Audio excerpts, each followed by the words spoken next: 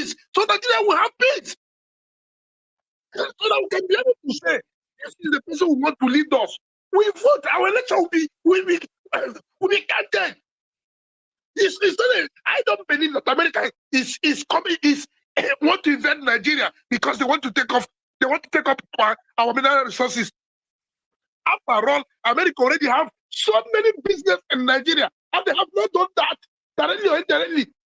On that, they have declared they can muster and watch Christians being slaughtered, and somebody is coming to push propaganda that Christians are not slaughtered. There's no genocide, and US wanted to intervene just because they want to take up Nigerian mineral resources. I beg your pardon.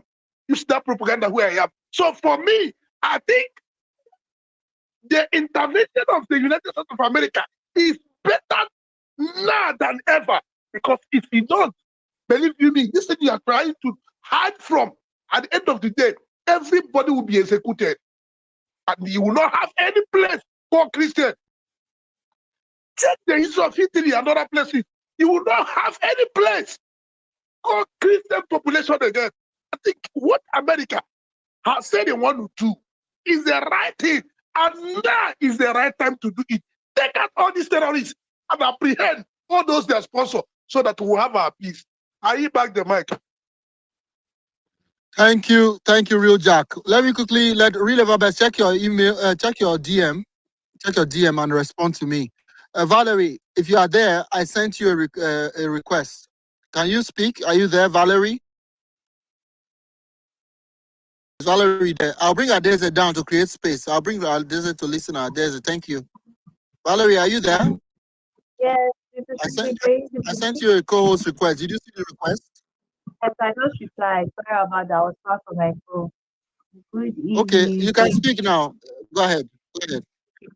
Good evening from this side, Mrs. Steven. Thank you for this beautiful space. Because of it is needed, because like you said just now, imagine that there's still a genocide as we're speaking in Benue State now, and the US gave Tinubu some time to actually solve this insecurity, solve this genocide, and they haven't.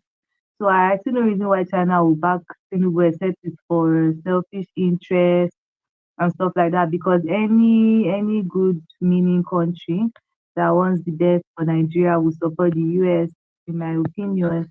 And even the other statements that I think Honorable Dora gave, that Iran too is supporting this, is supporting should I say supporting Tinubu, or they're against the US. I just think it shows that all these countries, I think, is more political. They have something to gain from this, like a narrative that okay, Muslims are not doing Islamic jihadists are not doing what they are doing. That's for Iran trying to back up their religion. Then China backing Tinubu, I don't even know. I just think the Tinubu has negotiated with them. So I don't want to hold the mic, but I don't even know who is next, Mr. Steve, so that we can go. All right, we'll take a cue. Thank you. Just mute your mic for a second. Real Everbest, have you replied my message? Okay, I'll check. All right, guys, if you want to speak, request the mic. I see all the requests. Okay, let me speak now. So now, 1 second, Jimmy, I didn't call you yet. Already. I'm on my no, I didn't call you yet. You have to mute your mic. I see your network has been problematic. No problem. I'll call you. I just wanted to reset the space. On the lower right-hand corner, you are going to see 46 comments. I want to ask that you go there and retweet the space, because it's very important. Nigeria is on the crosshairs of two global superpowers. We cannot afford to be the playing field of these powers. So we're talking about the geopolitical implication of China coming out today to back Tinubu and the terrorist genocide against Nigerian Christians going on. According to China, they are saying that Donald Trump does not have the right to interfere in the ongoing genocide. That is sad, and I hope the Chinese reporters and supporters are on this space should please rethink that policy. I believe that Donald Trump is going to take offense at that stance of China, and the danger to Nigeria is profound. So that's why we're on this space. So please use the lower right-hand corner and retweet the space, and let's talk about this. I want to move the mic now to Wifo. Wifo should speak, then I'll go ahead and move the mic. If you're requesting the mic, I see you. Retweet the space and we'll continue the conversation. Wifo, can you unmute? After Wifo, Jimmy. Jimmy will then go after Wifo. Majority has spoken already. I need to bring in folks that have not spoken at all before. So please, Wifo, are you there? Or have you slept? I know it's getting late in Nigeria. Okay, Wifo may be sleeping.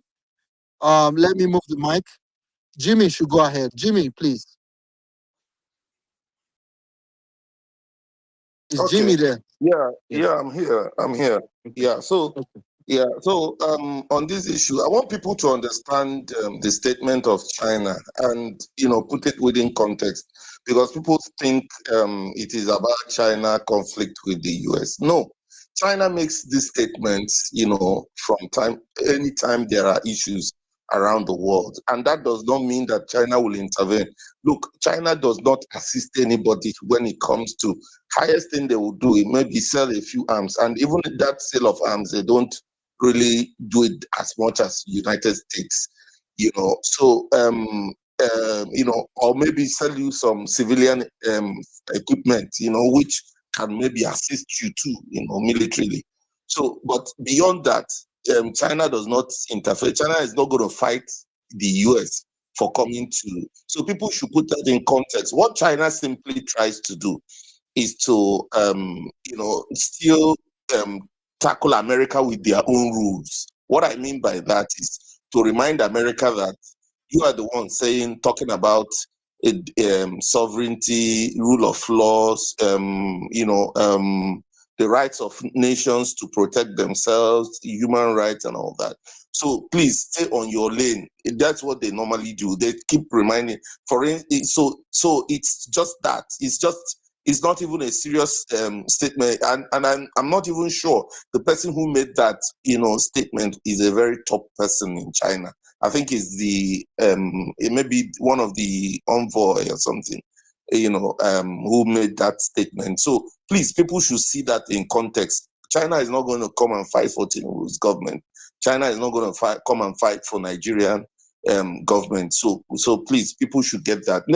Then to the issue of now, you see, why I get a bit worried about what some Nigerians do is that it seems that Nigerians really don't. If the people who claim that they love this country really don't love this country, because how would anybody now? What Trump said is that if the government does not tackle this, that they are going to come in and wipe out the terrorists. Now, would anybody, any sane person, have a problem with that? First of all, it has given the government an opening to do what it ought to do all the while. It has put the government on its toes to save lives. Now, and some people are complaining, oh, it's not only Christians that are being killed. Look, if the terrorists, let's even agree, yes, the terrorists kill Christians, they kill Muslims, although that is even nuanced. I will still come to that later. The terrorists kill Christians, they kill Muslims. Now, so why do you have an issue if the terrorists are taken out? I don't get it. I don't get it. If you agree that these terrorists kill, randomly, kill everybody inside, shouldn't you be happy that now, at least now, somebody has given, sort of has given, has made your government now have one more reason to protect your lives. Now, that is one. Then secondly, people have been telling you have to be. What if America comes now? You are not safe. No Nigerian is safe. No this. Look, America never said. America has had this kind of preparations before, where they go in, pick whoever they want to pick, and come out. Indeed, that was how they picked they exterminated Bin Laden. So they do these things. They just go in when they, depending on what they, so long as the government has not become a barrier, and the government has not had issues with them. What America is not interested. What they will simply do is simply come in, pick out the terrorists. They monitor them. Even as at now, if America wants to pick up these guys, these criminals, bandits and all, they have their sights on them. Even right from America, they don't even need it. Right from there, they will pinpoint where these guys are coming, pick them out, and they may not even want to share that information with the Nigerian military, knowing what the Nigerian military have done with such information in the past. They will just come in, pick those guys, take them out, and everybody, can go to bed and be happy once more. So I do not see why anybody should have a problem with this. If not that, first of all, we elevate politics, tribalism, religion, beyond. And the truth, the point, which I made earlier, is that those who claim that they love Nigeria, who keep making these claims, don't allow them to come into Nigeria, are actually the people who hate this country, because they are the ones who, in the midst of this, is either they are calling that it is. Now, I know that people are in this space and have seen that some of these people that claim they love this country have brought even ethnicism into this. And what they don't realize is that the more they make such narratives, the more these guys, from the United States also note those facts, that they're actually instigating genocide against a group in the country. Because you have seen people say it's Igbos, you have seen such narrative. You have seen Bwala go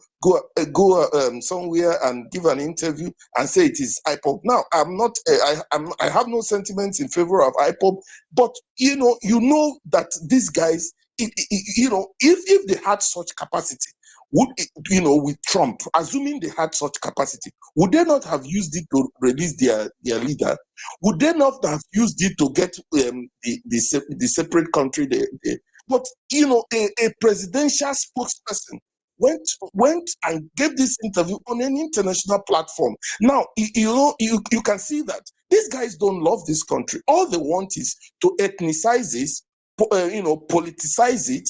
What has been going on since weekends from these quarters, you will see APC guys, Obi will never be president.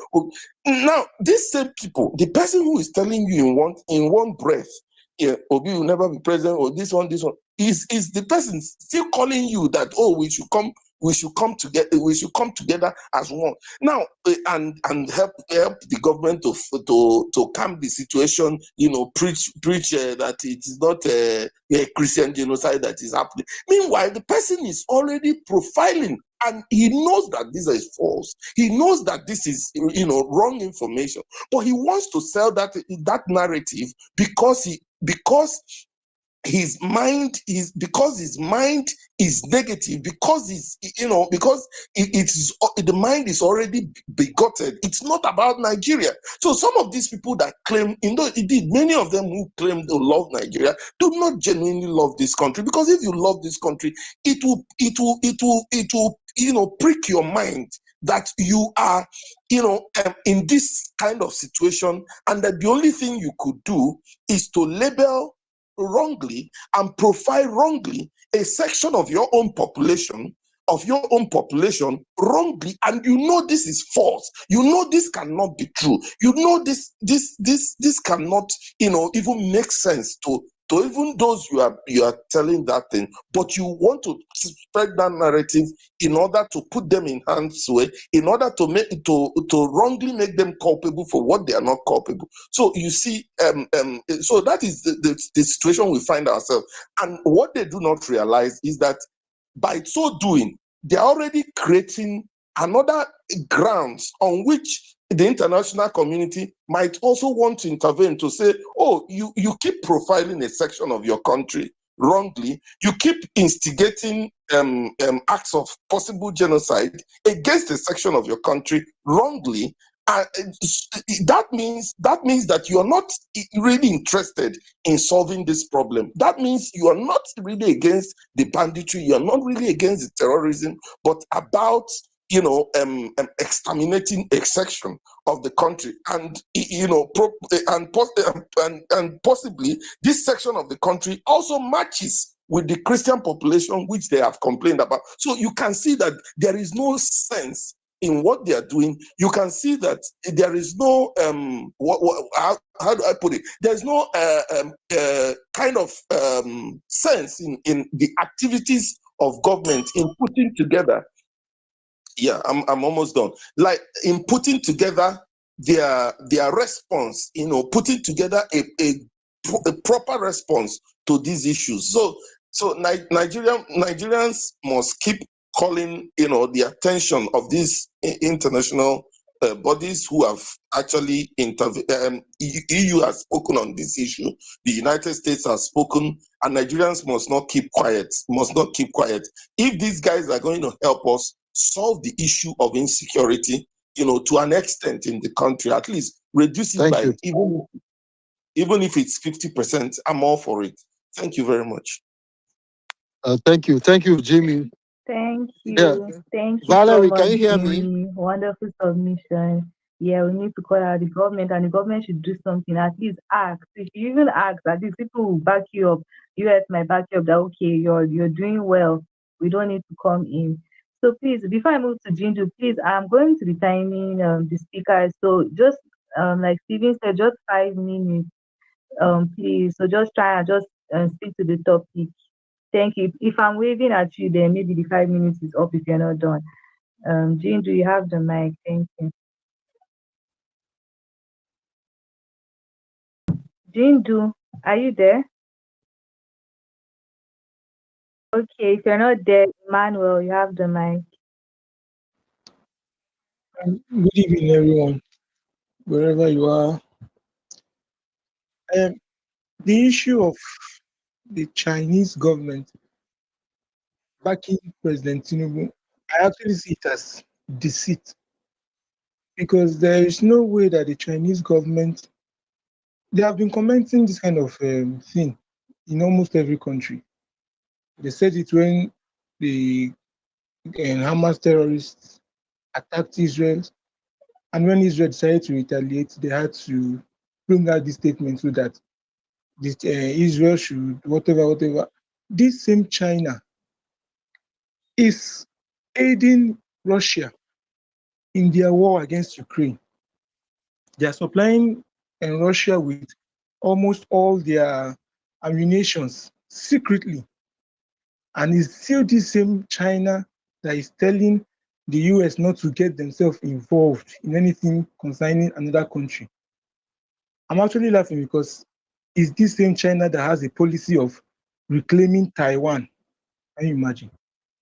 Now, in the aspect of Mr. Trump intervening in Nigeria, I actually think he's welcome, because the killings the killings that have been happening in Nigeria, I don't think if it happened to any one of us, we would be supporting that nonsense, because there is no way you would say there are no killings in Nigeria, but every day you wake up to a news of like 200 people died in Benue State, you hear 50 died in Plateau, you hear of Nasarawa, you hear of Kaduna, and mostly they are Christians. Muslims too, they die. Okay, that's true. But majority are Christians. And if you're complaining that majority of the people that died are also Muslims, why are you against Trump coming to save the Muslims? Are you saying that they should keep killing the Muslims? And people that are killing the Muslims, are they not Muslims? What did the Christians do to deserve that kind of brutal life?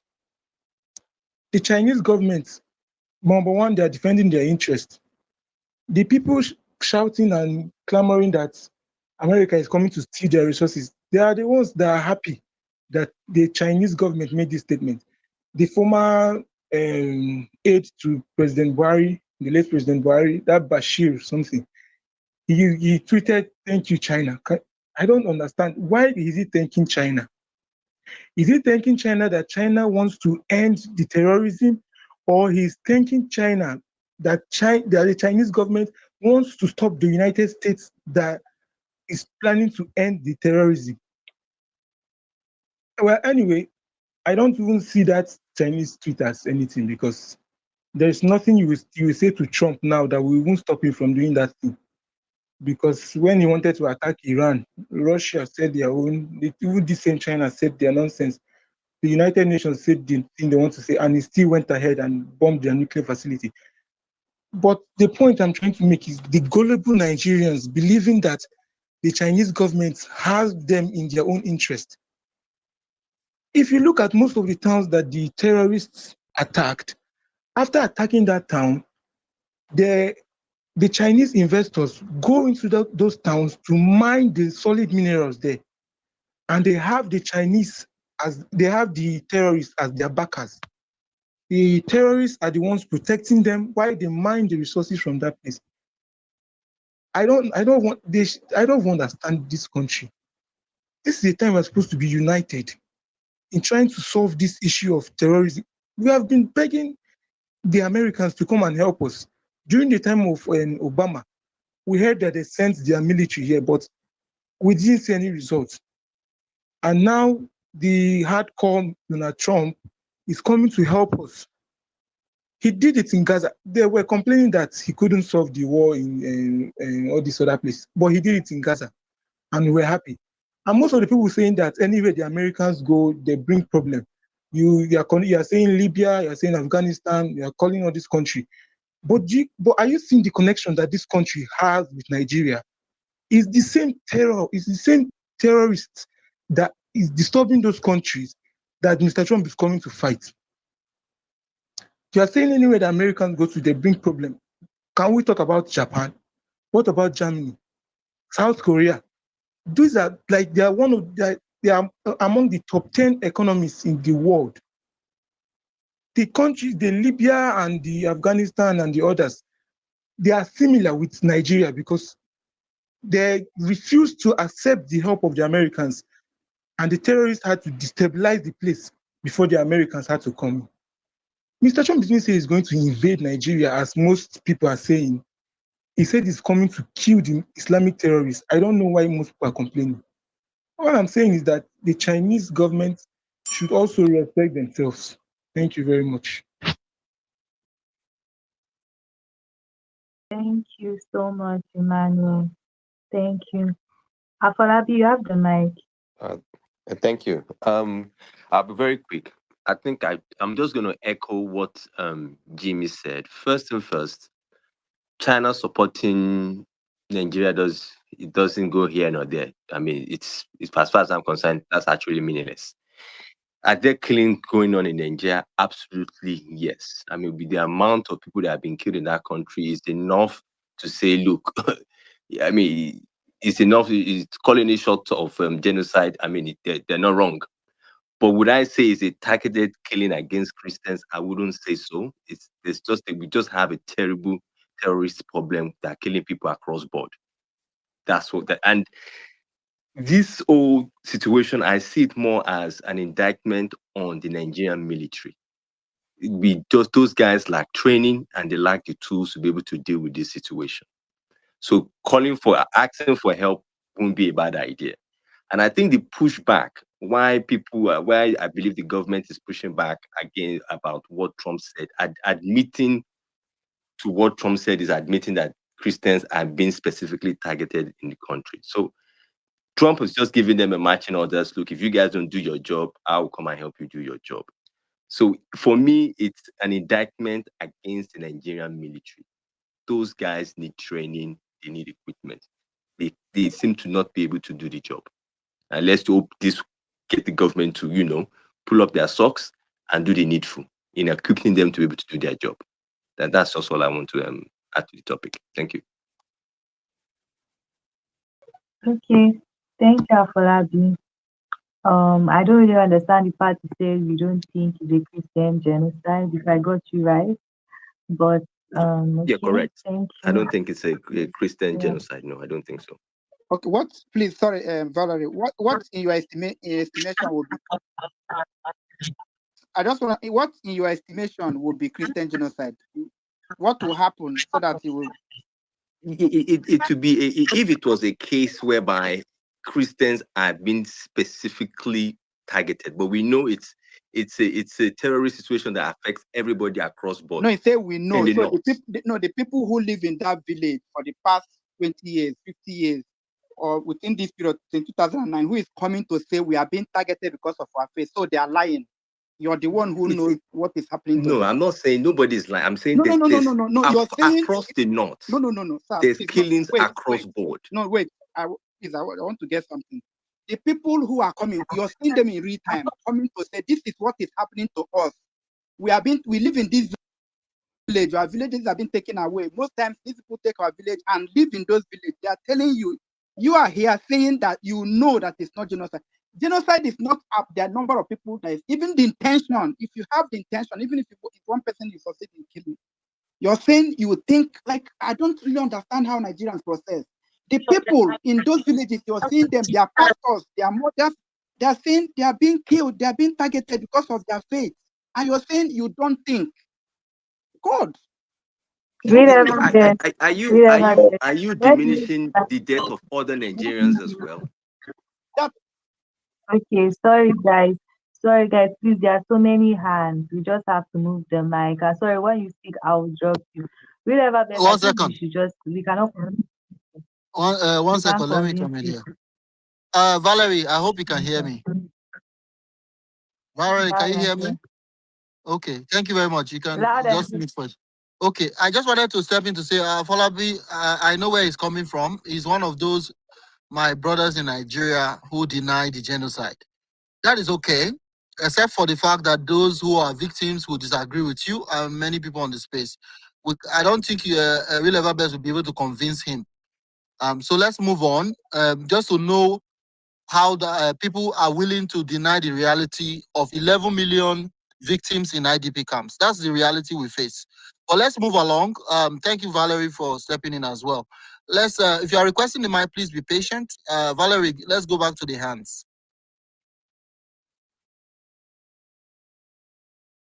If Valerie is there, yeah, go ahead. Yes. Yes, Speedway, you have the mic. Up to this please. Good evening. Can I talk? Sorry, who is speaking? Freeman, I've not called you. So Speedway, are you there? If you're not there, Prince G, you have the mic. Thank you very much. I will be talking about this China issue. There is something people don't know about China, Russia.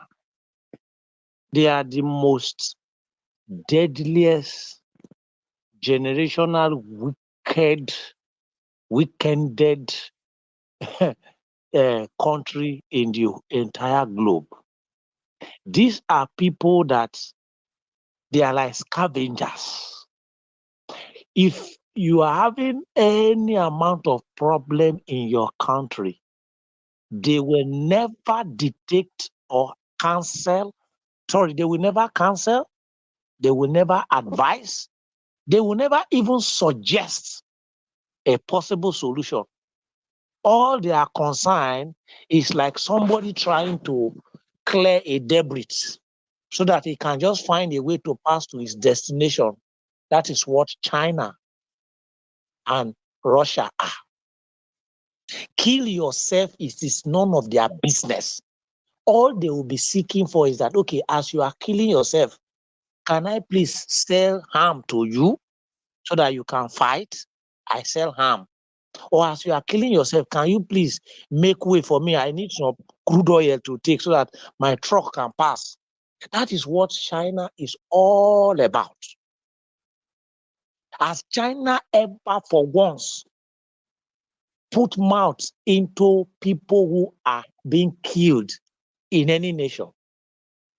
Currently now, which countries, I think their rebels are killing themselves, killing thousands of people in one of these countries. Who can remind me of that country name now?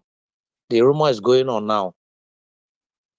You cannot see and hear China condemning that killing that is ongoing. Whether be it Muslim and Muslim, Christian and Christian, is none of China business. All they know is that, do you have mineral resources for us to trade business with you? Give us mineral resources. Why you kill yourself is none of my business. How is our business prospering in your wartime? Immediately, US left. What is this Taliban? Or how do they call it? That they fought themselves. You see that immediately China went there straight. So China is the most deadliest demonic country in the whole world, that you can go to hell for all they care, but never you come close to them, and never you shook mouth in end of their affair. So there are people that don't care whether you are dead or alive. You will only see them coming to do the opposite, coming to accept evil or sustain evil. That is what China is all about, and Russia. So those who are loving China, ask yourself, if you are a Muslim, those Muslims who have been presumably being killed, that they are against their own Muslim brothers that are killing Christians, or they have now encroached into killing some of the Muslims, that they end up killing more, killing the Muslims as well. Has China ever issued any warning or appeal to those bandits taking over your own village as well? But you are glorying that China is against US. Most of some Nigerian citizens and youth, their brains are forever dead. It can never rise up again. Fast forward, I want people to understand something that people have said. Someone is telling you that it is not true that Christians are being killed.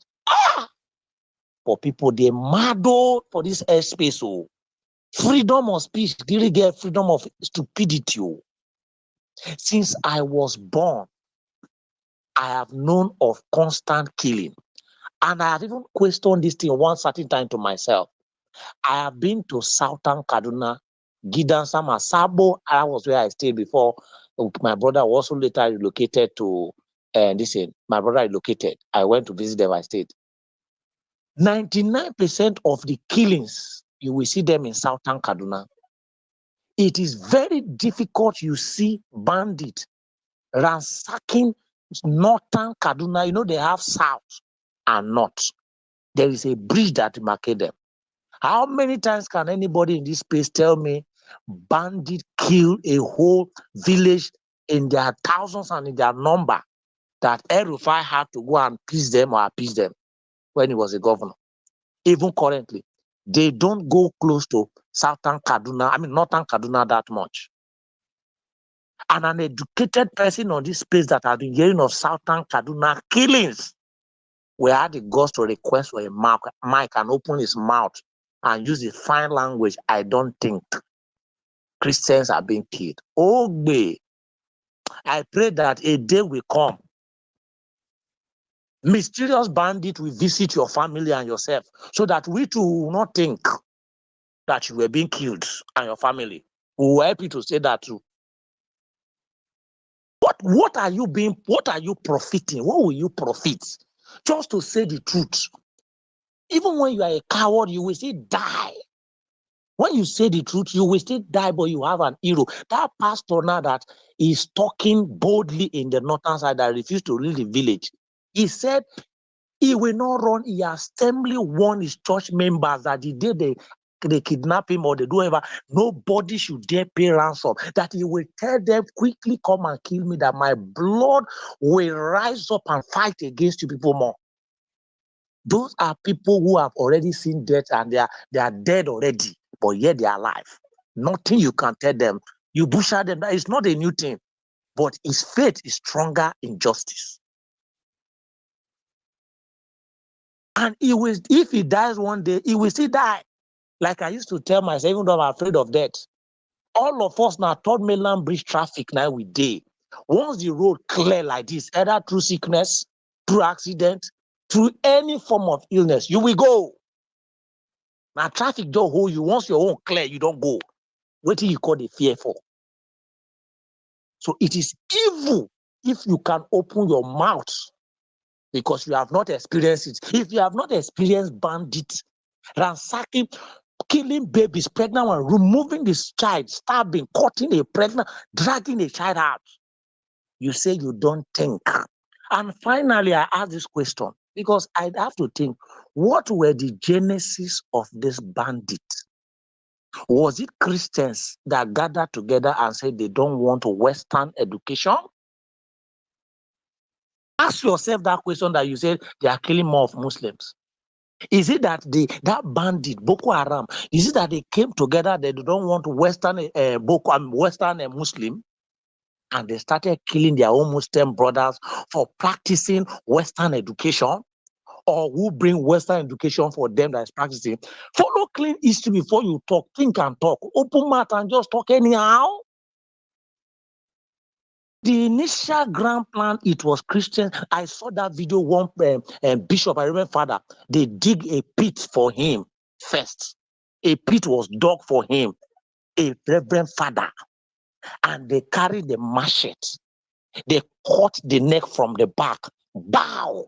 That was how the neck fall on the breast of the chest.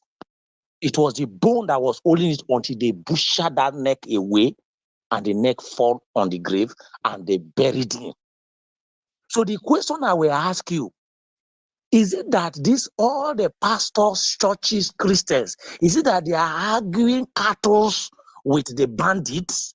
Or the bandits have large number of cattle or farmland that these Christian people who may have go to church or in their villages argue their cattle for, go and kill them in their number. That's why they are coming to retaliate them. Can't you think people are ransacking, taking villages, killing people in thousands? I blame Nigerian Christians. So just like we can go talk, my Christianity not reach that one. No. My eye for an eye will go eye and together because all man, all die and I die, ideally. And I believe if Christians happen to be radically mad like them, I'm telling you, they have come to a round table. Finally, I will end with this. When I mean mad, you can see that now. When a real, sincere madman is on the throne, another foolish madman will respect himself. Under how many minutes now? You not seeing DSS, see the list. You not see Tinubu, see everybody typing every day, mad tweet, stupid tweet, just to Donald Trump this, and they know what he's capable of doing. What I'm saying, that's why if you have a mad radical Christians that can be bold enough, all this rubbish, all these Muslim people are boldly talking, spewing rubbish on internet and the internet, whatever, boldly killing Christians, they will stop it because they feel that Christians believe that all vengeance belongs to God. Some Christians will tell God to hold on very soon, God, let's share this vengeance together. That is when sometimes these Muslim people understand, and the day is coming. You people who are waking, those who will be 10 times mad than the bandit that you people are fucking them. Trade carefully before you rise people that will be more dangerous. Because you know why I say so? Look at the countless of Christian family life that has been butchered, has been killed. Generation, their souls, their blood are crying. Their children that are alive, some of them are saying, a day will come, Satan will trek and enter one.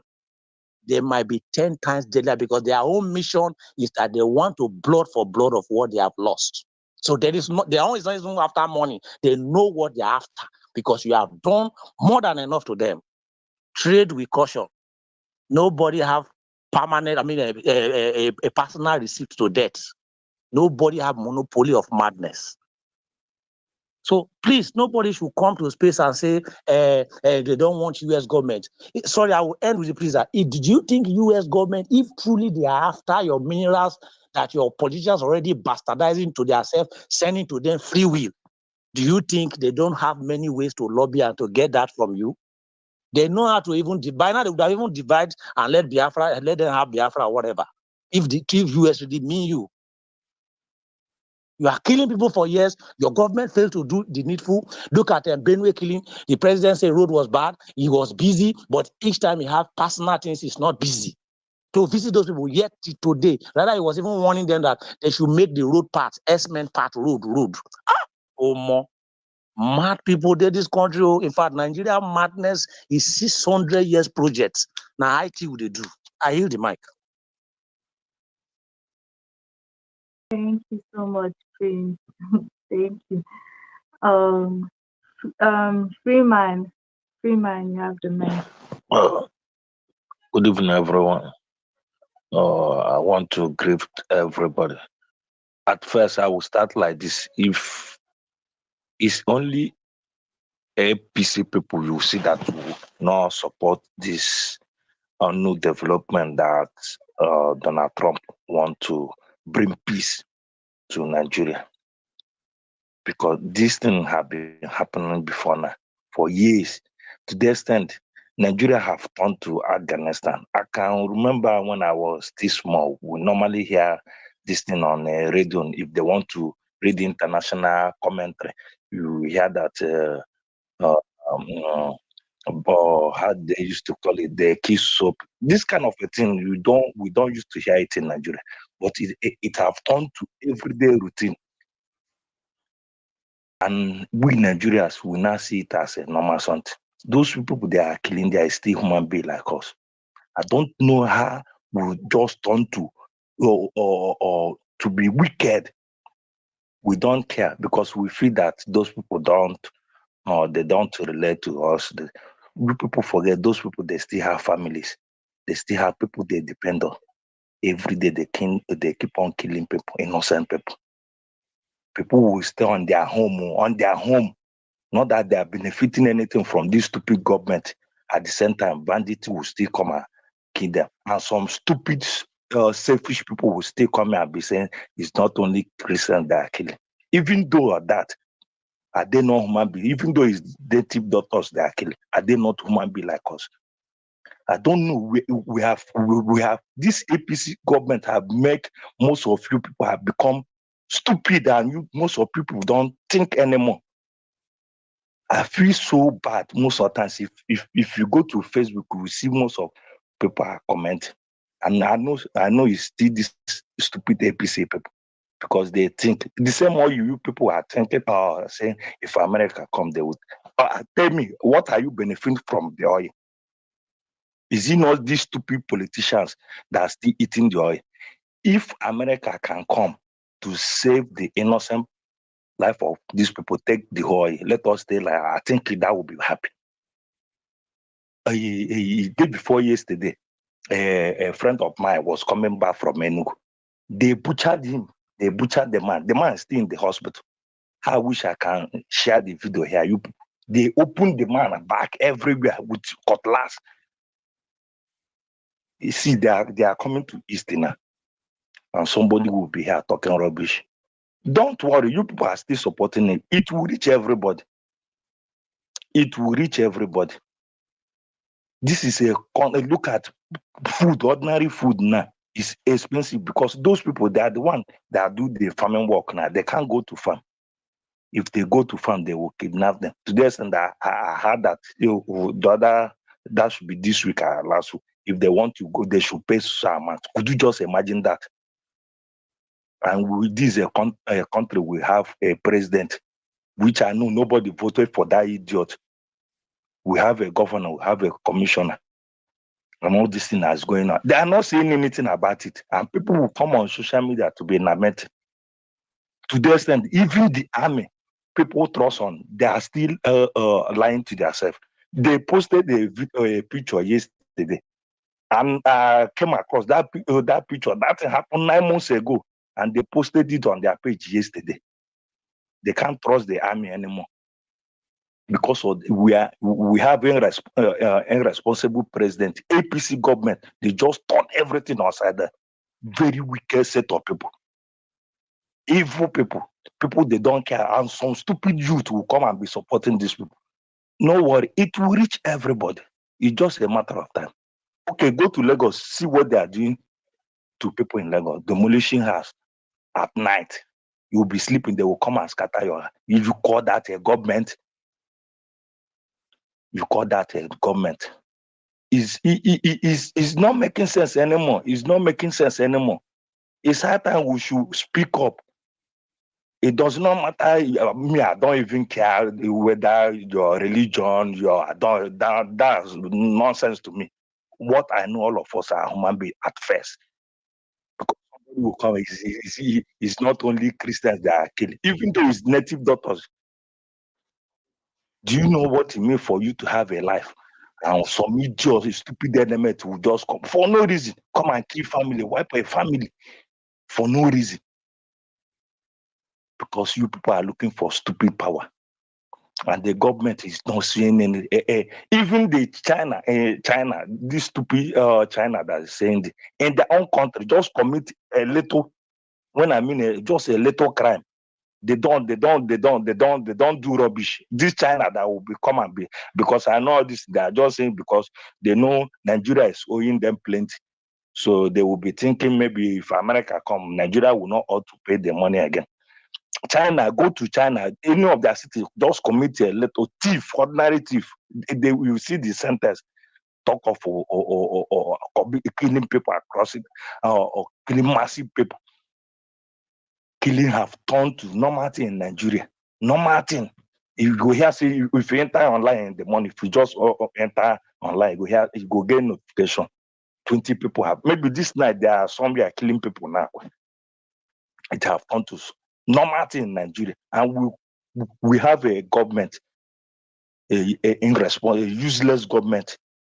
You people that are always supporting this APC government, tell me one good thing you people have benefit from them.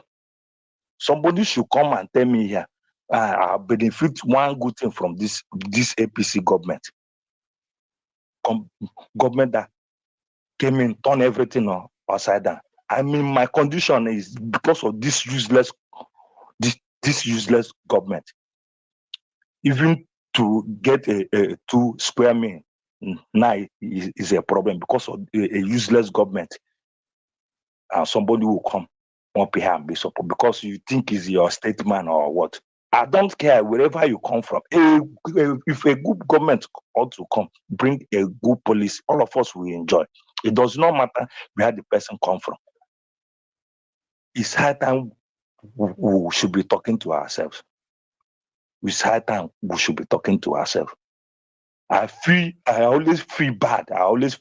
Each time if I wake up from my bed, because I know what I'm facing every day, because I'm in a useless country. A country the government don't care about their citizens. And somebody will come here and be supporting evil. It will reach everybody. That's what I know. Let me keep silent for now. Thank you. Thank you, Freeman. Thank you. You're actually right. That's why 2027, we need to vote for PO. That's our right candidate. We cannot, I don't understand the people that will still gonna vote for APC again. I don't understand. That means they have something to gain because these people are dying now in Benue. I don't understand. CCS and Ryan, no. Ryan knows I can't bring you up. I don't know. Maybe please restart your app or something. Or I don't know if Steven can bring you up. I don't know. But Jane, do you have the mic? If you're there, we're calling you earlier.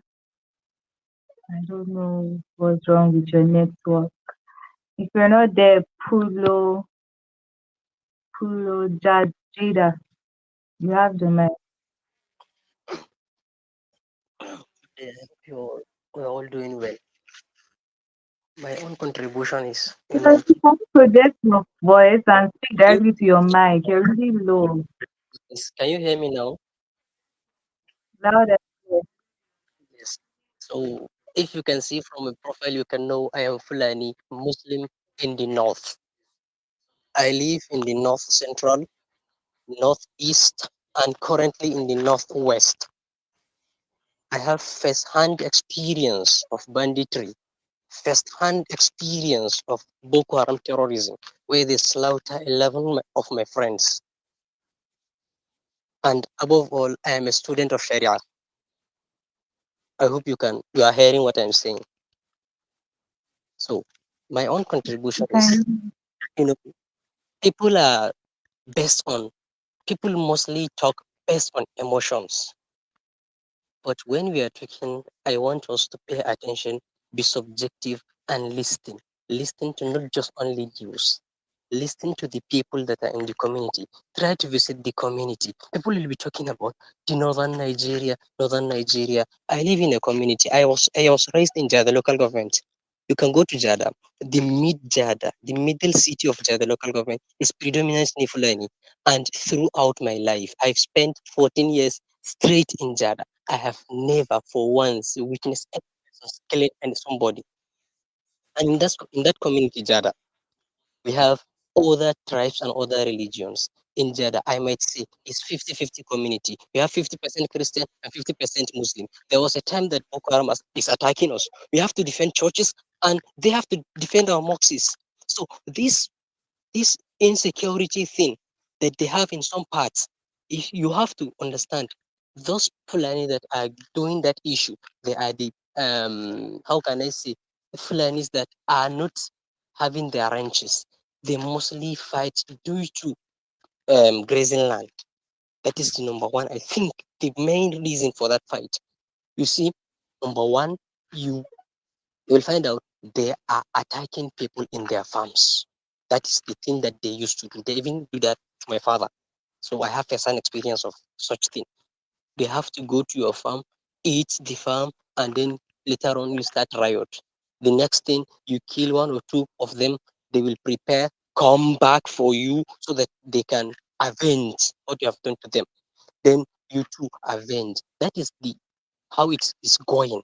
For them is they can kill whosoever stops them from achieving what they want to achieve.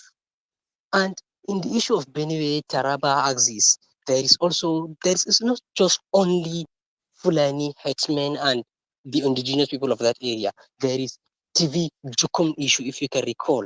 The issue is something heated few days ago, but mostly Jukum and this thing, they are in the same religion. Mostly people don't talk about it because we are in the same religion.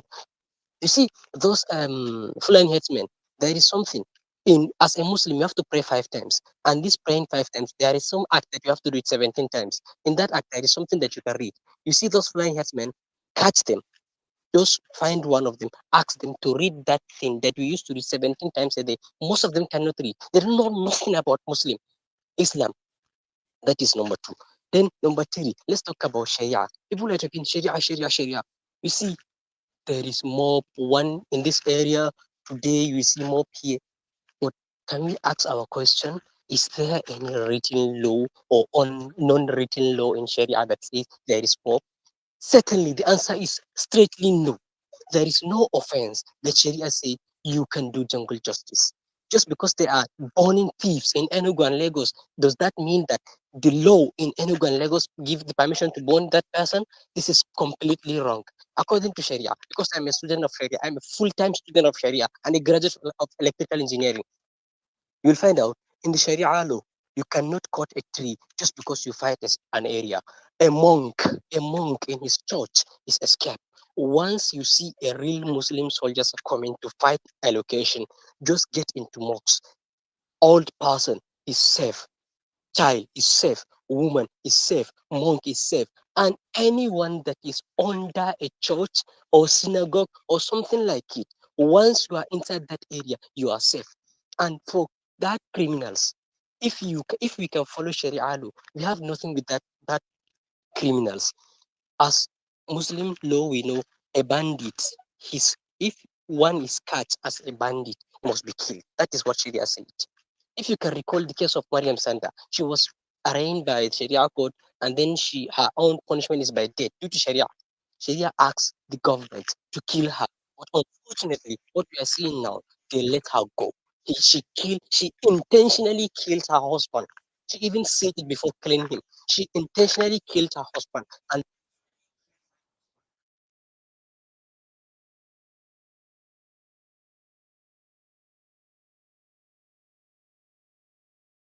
I don't know if it's just me. I can't hear I you think his anymore. I can't hear network is him again. I can't hear him again. So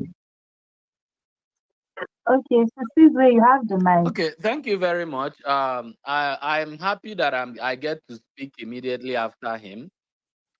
Because I would have I almost tried to interrupt, and thank God for that grace and and patience that I just applied that in minutes. When you listen to this man speak, you know that we are in a deeper shit, my people. We are in a very big mess. Most people don't see it. You see that everything he's saying, to him, it's normal. You understand? He's literally telling you that in Nigeria, they operate two laws. And to him, he only, respects and observes the other law, which is Sharia law. He doesn't, whatever that have, anything he's doing, he's acting, has to be according to that, their own law. So even if your Nigerian law is saying that, okay, you don't have to I beg, kill someone. Susie, sorry. Barry, are you the one that took that guy down? You don't have to. No, I think you it's the his one? next. Okay, you're not the one because the guy needed to stay here and get the reaction that he needed. Oh my God. I think he's back up. So let's see the way go. When he comes back, he can speak. See the way he can Now continue. you can see that whatever your law says in Nigeria, he doesn't know. He doesn't even care. He doesn't even know what you're talking about. Everything he's saying is according to his own Sharia. So even if your law says that someone shouldn't be killed and his own Sharia is saying that this person should be killed, they will go ahead and slaughter the person. We are in a mess. So in Nigeria, there are two kind of, it's a clash of civilization. People from the core north are operating in a different, mentality, different orientation, different belief than people from the far eastern region. I don't want to calculate the West now because the West is completely gone. Forget about all these things they are telling you. The West is completely, for somebody that, if you study, read, and you've been following up on terrorism, the West is, if Nigeria happens to divide now, I'm telling you, we will do everything to resist the West from joining the other part. Because these people, they came from Kwara. You see how they are going. And as this whole thing is happening, you can see the number of sympathy they are getting from the West. So that place is completely scrapped. The way they are there, some of them might be acting, oh, we have that the GO, we have that the GO. Where are the GOs? That is how you see complicity. That is how you see conquered place. You will never see them say anything or talk. We are in a deep shit. Everything that is being practiced in the core north is a breeding pattern for terrorism. Terrorism have come to stay in that country. Unfortunately, at some point, we might have to go the very hard way, or there will be no way at all. That is why sometimes I don't like coming to you people's space, because I know that in this space, there are still people that still have those kind of belief, like some kind of faith. And I don't want to spoil your spaces for you guys, or say something that might sound, oh, this is over the bar or too much. But that is the reality of what we are saying, where we are now. And I want you guys to notice something. I just want to bring your attention to some things as this whole thing is unraveling. How many of you have noticed that there is no TV station, no media that have the guts or that have invited that man of God to speak? What is the name of that man of God? I'm trying to remember. That guy that continues to go to the scene to talk about this whole killing. How many of you guys realize that no media in Nigeria have invited him? The likes of Renaud Mokri have been invited over and over. The likes of Buala and all these people. I hope I'm audible, guys. Yes, Loud you're and clear. audible. You're Yeah. audible. But that man of God, that single man that we tell you like that is on ground. No, but this is how you know that Nigerians are not, they don't, some people don't see what I'm seeing. And I hope and I know, I'm sure that there are some very few of us that are seeing these things. That man, no station, not even one, have invited him. In a modern this thing, even when the liberals are in power in the US or this, they will still, grant interviews to opposition. You will still see them. But this man has been completely, no media wants to speak to him. every nooks and sectors of the Nigerian state has been completely taken over by terrorists. Because I don't know why you people see terrorists as the people that goes down to Plateau Middle Belt. Those ones that carry gun, that looks dirty, that kills. Those ones are not the real terrorists. Those ones get command. Those ones are foot soldiers. Those ones are sacrificial lamb. Those ones doesn't want anything. That's why they are being sent to the field. If they die, they die. Those are not terrorists. The terrorists are the ones you see every day that can write, that can push narrative, that are as intelligent as you are. Those are the real terrorists that can draw the map, that can figure out the geolocations and tell these people where to go. So when I see Nigerian, we see bantering them, talking like, I just laugh. You don't know you guys are dealing with cold-hardened jihadists. Now, another observation. How many of you realize that there has not been outrage on Sheikh Gumi with all his numerous interviews from the so-called I'm not a terrorist. I'm from the north, I'm not a terrorist. How many of you have noticed that thing? The way there has been an outrage, oh, Peter Obi, come and speak. Oh, he was this. How many of you realize, even when Seigumi is going around saying it's even better to kidnap children? They watch the video, they overlook it. They watch the video, they scroll past. They watch the video, all these Seigumi's continuous interview, there has not been any outrage from these people. These people are gone. And I want to say it. It doesn't matter what happened. We are going to return to that point that we will tell ourselves that we cannot live together as Nigeria. It's not possible. Except you want the incessant killings to continue. Who knows what will happen until everybody is completely wiped out. And terrorism is confronting the people at all fronts. Why they are confronting the people on ground, killing the farmers, they are also confronting the people financially, economically, attacking you economically. Because why they are slaughtering these farmers, now there will be hiking. You can't even access food, basic food. If you travel around the world, you see that the first thing first is food. Food is nothing. They will make sure they deny you that one. Then you'll be wondering, why is the things not happening? No, why? There are two types of terrorism. Go and check. We have the Al-Qaeda pattern and we have the Taliban pattern. The Al-Qaedas believe more in political terrorism. That is why they try to take power, like what they did last year. They are doing a lot of test runs. Then the Taliban are the ones that just come, slaughter, kill, destroy, do all those things. Now they have managed to bring two of them together. You know, those days they were different. They tell you they are different terrorists in the north. Today they are all united. And everybody is looking. And for the people that is looking for 2027, this whole thing that is happening has a lot to do with 2027. If you guys also notice, there's a very recognized notice silence from El Rufai. He might come to present himself, we want to change Tinubu, we want to change. But what is his own ideology? What is his ideology? You have to know how does this man, what that ideology shapes everything. And even who is gonna support the coming election to take over power.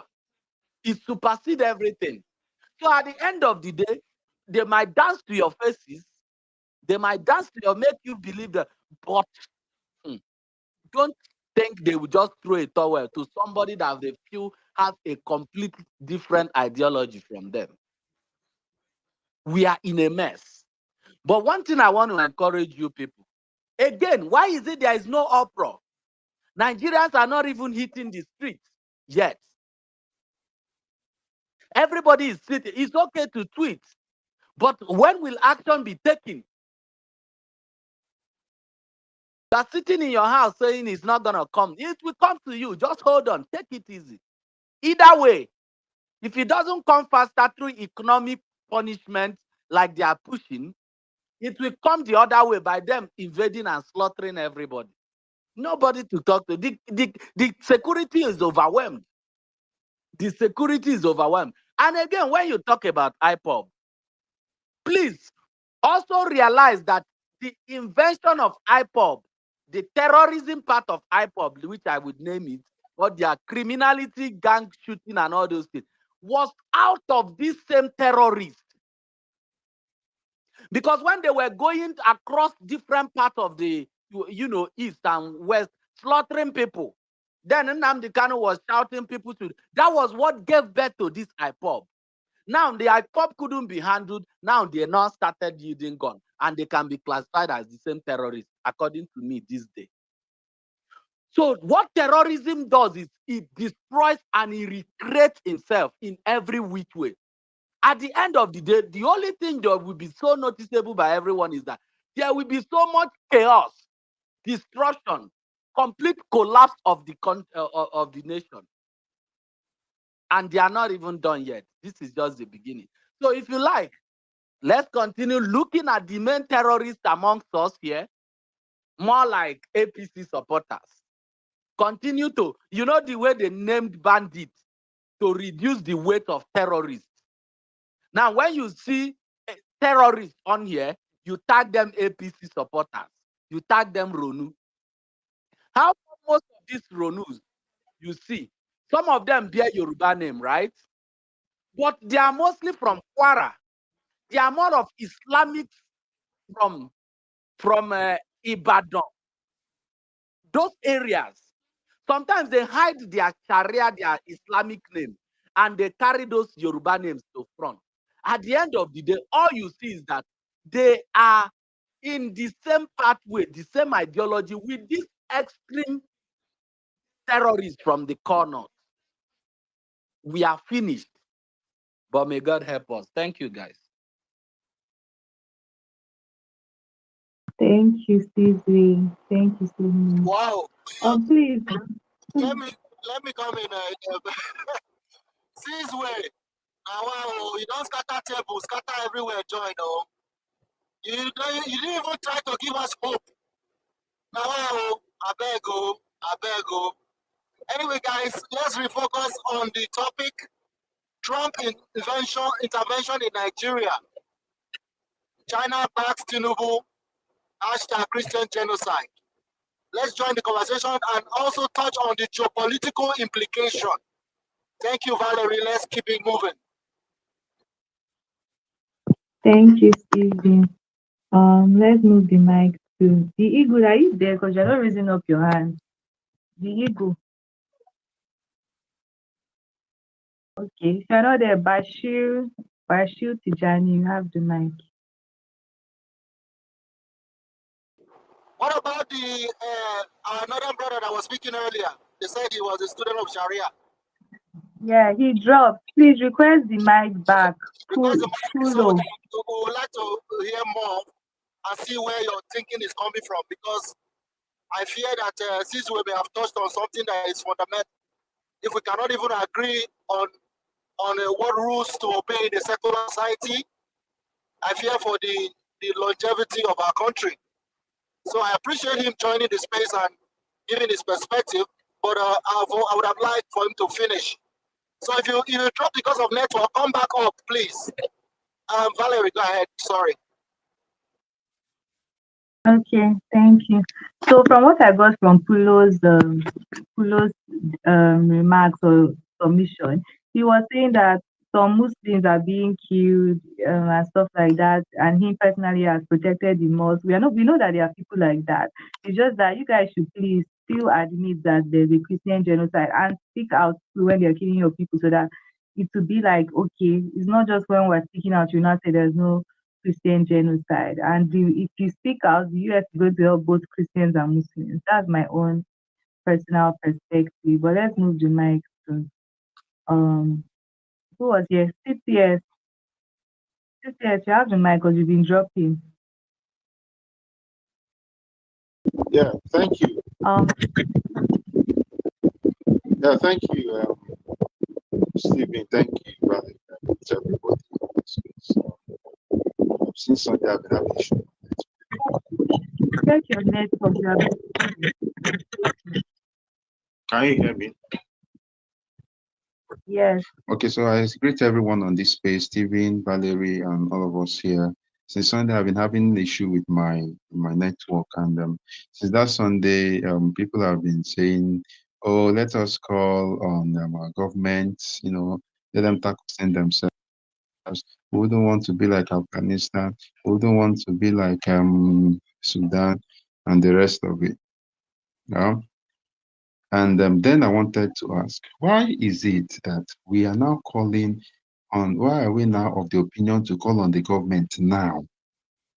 Because of we don't want to be like Sudan, or we don't want our country, we don't want people to come and interfere, we don't want people to take over the country, blah, blah, blah, those inconsequential excuses. Why? Does it mean that the country, the taking of the country is more important than the lives that are being lost, than the people that are killed? Why is it that we didn't even hold processions, hold rallies, hold protests to call on the government and say, look at how people are dying, just like we did in NSAS, please, this thing is becoming too much, Christians are being killed. But all of a sudden, when the US just intervened, then people start going, let us please, so let us not let foreign people interfere. Let us solve this thing our own. And I begin to ask myself, is it that we've forgotten all of a sudden that we have, of the type of government we have, or did the government suddenly change? I want to know if another government came into power immediately after the Americans in the US intervened. I want to know. Because all of a sudden, the way we started saying, let us call on the I don't know, when we all know that there is no government to call. And for crying out loud, the interference of the US in this case is a blessing, whether we like it or not, because it's something that we wouldn't have done on our own, even if the government even were to be working, because the people you intend to fight are globally connected. So there's nothing like let us not allow foreign bodies to interfere. Doesn't make sense to me. Now, this issue of other part of the world interfering, I saw it. I already knew that would be the consequence. You get, it will be the consequence. When you have such a thing, people, they will always want to in a way to like scavengers. Let me use the word scavengers. People who want to, other countries, they want to interfere, to see how they can benefit from what is happening. So for me, I expected it. I even expect more coming, because if the US, what I'm afraid of, in as much as I like the interference of the US geopolitically, you're going to see, because I for one, I know and I'm certain that the interference of the US will not scare these guys. And the interference of US would not make Tinubu to change his stance. He wouldn't even want to negotiate for me. And me, I for one, I want him to be stubborn, because they say he whom the gods wants to destroy, he makes death. I wouldn't even want him to listen. I want him to be very adamant, because if he begins to listen, there will be a kind of a shady game. There will be a kind of a shady game. I don't even want him to interfere. I don't want him to handle it. I don't even want Tinubu to handle it, because I know that Tinubu and his government will never handle this. I don't even want them to do it.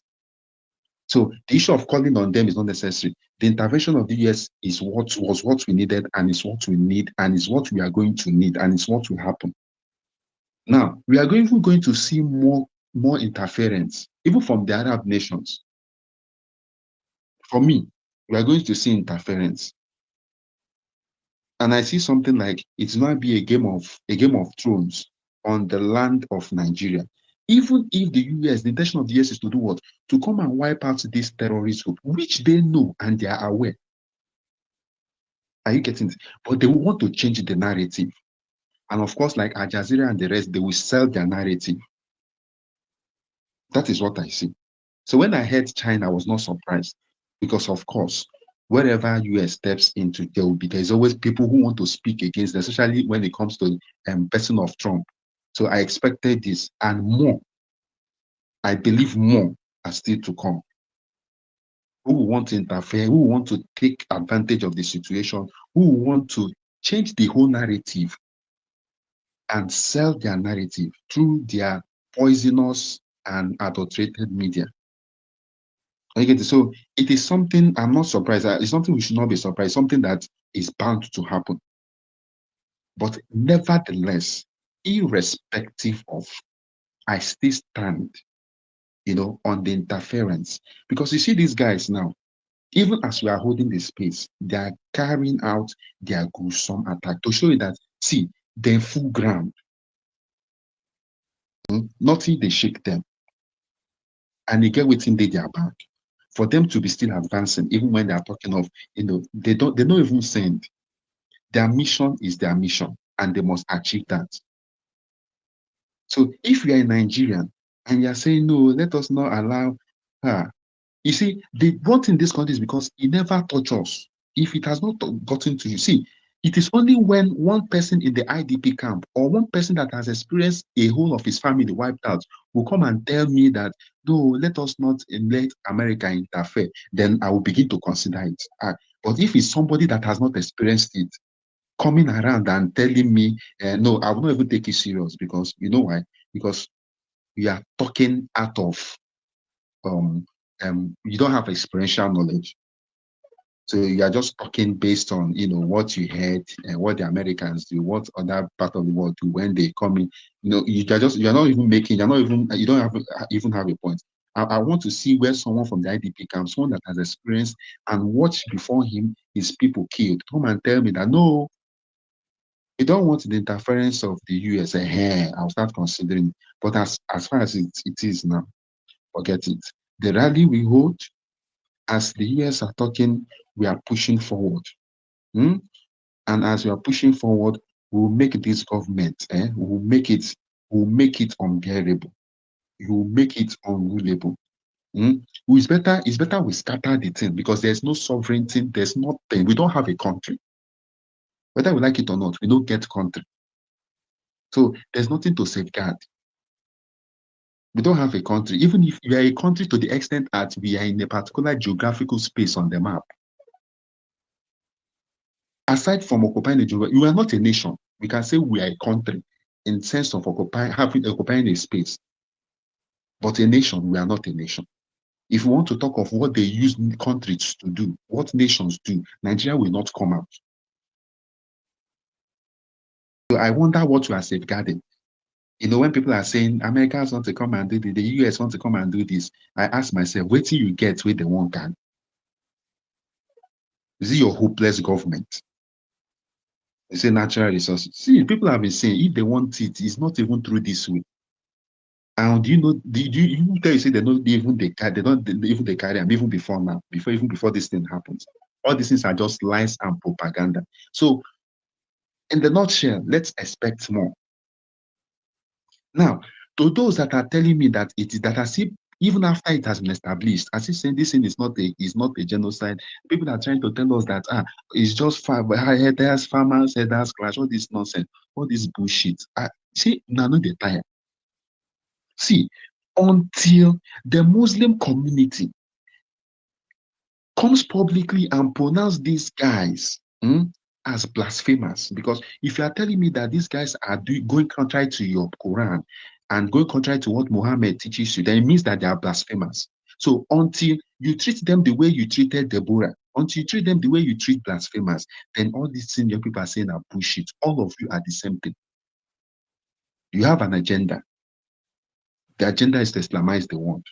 You'll be happy if everybody is Islam, if everybody is a Muslim. So all these things that are coming to sell here is nonsense. It's an established fact. And that APC guy that came here was saying nonsense. I already knew that was his looking at him, you know that was his submission. But I pity them. See, it pains me to see people from the southwest, still they support this thing based on government. They pain me. They pain me. Because I can't imagine how something is even close to you, and you still they play politics. You see, they call Peter, you see, they call waiting no day necessary. Anyway, that is their business. Trump has spoken, the US has interfered. China for me is insignificant. Yes, they might have everything that, yes, but that made they just need their day, they then did their side. But I know that in future, if this thing continues, we will have more interference geopolitically because it is normal and it is expected. But for me, it is better we trash this thing once and for all. Let us trash it out. If it is to scatter the country, let us reshuffle, let us reset it. Because for me, there has never been a country for me. Thank you. Thank you, CPS. Thank you for that. CPS, it's like you and sis, we are like kind of on the same level of maybe if Nigeria doesn't work, we should scatter the country. I understand where you're coming from, the frustrations of the government that pushes us to think this way, but I'd just like to just remind us that we need good governance. If we get a good president in power, there will be no need for us to separate and all these things because the person will actually give us everything needed for us to be united for that new Nigeria we're looking for. So sisters, I don't know in 30 seconds if you want to reply before we go to wake up Africa. Because you're raising your hands again. All right. Thank you very, very much. Yes. You see, at a point in time, you just have to call the spade the spade. If we say, don't worry, the US, we are comfortable, we handle it, you know where we are going back to. I hope you know.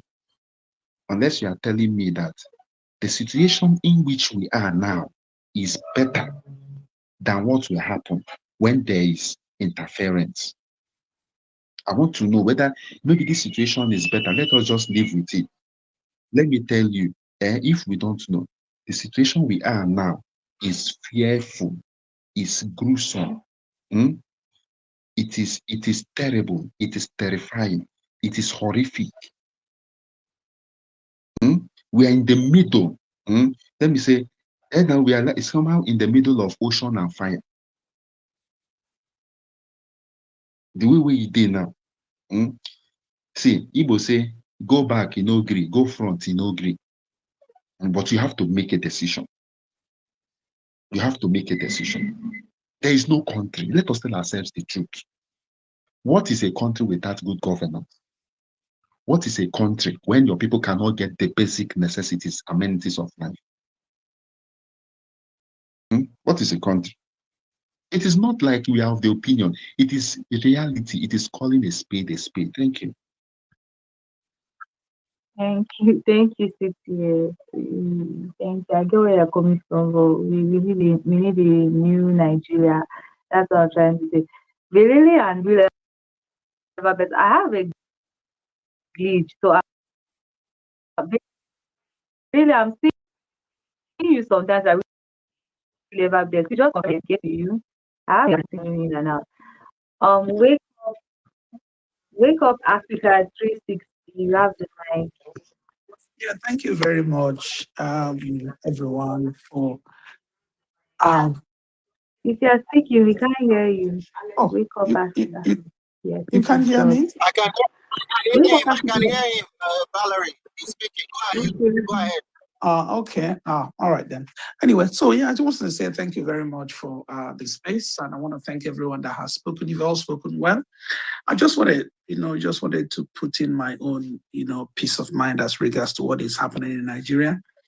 You see, the situation that is happening in Nigeria and the response that the government is giving currently, is one that brings, doubt as regards to what the government of Nigeria is actually about. And not just the government, there are certain individuals, elements within the country who, for some reasons, I don't know how to describe that, have just chosen never in their life to ever tell the truth. For as long as whatever is happening is not directly affecting them or their family members, they are willing to tell every single lie. The thing is, I'm a Nigerian. I'm not from the middle belt, neither am I from the some parts of the north where these things are going on. But the truth is that the people who are dying are human beings. You see, Nigerian government and their supporters have got one thing since APC came into power 2015: propaganda, and always trying to deviate from the issue and look for something else to give gullible Nigerians to be talking about while they forget about what the real issue is. You see, the people who say that Muslims are being killed and Christians are being killed, trying to make the argument they're no longer denying that Nigerians are not being killed, because that has always been what they've been denied. They decimated Boko Haram, no killing anymore, and blah, blah, blah. Now, in order to protect and to lie, they're never admitting that Nigerians are dying. However, they're not saying, oh, look, it's not only Christians that are dying, Muslims are also dying. Then the question you ask yourself, who is killing Muslims? Is it the Christians or is it the Muslims themselves? But the fact of this whole thing is that America has gotten involved in this matter and said, look, you guys have killed Christians enough. Now you either take care of this situation or we'll take care of it for you by ourselves. And that has triggered this whole conversation. And then you have people who have, for some reason, been quiet. Suddenly they found all of them found their voices. And what are they coming out to say? Oh no, it's not Christians that are dying, Muslims are dying too. Who asked you whether Muslims are dying too? If the Muslims are dying, let them come out and speak about it. Let them show us the mass graves. Let us show us the names. But no, what we see online is we see the names of Middle Belt Christians, the Northern Christians, and we see graves, we see dead bodies, we see coffins, and we see families in anguish about what is happening to them. And then people are saying, oh, no, don't talk about it. If you talk about it, you're trying to invite America. They are coming after our resources. And the question I ask is this: which resources exactly is America coming for? And how has such resources benefited Nigerians as individuals? That, oh, if America comes now, then the benefit that we've been getting from it will suddenly stop because America is coming. You see, look, this is why sometimes I ask myself, you see, Nigeria, can we see light at the end of the tunnel with what is happening in the country? The fact is no. Because there are people who are benefiting from this. Look, just today, I asked myself, after listening to one Adefereson, allegedly to be a pastor, talking all the jargons that he's talking, I said to myself, where are all these pastors, these men of God in Nigeria, who hear from God and speak the voice of God and ask Nigerians to do 1,000,000 days fasting and prayer for Nigeria to be transformed overnight? Where are they? Where are their voices? All those ones that were during 2012, 2014 in Ojota protesting that Christians are dying, or Christians are being slaughtered everywhere. Suddenly, it's no longer, they've changed their minds. They're no longer speaking. My brothers and sisters, look, you see, we have a problem. And that problem is the insincerity of so many Nigerians. Because if we miss this opportunity of America's intervention and trying to persuade the so-called government of APC, the fraudulent government that we have in power at the moment, to actually stand up and do the right thing, I can guarantee you that in 2 years' time, they will come back to tell you, Shebi, you went and complained to America, and what did they do? These same people will come out and tell you the same way they shoved Muslim ticket on your face to tell you that we have shown you that we own this country, that we decide what happens in this country. That's what they're going to tell you in 2 years. Write it somewhere. If America didn't follow up to this and make sure that these people are decimated, the truth of the matter is that, look, they tell you that Christians are not being killed. Even when you can see with your own eyes, it is obvious to the blind and audible to the deaf that Christians are being targeted and being killed and their homeland are being taken away from them. What are Nigerians doing in IDP in Nigeria? What exactly are they doing? And who are they? And who is driving them? And who are, by the way, who are these killers? I remember that one retired, I don't know whether a captain or a general in the army one time on Arise TV said, we know the people who are these terrorist sponsors. They are in Buhari's government. But Buhari has refused to name them. I remember that at one point, UAE gave names of these terrorist sponsors to Nigerian government. We did not hear anything about it. We see Sheikh Gumi going about, talking about how terrorists are nice people, that you cannot go to bomb them. They will listen to you. They are very reasonable. We see all these things. And yet, we come to say, oh no, it's not happening. I mean, what kind of people are we in Nigeria? That's My brother, have you ever heard a more ridiculous statement than to say people who butcher pregnant women, behead people with machete are reasonable? Have you ever heard a more stupid, outrageous statement in your life? I haven't. But the point is that, has he been arrested? No, he's okay to walk free. Why they hold a man that they have not seen a gun in his hand before for more than 7 years and tell you that he's a terrorist? Look, Nigeria has, the problem of Nigeria, you see, the blood of people who have been killed unjustly in that country will continue to speak against Nigeria. I can guarantee you that. But the fact is, people will hear these things and still come out and tell you, oh no, it's not only. You see, the thing is, I listened to Daniel Bwala on RT, Russia television, where he was saying, because now they are trying to spin the narrative. Now, what they're trying to say, instead of focusing on this, they're now saying, oh, it is IPOB that is going to America and telling America that Christians are being killed in Nigeria. And I went, what? Because if they haven't found a way to coin Igbo man into it and bring coloration to it, they would not feel that they have fulfilled it. POB have been quiet until he spoke a couple of days ago. Boom, Ononuga jumped on it. That is how they want to spin it. That, oh, now it's IPOB. And then I asked them the question, the American embassy in Nigeria, what do you think their job is? Just to issue visa? You don't think that they know what is going on in Nigeria more than Nigerians do? That they now need people to go and tell them about it. However, there's been this pastor from, I think maybe from Equa, one other thing from the Middle Belt, that has been in America since 2022. This man started persuading the American government to look into the killing of Christians in Nigeria. But no, what they want is to spin the narrative. So by the time they give it ethnic colorations, the Nigerians will stop talking about it and start fighting each other. These people, they've studied Nigerians and see how myopic and how docile most of us are. And then they always coin this thing whenever they'll just spin it, and then we'll continue to fight each other while the main issue is disregarded.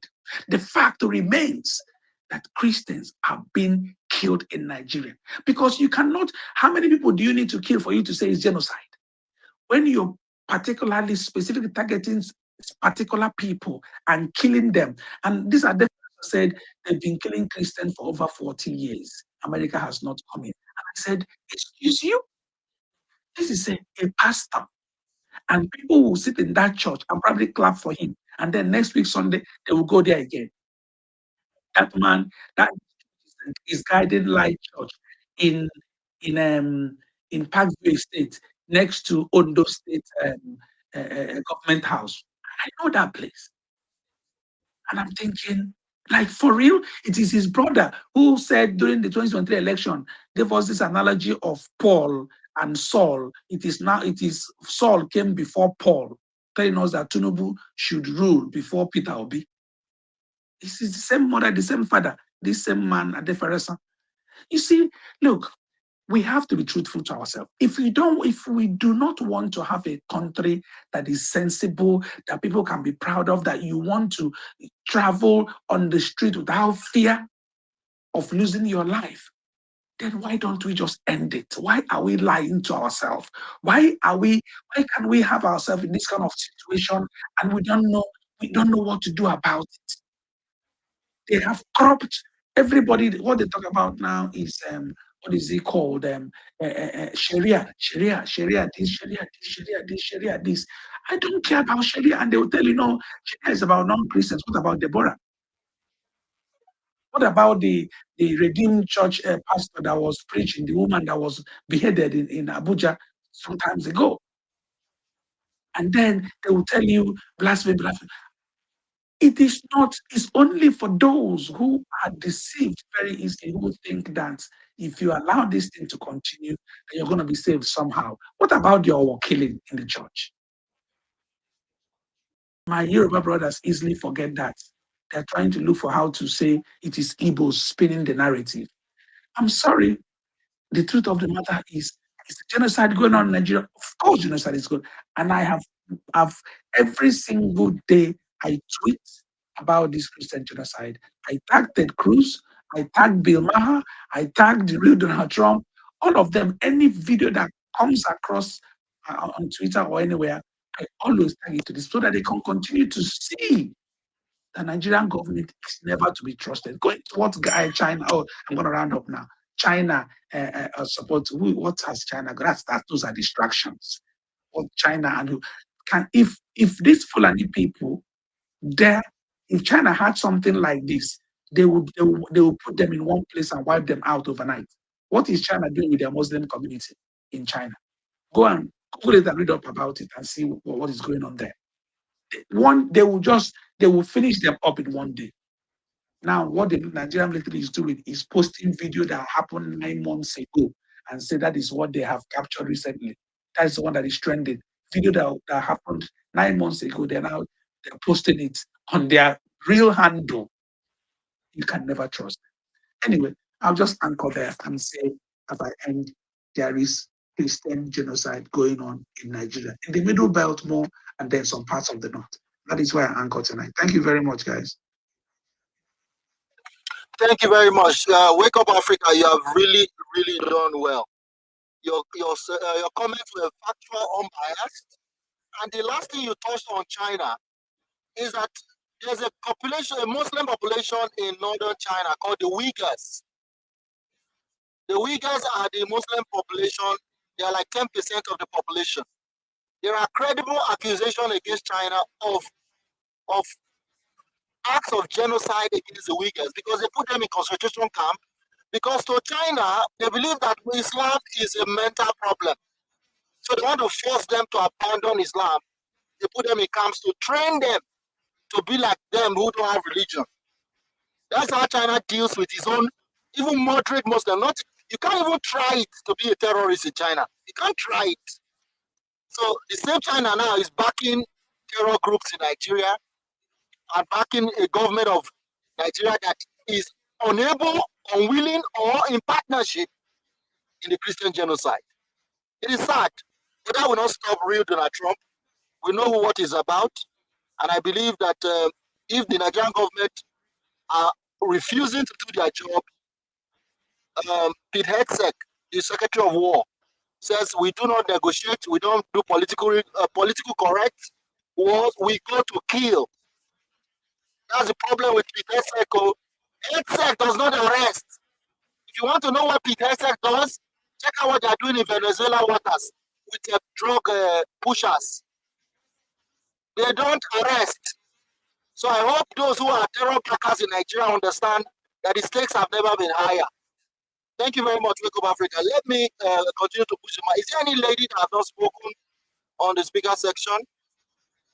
Because men always talk in these spaces. Let me bring majority. I spoken earlier before, but I want to move the mic to Minister of the Federation. Okay, I was okay. Hold on. Minister of the Federation can go first. Then I'll come to majority. Minister of the Federation, are you there?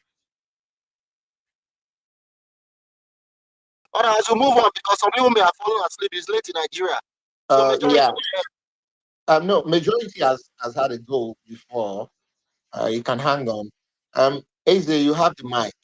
But before you go on, Eze, I just thought that Wake Up Nigeria, Africa rather. It was interesting that you touched on the Nigerian military, because I mean, a few minutes ago I just made a tweet myself, and I'm wondering where the intelligence is, because there they are, making push and putting or posting photos of events that happened, months ago, and paying people to come take photos, as fake um, kidnap victims that they've rescued. And I'm wondering why the Nigerian military are applying themselves as part of a propaganda meal, when they actually should be on the ground doing the work that they claim that they are doing. Currently, as we speak this evening, we all know that there were fresh attacks in Benue, and I'm wondering, where's the intelligence? Where is the intelligence? Because when you say military in any country at all, the first thing that comes to mind is the intelligence setup. Are they only intelligent when they go after civilians who speak up against these things and demand good governance? But only this will reveal more truth. So Danilo, you have the mic. Yeah, so I know you have 5 minutes. Thanks.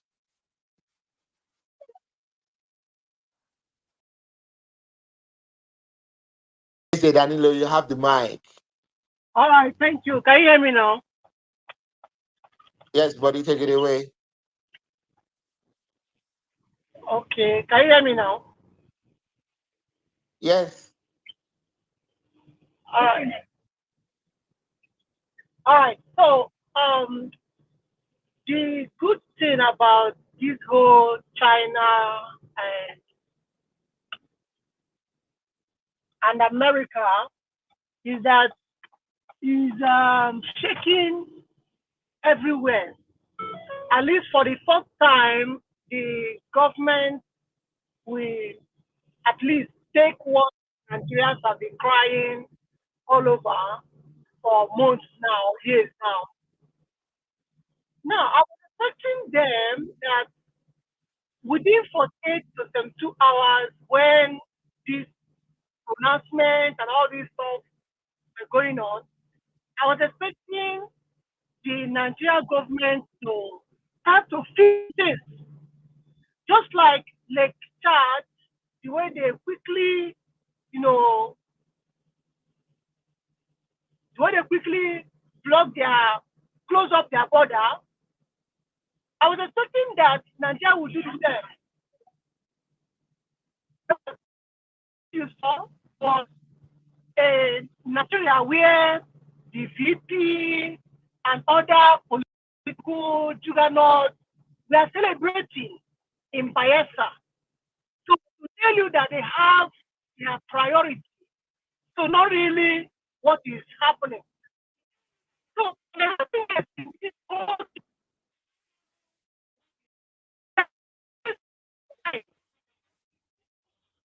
Eze, Danilo, we are having a hard time hearing you. Eze, I think the gremlins have got your mic. We're having a hard time hearing you. You're glitching. Eze, are you there? Eze, if you can hear me. Eze, can you hear me? Maybe you should drop him and bring him back up. Yeah. So Eze, if you can hear me, I'm going to drop you and I'll bring you back up. So in the meantime, I'm going to toss the mic. And Valerie, did you have a cue?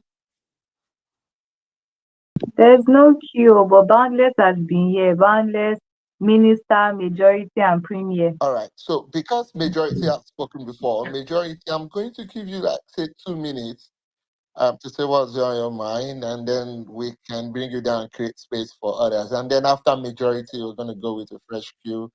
Boundless, Premier, and Minister. Minister. And Minister. So in that order. So majority, you wanna go? Thank you so much, Chris. Valerie, thank you. And Stephen, thank you for this wonderful space. I will continue to let my voice out. Nigeria is in a critical situation, as I will continue to say. What worries me most is the fact that the president of Nigeria is not saying anything about this. People say that silence speaks louder, but in this case, silence does not speak louder, but accepting defeat. So everything lies on common Nigerians now, because when the US and the China starts to tussle power in Nigeria, they said is the grass that is going to suffer, right? When two elephants fight, it is the grass that is going to suffer. You see, we have to call it what it is. There is genocide in Nigeria. There is terrorism in Nigeria. And the current government is not accepting this reality. That's where this whole thing gets worse. As it stands at the moment, my advice to Nigerian government is to start to hold account those that one way to another they have associated themselves with terrorism. Some of them you can remove them from power if need be. Because from the look of things, I can say that the United States have a reason to come and rescue Nigeria. But the question that I have is, what is the reason that China have in terms of defending Nigeria? Because we cannot see anything that is actually visible that is of China interest to Nigeria. They might be doing things through the back door, actually based on the same way the Nigerian government came through the back door, actually. So I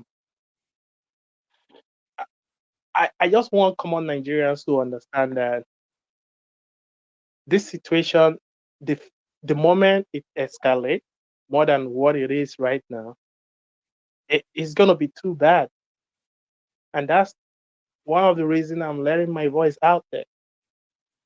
I think I want people to continue to voice out with one voice, because looking at what social media is portraying so far regarding what Nigerians are thinking since the very first day that Donald Trump made that rhetoric about genocide,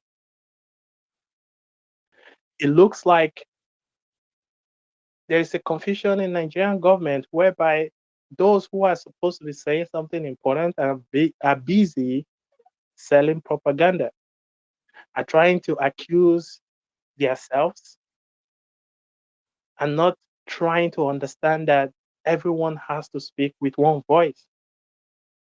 So I'll continue to, speak louder to encourage all Nigerians to understand that speaking with one voice is going to be the only way that even the China and the US will be able to understand that regardless of what they do, they must respect, the life of common Nigerians.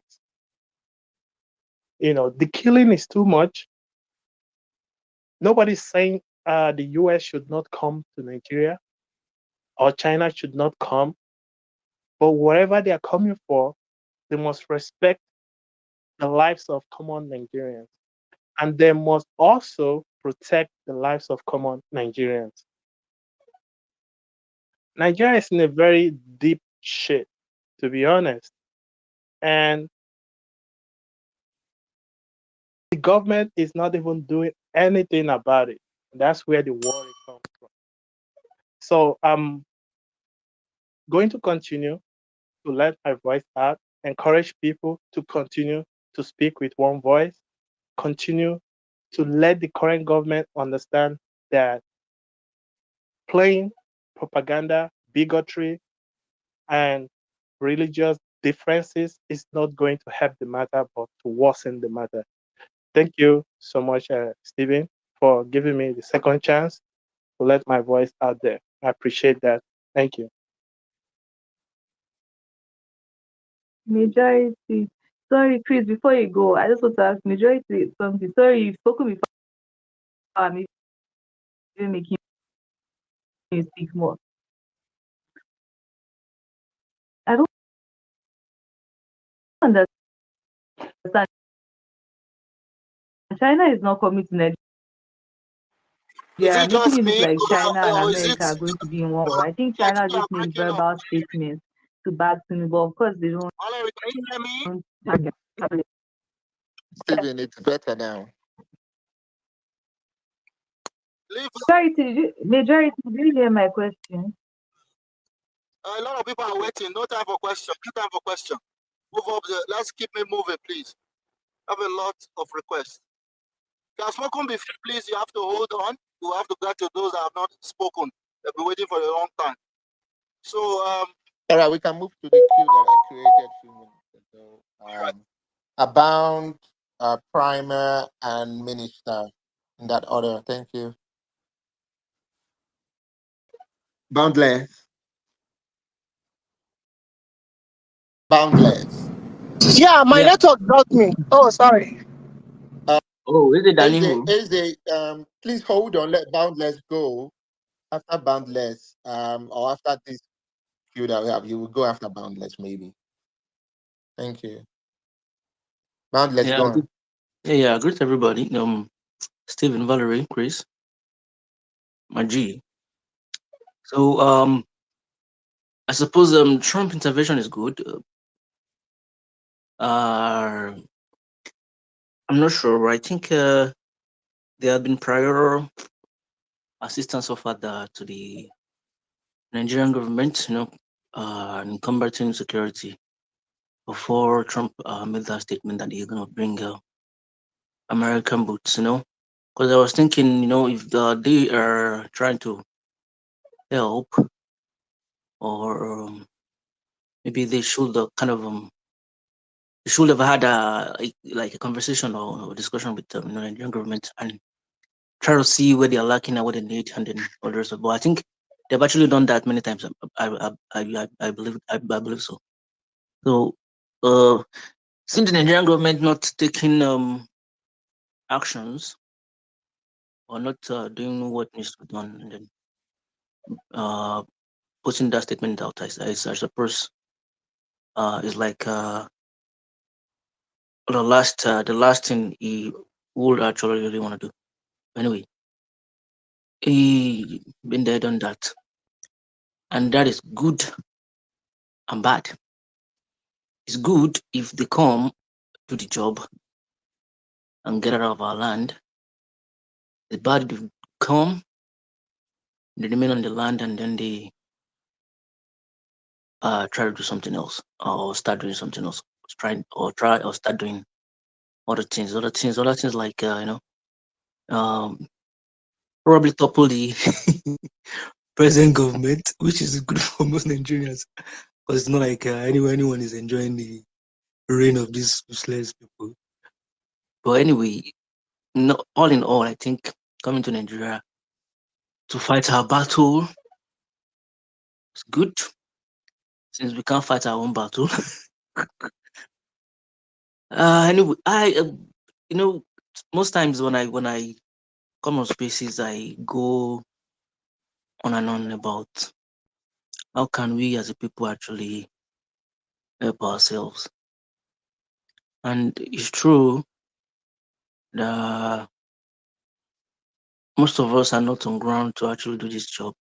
I think we can support one way or the other. We can bring in, we can contribute ideas initially and other ways, and make these things work. Excuse me. We can actually make these things work. Because I think, to me, I believe the people make up the government, and you can actually look for like a way to actually to kind of maybe make this government sit up or get out in a way. I don't know. I believe that I believe if we can come together as a person, but then there's something always standing in our way. We are disunited. For instance, when I come on the space, when I got here, I heard some people uh, making their whatever. So then the next person that came on was like tackling. Let me see. Let me use the word tackling. Like tackling the previous person. It wasn't like he wasn't making his own statement or making his own points or putting his facts down.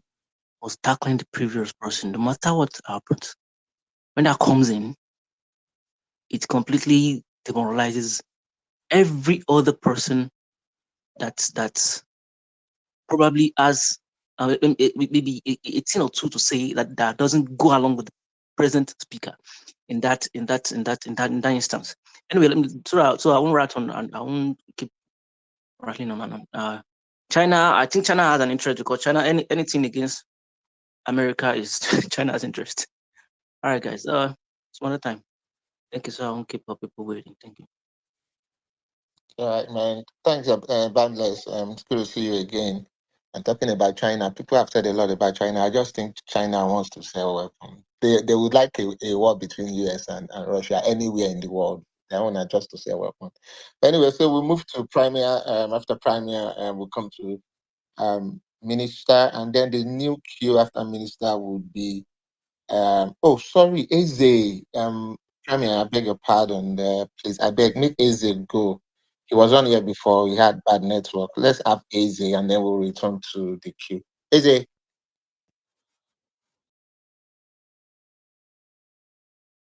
Eze has dropped from my side, please. I can see He's him. I down. can see him. Eze, are you there? I did see him. He's not his own.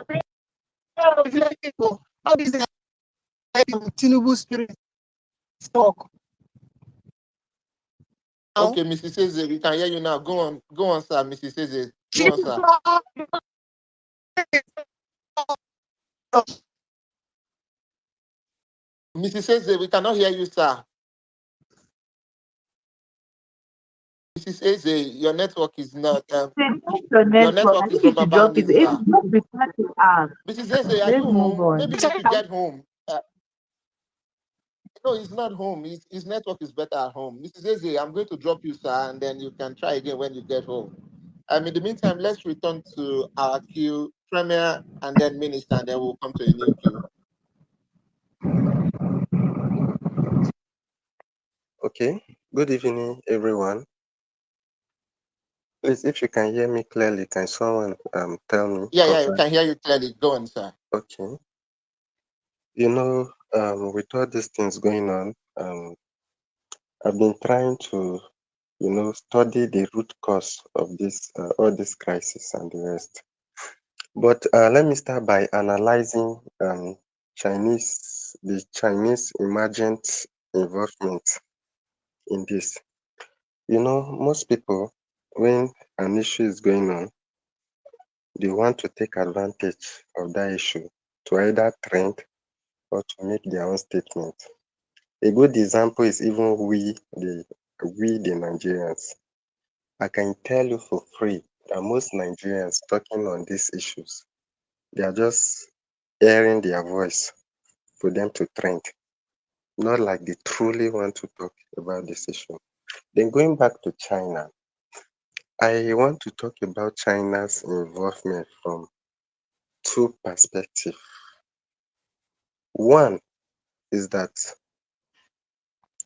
China wants you know, they are trying to a kind of convince Nigeria to join BRICS. That is one.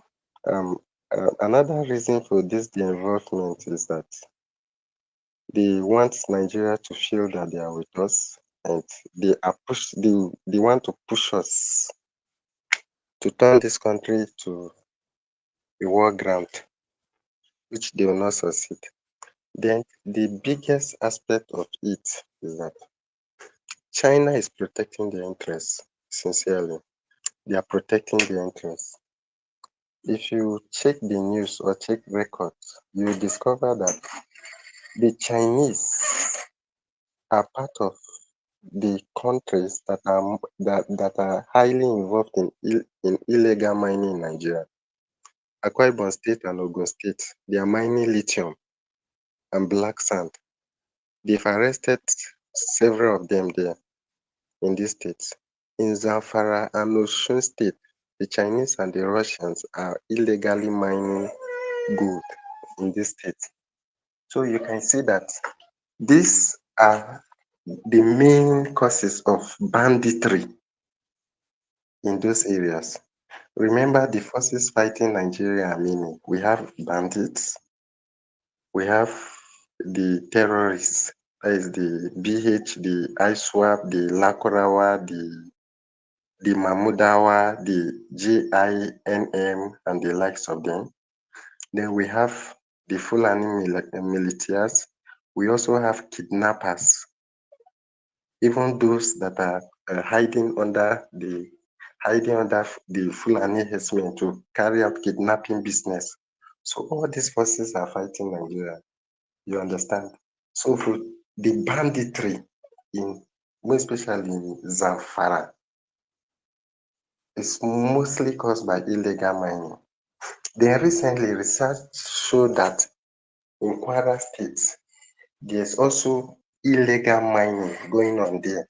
Of course, you can see the recent attacks, repeated attacks there.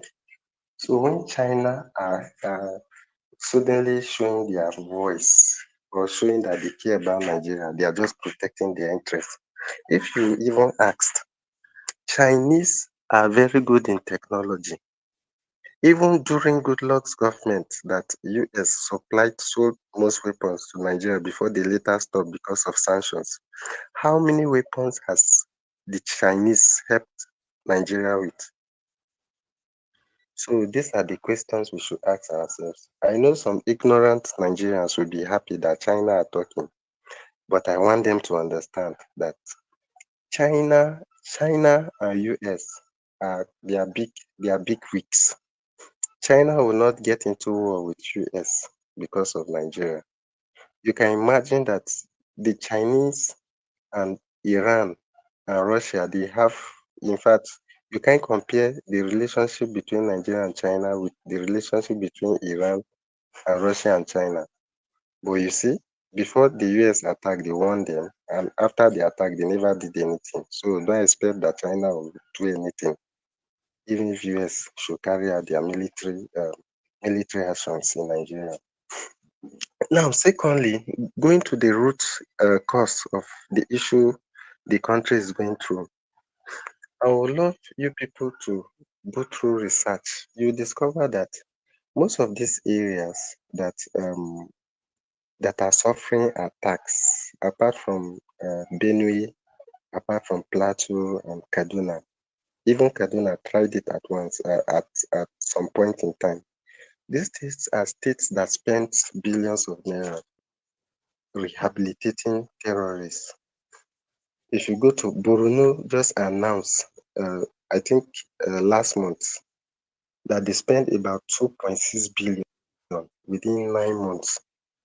You know, is it rehabilitating repentant Boko Haram and all that?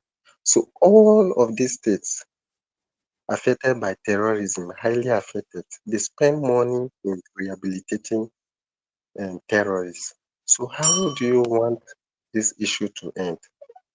So my problem is just that our brothers that are busy fighting that the US wants to invade Nigeria. I don't know if they do check stats. I don't know if they do go online. There's no time. I would have read through some of the records I have. Borno, Yobe, Adamawa, Zamfara, Katsina, and the likes of them. Sokoto, all of them. If you check the What record? extent, What kind of records are we talking about here? Or what I'm records? talking about research that shows states that spend money on rehabilitation and peace deals with terrorists in Nigeria. Just go online, you see it. Okay. I wish we Yes. have more time So for that. Perhaps you want to hang tight for that. Maybe you can get a shot at it later. you said? Perhaps you want to hang around and you might get a shot at it later. We've got a Yeah, lot of yeah, things up here. Thank you, Joe. Thank you for coming up to speak. yeah. Welcome. All right. I think the next person to go is Minister. And after Minister, we're going to have a new queue. So the new queue is going to be Velele. We're going to have African Ren and Oluwa Ferrum in that order. Yeah. So Minister, you can go.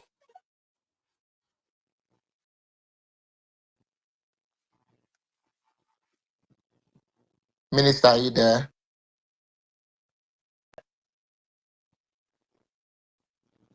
Minister, are you there?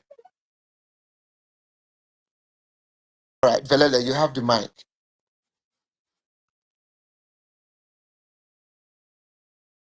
Yes, Velele. yes. Yeah, now I'm here. I was trying to mute. Okay. Yes. Good everything to everyone wherever you're spacing from. Um, I want to just make it very, very clear that if not for Trump's intervention, the Bola Ahmed Tinubu's government would have kept on allowing people get killed. So again, I want to thank Trump for his intervention. It was necessary. Um, the other thing I wanted to say was, please, the pressure needs to stay on until the Bola Ahmed Tinubu government, gets rid of all these elements, criminal elements that have made life a living hell for Nigerian people. You know, I've said this stuff before. I'll say it again. The default state of the Nigerian is insecure, right? And this is as a result of the APC's method of just doing things. I've argued that I honestly think that your current president is a ritualist. That's what I've argued, but people will say what they want to say. I actually believe that he's somebody who um, maybe he derives joy from people getting killed or something. That's what I honestly believe because that's what the data shows.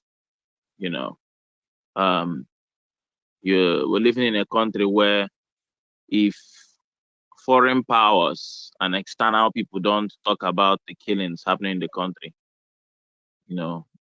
nobody talks about it. News media underreports it. The presidency does not respond to it. Nothing, absolutely nothing. I honestly believe that this government is benefiting something from Nigerian people getting killed. Because if they were not, I think they would have put a stop to it. So please, I'm pleading, the international voices, the international bodies, the governments that are putting pressure on this government, they need to keep that pressure on until they fix up. The other thing I wanted to say is, I think we need to, whenever we talk about people dying, right? So I think we need to start producing names, right? I think we need to start producing names because I think we've become desensitized as Nigerian people. We've become greatly desensitized. You hear 200 people are dead. It just goes like that. I think you need to start putting names to those people who died. And to be honest, I think when you start putting names to them, when you start putting careers to them, when you start putting lives and ages and all those kind of things, when you start humanizing them, we will begin to understand that, you know, your president is doing something with the blood of the people that he's sacrificing in this country. You know, he needs to come out and explain. And it's not even a joke at this point. You know, you have a government that does everything apart from its primary job.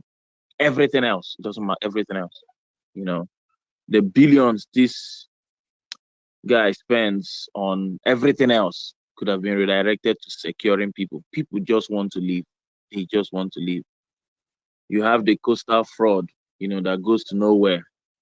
You have the, you know, all manner of useless things, extravagant trips flying outside the country, you know, bloated cabinets, all manner of absolute nonsense. Apart from the one thing that matters, people's actual lives. I don't understand it, you know. And for me, the only way I can actually process it is to say this guy is gonna sign the deal somewhere to say, I don't know, I'm going to let the people who I'm in charge of get killed so that I'll get XYZ. That's what I honestly believe. There's no other explanation for it for me. So please, the voices that he listens to, please keep speaking. I'm pleading with you people. If you leave this guy, he's going to get everybody in this country wiped out. Right? On the Bola Ahmed Tinubu's Nigeria is literally a haven for kidnappers and terrorists. That's what it is. It's like if you're a terrorist in other countries, terrorists in Nigeria will be telling you, bro, you need to come this country, guy. The president has made this place conducive for us. You know, a government will say, I'm coming to come and take out the terrorists, and the Nigerian government will be defending those terrorists. That's what's happening, right? You have paid government handles on this app defending terrorists. So you need to know where you are at. So please, you know, this is not the first time and it's not going to be the last. This government has shown that the only time they would pretend to care about you is when international people talk about you, right? You know, we'd always cite the Yelawata example. Tinubu did not say Pim until the Pope spoke from where the Pope spoke. So please, whoever is speaking, please keep speaking. Thank you very much.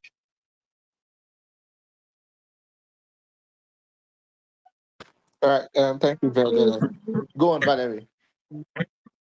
Yeah, I was going to ask Belele. Hope you know that there are more killings in Benue today. We just had breaking news. I'm sure Velele, yeah, he knows. He knows. He knows. Let's be Good like afternoon. Good afternoon. Good afternoon, guys. Sorry, my network was bad. Mrs. Zeze, are you back, sir? Jesus. Jesus. You can go on, sir. You can go on, sir. Mrs. Zeze, you can go on, sir. Welcome back. See, my happiness is that my voice is deeper than that of your principal, P2B. That is the simple truth. That is my happiness. At least I get back, Pastor. I get quiet and na bars are they sing. So he know if he sing bars. You know, I need to be diplomatic. So that for P2B or principal. So your first call on Mrs. P2B first. Yeah. So I was talking. My spirit is already low. I was requesting mic for 2 hours, and Valerie refused to give me mic, even Steve, my boss. But it's all the same. But now that time with NPC guy, then my spirit they have the request for I want devour the guy, but no wala. Let me see go this way. So my happiness is that this whole China and American stuff, I'm loving how it is taking shape because this matter is not going to die soon. If China have not spoken, America and China always drag, and Trump will not want to calm down. We don't want to, play the second fiddle. We want to show that it's not the most powerful one on earth and the rest. We wouldn't even hear. So now that China has come into the matter, I think we're about grinding the beans, and start preparing for the moi and the rest. So the thing they sweet me die. If you like say, hey, people are, hey, oh, they are politicizing it. Oh, and they are doing that. I learned this. I noticed that almost everybody that is doing presentation in different groups always come with this. Oh, I just change their mind. Oh, and they say, oh, So that's the interesting part of this whole story. Is getting interesting. Tinubu started it. Tinubu, Shetima, Rotimi Amechi, and the rest of them, they were in America just few years ago, with Buhari and the rest of them. And then Tinubu, I saw his tweet. He said that Christians are being killed, and if Goodluck cannot handle it, Goodluck should know that everything is stopping on his desk, and he should step down as a president to secure the people. Now it has come to witch hunt him. So those tweets are coming back. If you like, let them propagate or push any agenda. It didn't go fly. One thing with the US is that before they act, because they know that the whole world will be looking at them, they put up this thing, what will other people say? We have allies, we have people opposing us, we then leave on it. So they have done their homework and they come up. And not just homework. People say, no, Christians are not only Christians. We are indicting ourselves more. And that's why the matter is so much interesting now, because people are coming up to say, I saw a tweet where they say that they are now making a documentary of the Muslims that have been killed. I said, wow, interesting. That means Nigeria is not safe for anybody. And investors will be on their feet. They will be running head. In fact, investors that want to invest in Nigeria will be like, no. Let me pause for a while. Christians are being killed. Muslims are being killed. And this country is in tumult. This man made a statement. 3,000 something, over 4,000 across the world. We left that one. Who left it? The question is, can we question that data? And we don't even need to question, because the federal government have every intel. I can confidently tell you that. You know the reason? If I did for Port Harcourt like this, come say something against Tinubu, something, let assume, I say let assume I say he's a drug baron, he's a criminal, the way Valele normally fry him. So if I borrow the words of Valele as I never Port Harcourt like this, don't talk up. Even if I talk now, before 24 hours, DSS go to my apartment, come knock, carry me, come out. You see, this is Twitter. So they track everything and track location. But they cannot track banditry. They cannot track terrorists. They cannot track every other person except common. So that was it. They have all the information. They know those sponsoring this thing. And those are the people benefiting from it.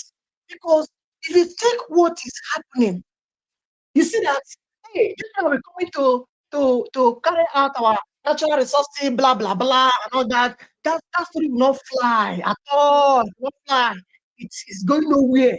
So the simple truth is that they have, and I'll end with this. They say if. I don't know how many of us saw that word. If eclipse, there's eclipses that come in there. If you do not, so why are we tackling someone that said, if your government do not do this, I will come in and take away the terrorists? Why are you bothered about him? Why not save the government? All of us. Voice say, government, hey, can you save this thing so that these people will not act? Can you fix this thing so that if will not come to pass? And we left the if and turn it around. They say they are coming to invade Nigeria. Even China bought that idea without recognizing that word. Even I won't blame China. They don't know to. English is not their primary language. Maybe someone that interpreted that stuff to China omitted that if and the other one. So I can't tell what happened there. So you not really blame China for coming to say don't invade it, because there were no place to say that you invade Nigeria. So don't blame China, please. English is not their primary language. Okay? So that word if, how do you handle it? Let Chad close their border within 48 hours of seeing the word if. Nigerians, the VP, and other political juggernauts and bias are celebrating. They are celebrating because they don't understand that word if. If you feel to. You see? So they understand it. Then I was expecting them to start doing something. Number one, what can they do? Hey, we have hardship allowance. We have wardrobe allowance. We have this. Everybody in this government, can we now cut off all these allowances and push them into security to secure the farm, such that farmers can go back to their farm and then But be we already have protected. almost $3 billion allocated for that. Do what more money to No, no, no, no, I'm Where coming. is I'm money that coming. was allocated Chris, before? Chris, hold on.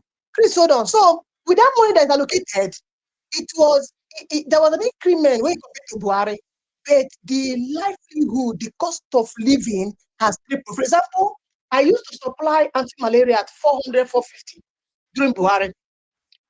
Right now, we are supplying the same anti-malaria 800, 900. So multiply it to various things that are sold in Nigeria. So you won't even say that money is significant.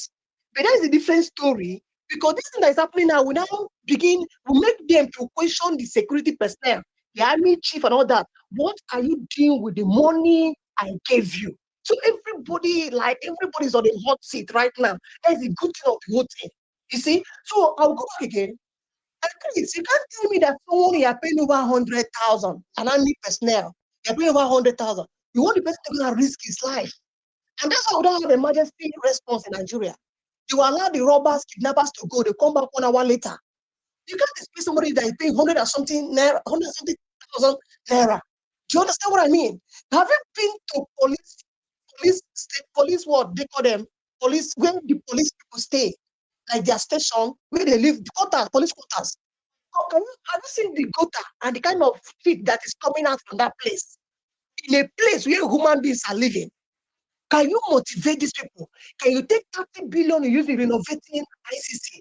Can you, instead of building houses for the judges, can you use that money and build houses for the police and army and security personnel across the country and assure them apartment, even if it's two-room or three-room apartment for each of them, well furnished with solar, then increase their pay. That 15 trillion you are using for coastal highway, you can take 5 trillion from it and use to equip these guys, motivate them, and they will go into fight. So to round up, 2, can you decongest those roadblocks? All those army people on the way, you see 30 to 40 roadblocks in certain regions in Nigeria. If you dismantle it, push them, give them hillocks, give them buses, patrol, move around. Others will be in the bush. Others will take the IDP persons back to their home. And I will end by saying, I was also expecting an article to say, hey, Deborah, I condemn your death. I later deleted it, but I'm sorry. And that is also Christian genocide. Thank you, guys.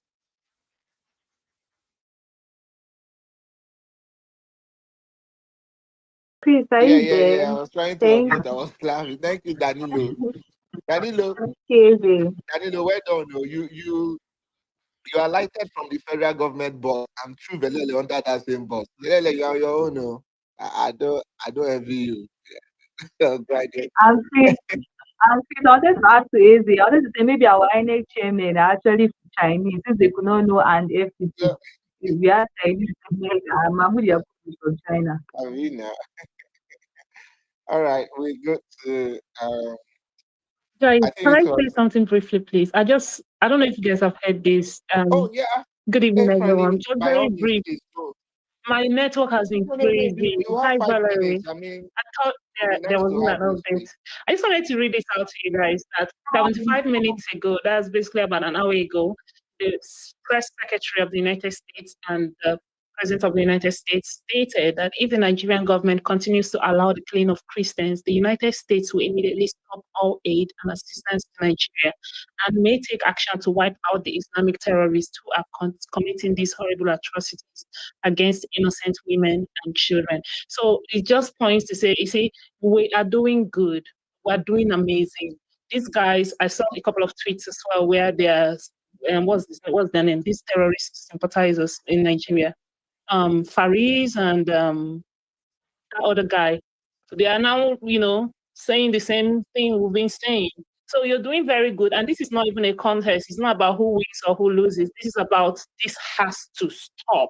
There is no A or B. It's A and A and A. It has to just stop. This is not how human beings can cohabit. If it's not going to stop, then you guys need to be wiped out of the surface of the earth.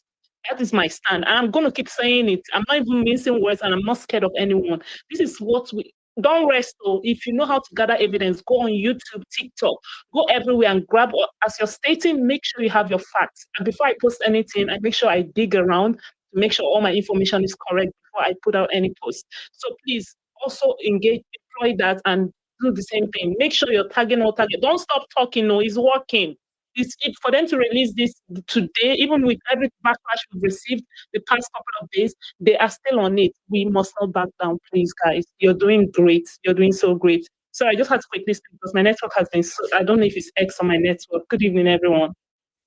Thank you, Efrani. You might as well go on, just make it a submission if you still have something to say. I mean, it's relieving to hear a female voice. It's been too much testosterone. Apologies to my I was brother. just gonna Efrani, listen and face anybody, any opposing views. Honestly, I want to be crazy. I want to be really mad. So I've been requesting, on my laptop. I've been requesting. This is not my first time requesting that. Bringing me up here, I have to change device. So I'm just here to come up and say nonsense. And you bring your facts also. That's why I'm here. Okay, that's why I'm here. I'm not really. Yeah, basically that's that. all right, Efrani, thanks for coming up. Hang tight, stay there. It will be nice for you to help us pinch some cases in case they talk rubbish. Student Tino! Before Tino! Tudo go, let me finish up her time Hey, now. Mrs. Eze, Mrs. Let me Eze, finish up Mrs. her Eze, time. Her Mrs. time. Eze, sir, Mrs. Eze, sir, Mrs. Eze, sir. Can you just hold the fire? Don't let me send a Friday to you. Please, I'll mute you. Chris, I'm going to mute No, you. hold on now. African Ren, you're gonna go next, and then we'll have who was it I called? One Oluwa something. I think Oluwa Ferron. I think he fell off. Tudo, you have been seeing you. You have just been listening. I hope I'll be waiting to hear your own submission on this China. Steven, I'm calling for you. I'm calling I know. I'm waiting for you. but Please go ahead. The killing that happened in Benue today happened in my country, right? So I'm going to talk about that. Like Wow. I knew it. Wow. Something told me that this thing to do just two local governments over from my hometown. Hey, yo, Tudo, how many of your family members are left? How many of your family members has Tinubu let get killed? What's going on, man? What's going on? I don't know whether I should be laughing at that No, question. stop. This is serious, man. I Like, don't bro. know, It's and really it's a sad. very valid question, I right? know, It's man. really, really I sad. don't know. So when I tell you guys I cannot go to my father's hometown, you know it. This thing happened two local governments over Ohimini, which is two over Otupo, and Aminapa, just two over. Imagine me going there and getting stuck with my family. What the fuck? I'm just gonna wait my turn. I'll wait. Yeah. Thanks for joining back to the hang tight. We'll toss the mic to you. African Ren, you can go, and then we will have Caleb and Chazak, and then after this round, we'll take a new cue. African Ren is your mic.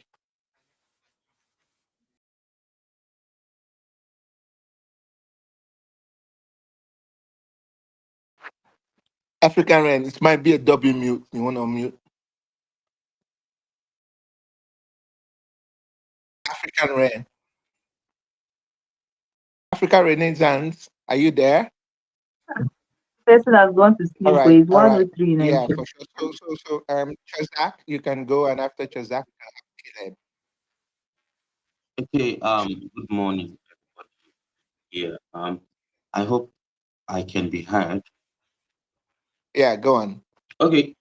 I just want to start this way that no APC supporter has the local standing to speak on this matter from a geopolitical perspective.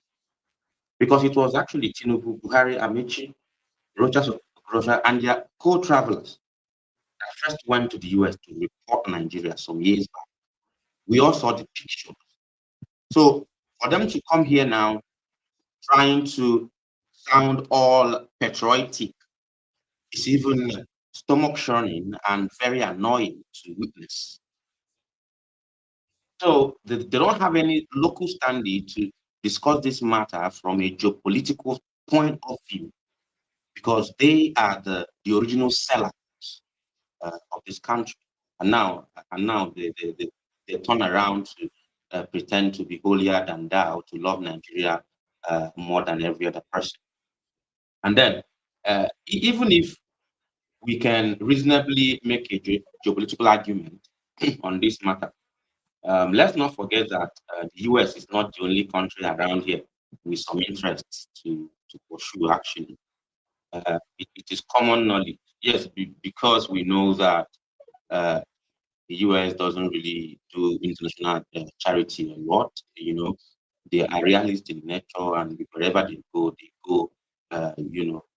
accompanied by their interests. But even though we know that in hindsight, we should also remember that the China that is currently speaking, it's even funnier.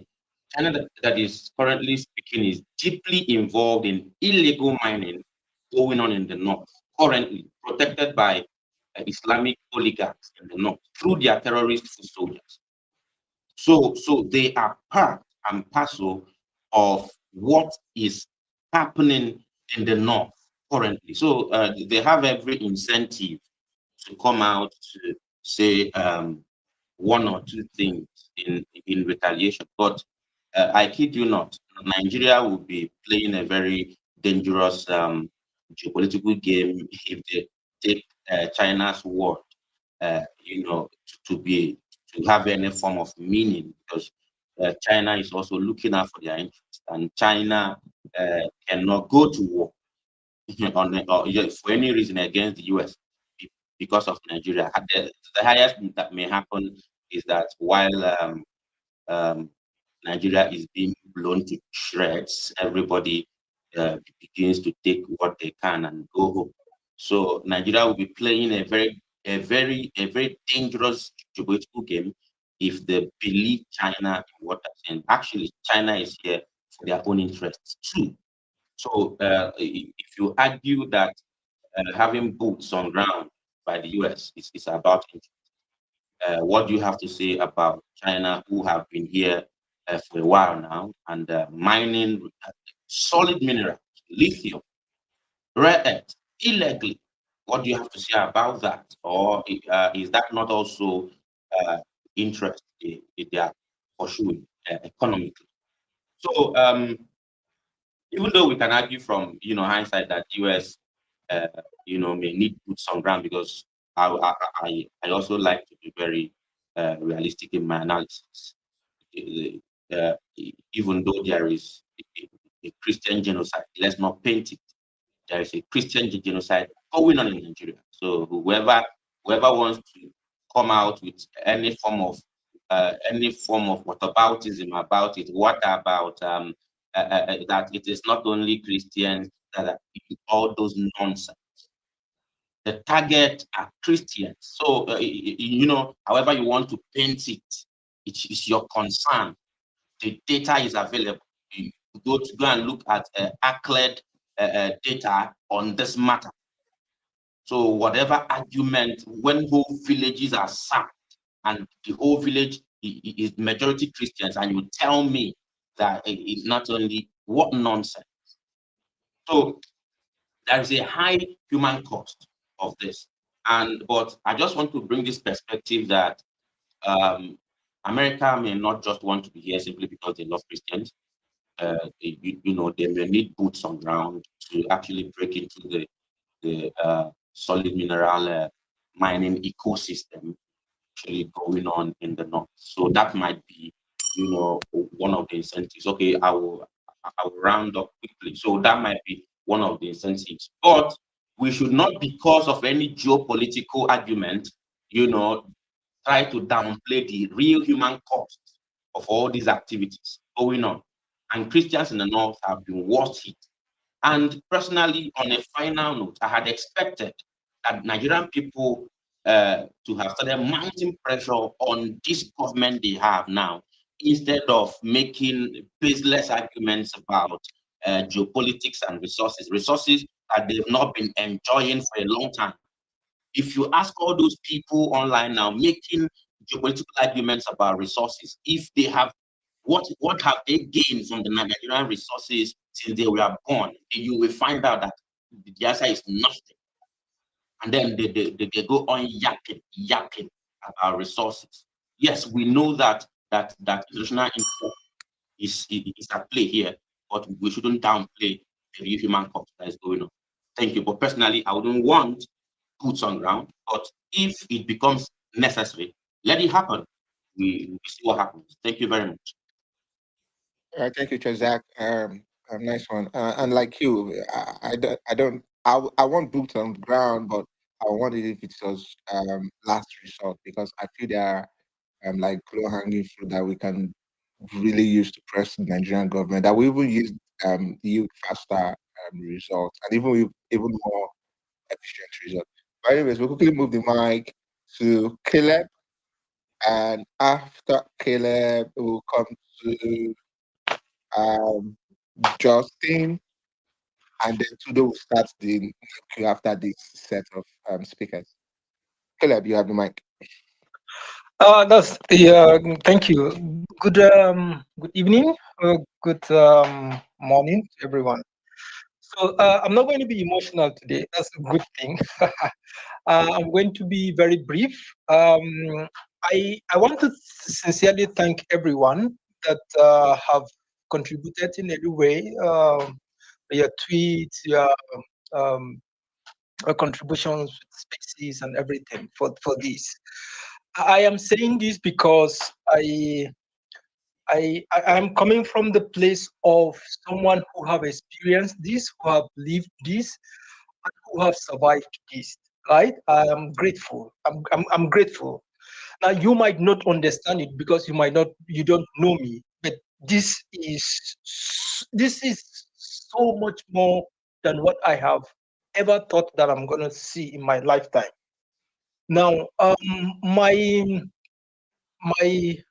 father is so for context for people that don't know me much more I'm a Christian from northern part of Nigeria, and I have survived a lot of things that it's not something that someone can be able to talk about, right? So I have documented a lot of this and past, and it's still like in those basis. So now, on behalf of everyone who have been killed, on behalf of everyone who have suffered loss, thank you. Thank you for raising this. On behalf of people who do not have the opportunity to say their stories, I am grateful. The fact that you are listening to my voice is a testament that you care.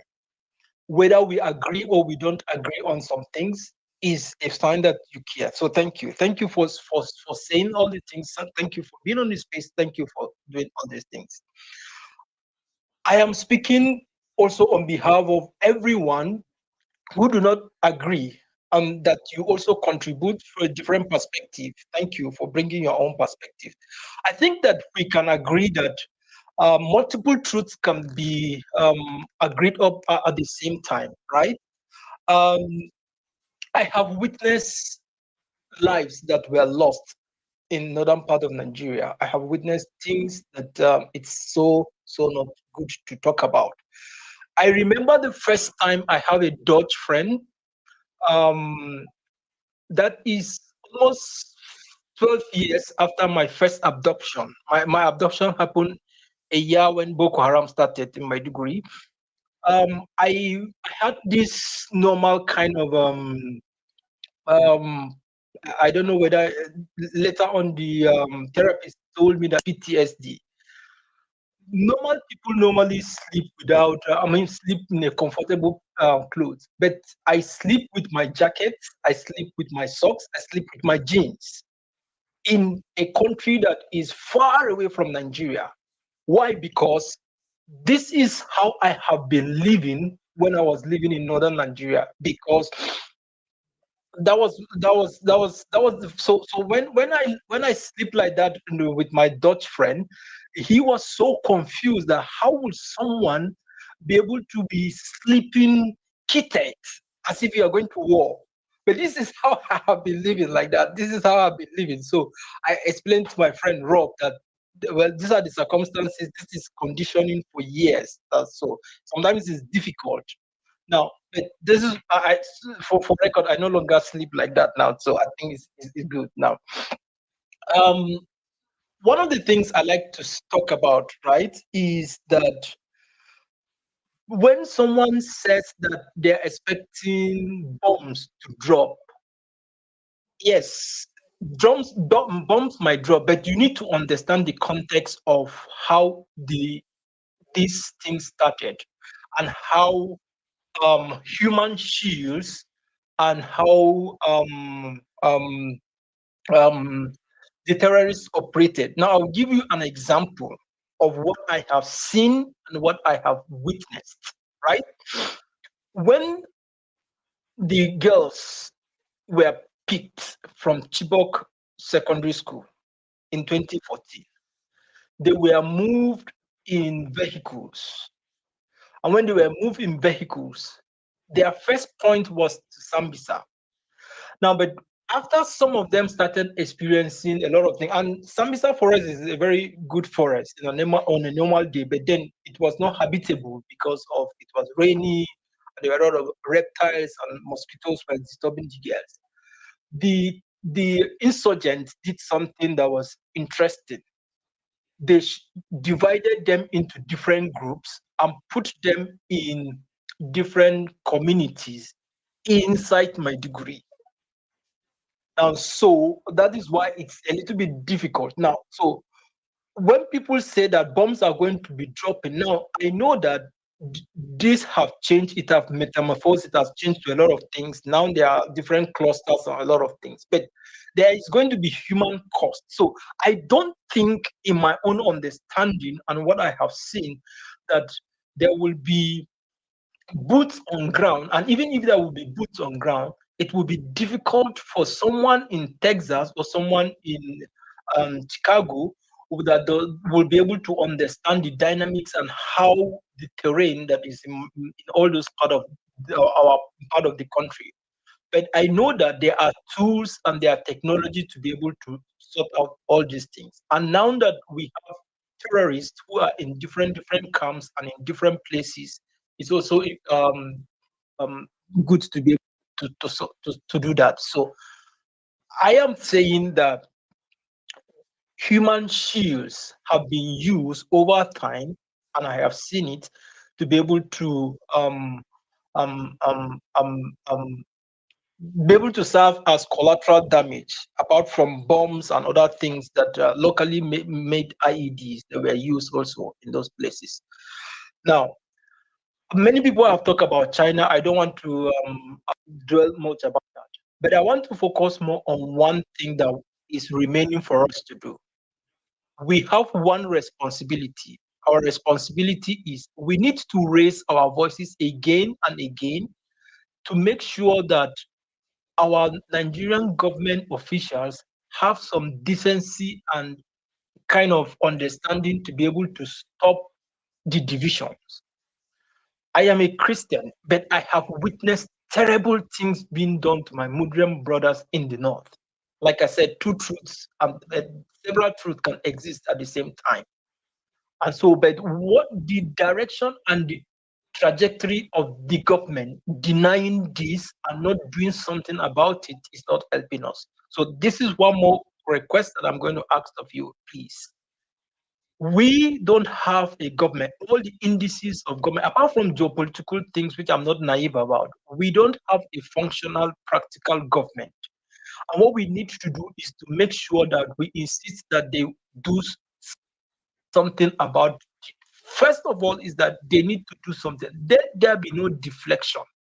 You know, China, America, all these things is because there are killings. That is the most important thing. Let the killing stop. So please focus your attention on that. Let the government take responsibility and let them do what they need to do. If you know how porous our borders are, I have crossed. My father normally crossed between and go into Cameroon and come. He has taken me to go to Cameroon and come back. I have personally crossed Ilela into Niger and come back. You will not understand the difference between Nigeria and Cameroon, or Nigeria and Niger or Chad. These are places that I have lived. I have been there now. So we live in a place where it's so difficult, and the indices that shows that there is a government in Nigeria, it's not there because of the failure of the government. But I think that we need to add our voices now to make sure that government do what they need to do. So thank you, everyone. Thank you for all the things that you have done. Thank you for your tweets. Thank you for all. I know that a lot of people have been able to get this. And finally, I'm going to say this to those people that belong to the same faith with me from southern part of Nigeria that are denying the existence of what has become our lived experience. I think that you owe it a duty to be able to look at yourself in the mirror if we do serve the same faith. I have seen people with no empathy. I have seen people's response with no understanding of what we have lived on a daily basis. I am appealing to them that they should be able to have some understanding and have small empathy for what people have been doing, even if not for those who are alive, but the children that have been left with no parents that have become refugees in their country. If not for them, at least for the millions of people that I know personally who are IDPs in Cameroon currently.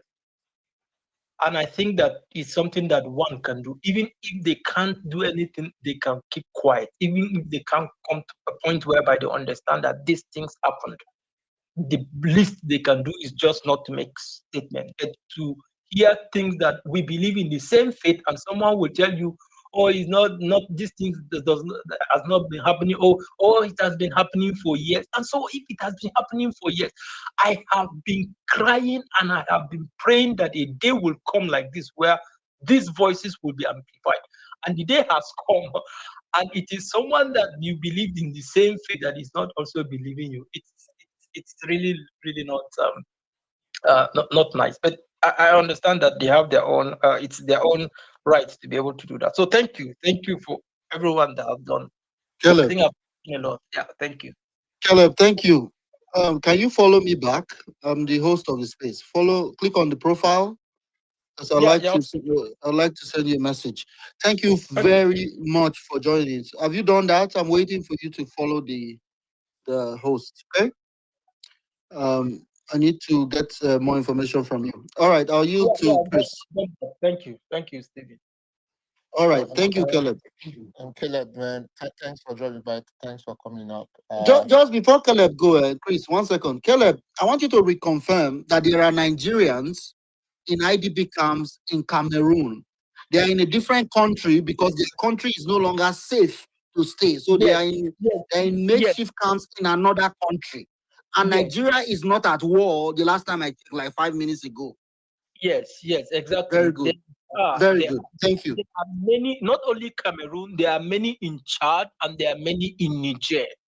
But one of the things which the Northern Elders refused Tinubu to invade Niger is because there are more than 300 Nigerians as at that time, as in 2024, 2023, there were over 300 Nigerians, 300,000 Nigerians that are refugees in Niger.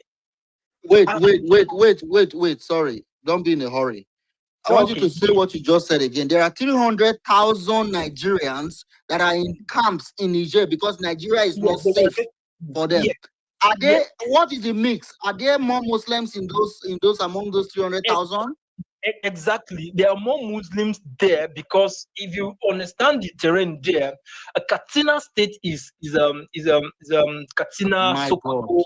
They are closer to Niger, so there are more Muslims there, and this is why I said that it is a failure of leadership. It is a failure of and one of the things that I also look at in this is that the disposition of this current government from 2023 to now have been terrible. He has made it worse. If he has not made it worse, if it was even as nepotistic and incompetent as Buhari was, there are still some decency in those things. But this have even made it worse. And I am saying this not because I hate the person. No, I want anyone to. I'm going to run off Steven, but I want to make this point. Show me one person, Caleb, take your one time. person that Tinubu have gone to commiserate with or condolence with, that have been killed or that have experienced terrible things as a victim in this country since he assumed office. Show me one. Show me one particular person that Tinubu that they killed or something happened that Tinubu have gone to sit down with. And this is why I'm telling you how we have so descent. And this is the highest level of Nigeria with zero empathy.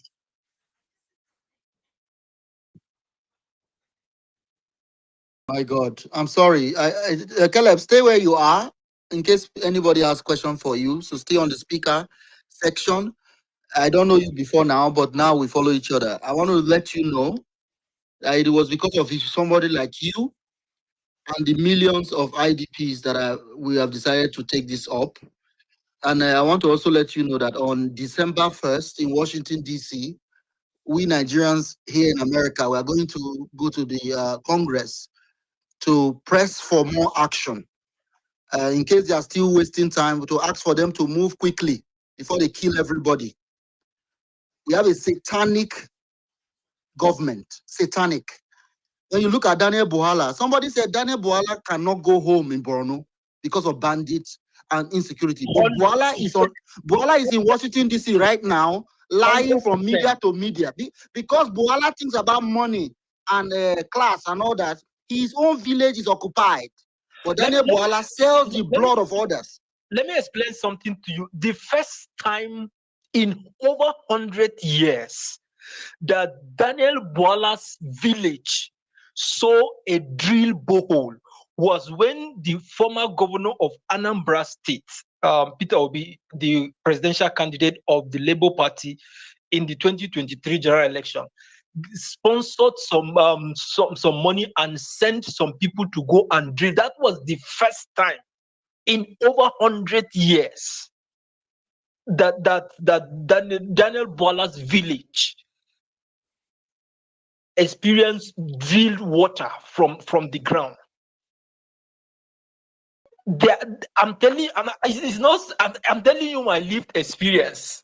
So I understand this thing, and you know in fact, this is what I'm saying. The first thing that President Tinubu did when Trump made the first tweet, he sent Bola to the US.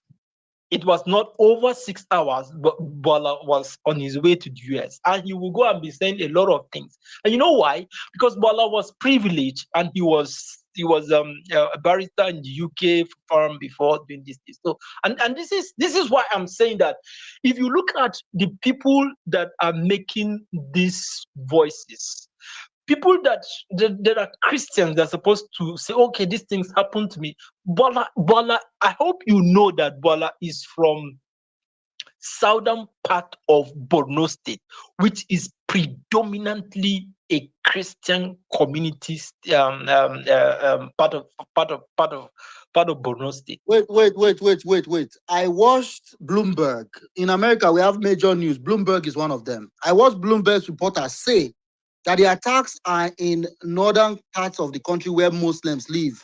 That there are no Christians there. Are you telling us there are Christian communities in Borno State?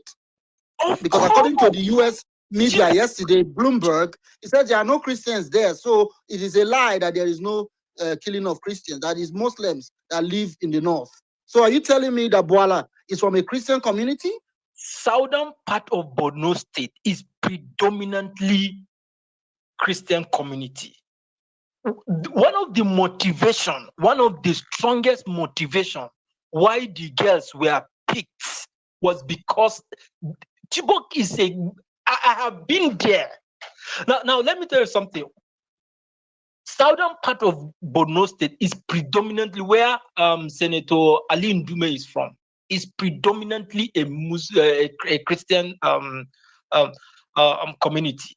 Southern part of Gombe, where my mother was born, is predominantly a Christian community. Southern part of Bauchi State, where I attended my first university, and my friend Sonny died because of persecution on the instance of the former minister of communications, is a predominantly Christian dominated community. Now, of course, Taraba is mostly Taraba and Adamawa Christians are normal ones, and there are a lot of southern part of Kebbi State. Do you know there are indigenous Christians that they have never been converted, who are indigenous of Sokoto State? I have lived there. I'm not telling you story. I'm telling you places I've lived. I will tell you names. I will tell you. I told you I crossed from Ilela to Nigeria and come back. So these are facts. I don't know. There are things that I can't be able to talk about. But anybody with a smartphone can be able to check these things and just see it. Wow. Caleb, thank you very much. Most of what you said, I am aware of it, but I'm asking because I want others to hear it from the horse's mouth.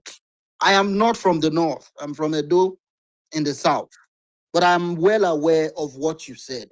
As a matter of fact, during the 2023 election, when Balami took Peter Obi around in the north, it is when we started seeing Christian communities everywhere in the north. And there's this guy, forgotten his name, started to complain that Obi is trying to scatter the north, that the north is a Muslim north. It is simply because of this intolerance against these Christian communities. If you listen to global media, when I say global media, I mean CNN, BBC, and the rest of them, even Farid Zakaria of GPS, CNN, he said Nigeria is split in two. Muslims live in the north, Christians live in the south. That there is no Christian killing in the south, therefore there's no Christian killing in Nigeria. And that is published to billions of people in the world. Let me tell you a story of my friend, Dennis. My friend Dennis is a Christian indigene from Burma. I was kidnapped in 2010 by Boko Haram. I was saved. I was placed. Stephen, have you seen how ISIS cut off people's head? My neck was placed and there was a camera and my head was about to be cut off, right? That was my first abduction in 2010. What was my crime? I was a leader of Fellowship of Christian Students that coordinate the states in the Northeast. I was a student then, and I was in Maiduguri as a student then, and I was talking about I went for a meeting because I was the leader. I was the president of those and this fellowship, and so it was a Friday, right? It was a Friday, and it was in the month of Ramadan, and what we're having is not normal fellowship. It was not like we are praying and singing and shouting. It was leaders meeting, presidents, secretaries, and treasurers. That's what we called it then. It's still called now. So we were having strategic meetings on how to encourage Christian students in northern Nigeria to continue serving God and also read their books. Now, so when we were in a church in Maiduguri, and before we know it, we started hearing stones in the churches. I mean, on the roof of the church, right? Now, so we came out, and before you know it, of course, everybody disappeared. I was the president. I was leading the meeting, just like they used to do. If you see the way everywhere executive meeting, so it was an executive meeting. I was holding Bible. I was holding notes in my hand, and everybody disappeared. People ran away to the pastorium. In fact, some people tried to escape. If you know the way the churches are built in Maiduguri, you know that there is a fence. So some people tried to escape, jump the fence, and they told them that if you jump, we are going to kill you. So everybody just run into the pastorium and just stop there. So I didn't run away. Me and there's a staff of the fellowship who was there. So I didn't run away because I have lived that. Now, why is because it has been my experience. I share with you that I was there when Sonny died. Sonny, if you Google Sunday Nache Achi, ESM president, Equa Student Christian Fellowship, Abubakar Tafawa Balewa University, Bauchi, 2004. He died 8th December 2004. You can check that. Now, so fast forward to this. Sorry for the story, but fast forward to this. So I now came out. I was asking them. Of course, you know that I understand Hausa very well. So I was asking them, well, what is happening? They said that why is it that they are praying and we came to disturb this thing? In fact, something really happened, Stephen. Something really interesting. When the stones were coming, I came to the gates. One of the most interesting things that I have seen, and this is why I so appreciate people, my Muslim brothers, civil defense, police, immigration, people that were they're having uniform from the Muslims, they jump into the fence and block it. They were shouting in God's name, Allahu Akbar, that somebody must die. That why are we trying to disturb them? Now, you need to understand this. We were having executive meeting. We were not doing praise and worship. We are not doing singing. We are not doing anything. But someone said that, and later, let me just continue the story. So they defended us, and I was hearing from the loudspeaker. And if you know that in northern Nigeria, all the mosques have loudspeaker. So they were saying, Jama'ah don't Allah kadam that okay. So since let me not speak the Hausa, let me just translate it. They are saying that please, this is the holy month of Ramadan. There should be no bloodshed. It will be unwise. Our sacrifices and our prayers will not be accepted if we shed blood during the month of Ramadan. That was what they were saying. Now, so among us, the leaders, there were some people who their brothers and relatives are serving members of the military that are posted to Maiduguri. So they placed a call, and within 30 minutes, there were 2 hillocks full of soldiers that came. So when they came, so before the soldiers came, some of the people that were able to enter in and break in the small door, so because the gates were closed, the small door that was open, entered inside. They slapped me, they beat me, they tear my shirt. My shirt was teared. In fact, I was literally asking them, what do we do? So they brought in Max prayer mat and they beat them. So I was like the only person. So that very day, an emergency executive state security meeting was summoned. Then it was Alimodu Sharif that was still governor. Now, it was summoned. So when the soldiers came, it took us another 3 hours. And so people were dispersed. At the end of the day, everybody left. But because I was the leader, I have to go and attend the security meeting to give our own side of the story. Now, so the soldiers took me to the government house, and I showed the governor and all those other guys there that this is the program. You can even see there was no praise and worship. So talk less to say, because the challenge was that the church and the mosques were not too far away.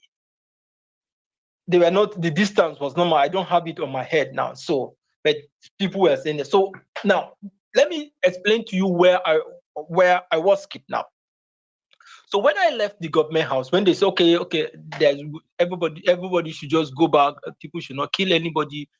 Everybody find their own way. By that time, I didn't know my colleagues. Everybody have decided to go back to their universities. So we find a way to sort out some of those other people that don't have transport, or because it was an abrupt kind of ending of the meeting.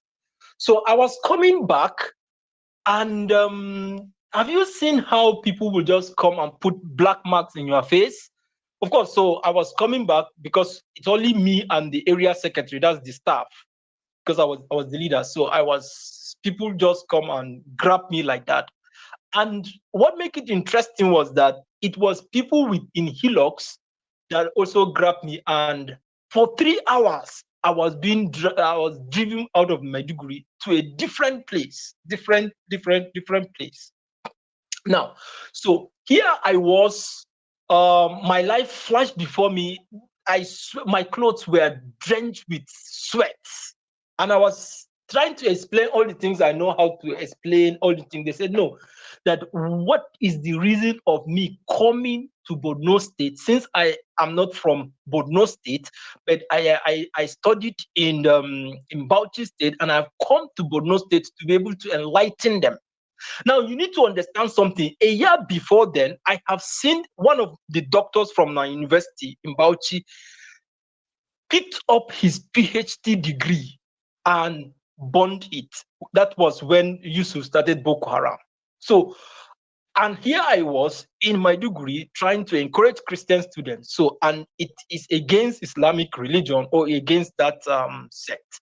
Now, so I was there and I was to be killed. I have seen something they call the sword of Islam.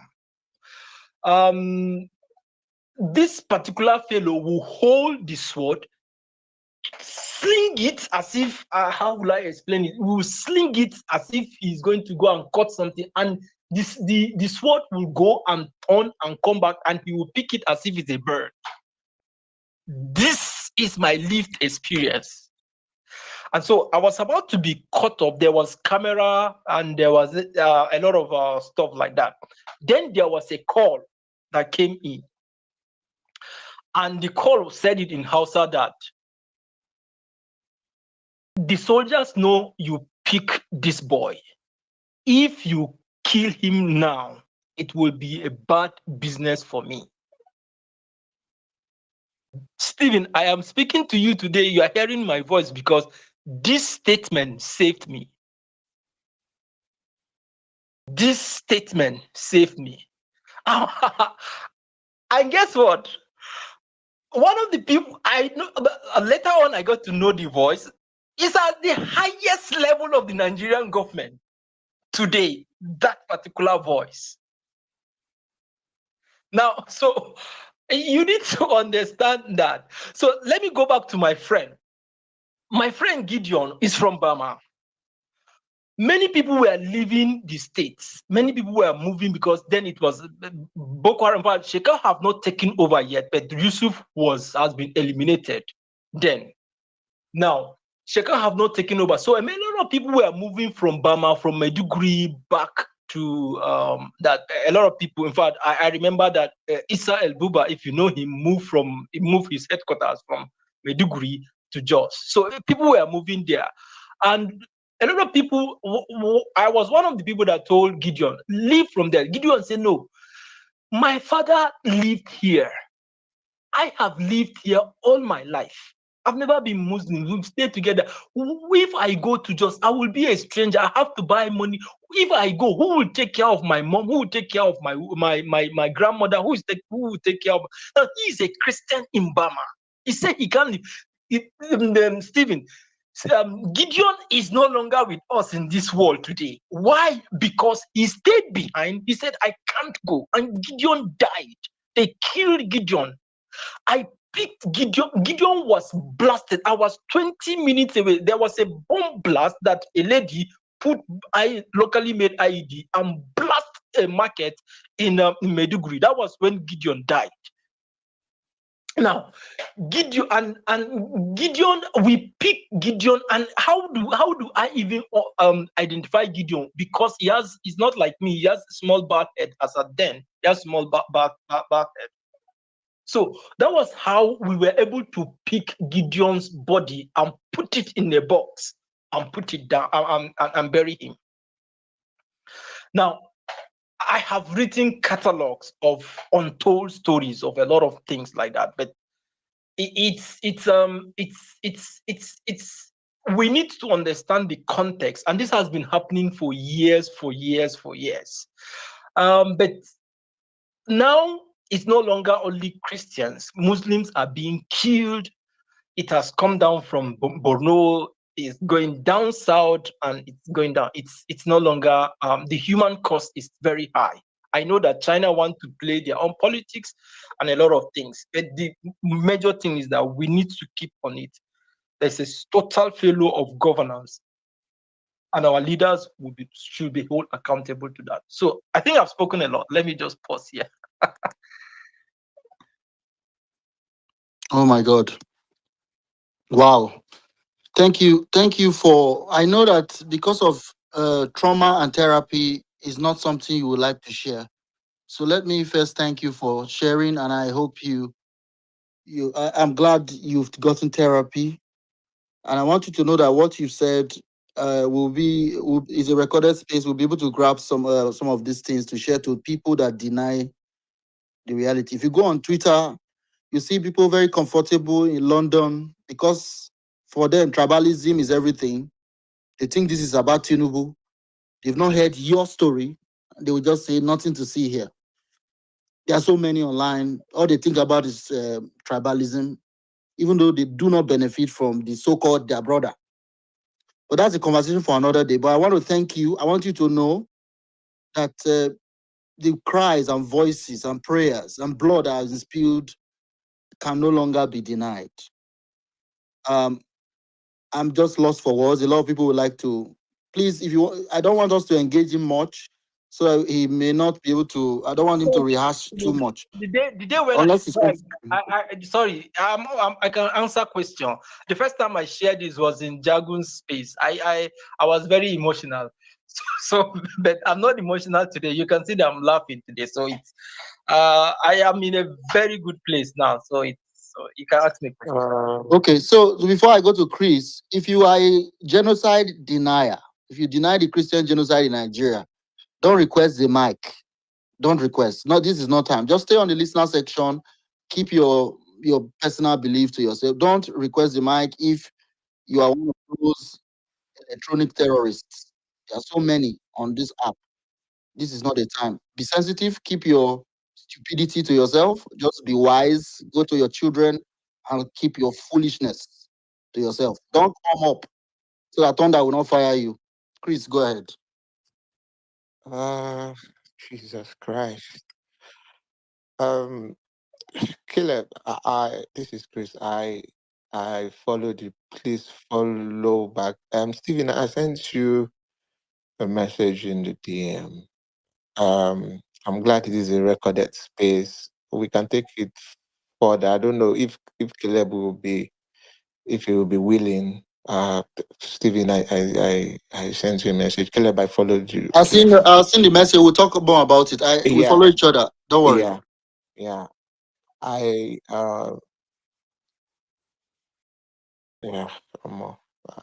I'm frozen, man. Okay, so let's do it this way. So if you have a question, and let's not make it too long.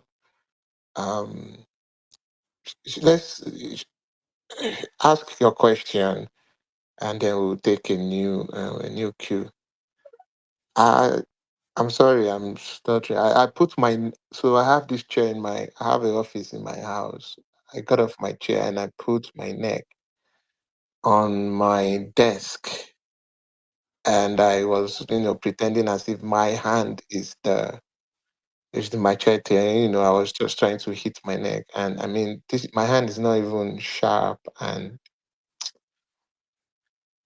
if you have any question, please. If not, we'll make a new queue. Is there anyone on the speaker session who wants to ask? Efrani's hands is up. Let's go to Efrani first. Then Okay. Mohammed is there.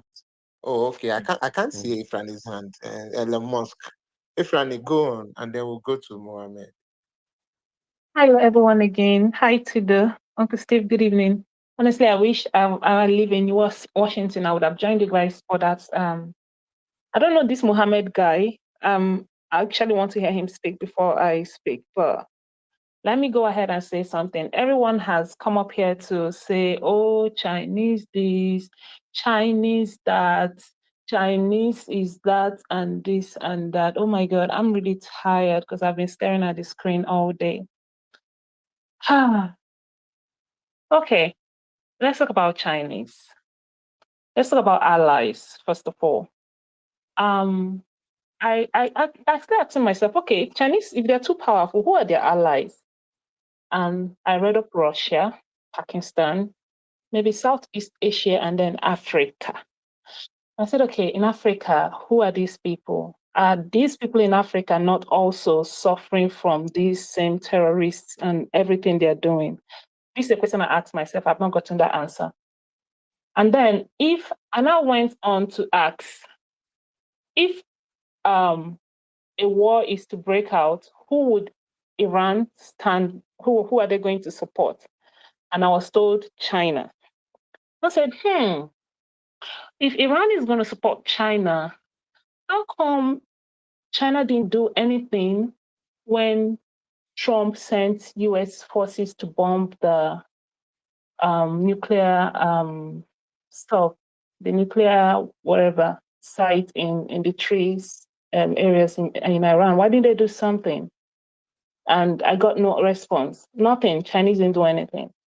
So, but everybody would say, yeah, that's because they're not getting anything from Iran, blah, blah, blah, blah, blah. But that still boils down to the fact that if USA does anything, nobody would cough.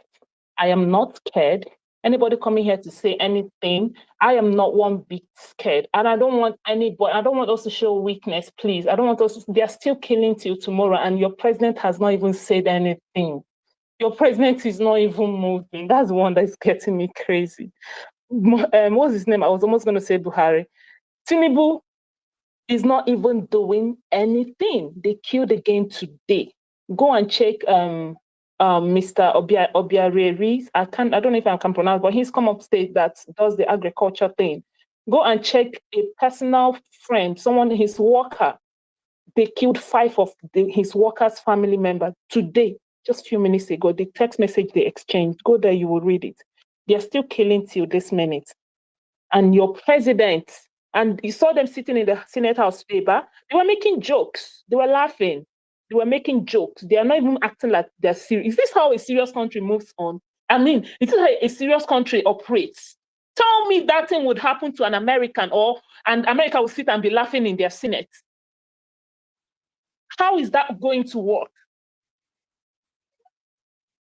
I would see, God, I'm just so tired to even talk. It's been a very, very, very, very long day. And I'm just going to urge Nigerians, please don't let anyone gaslight you.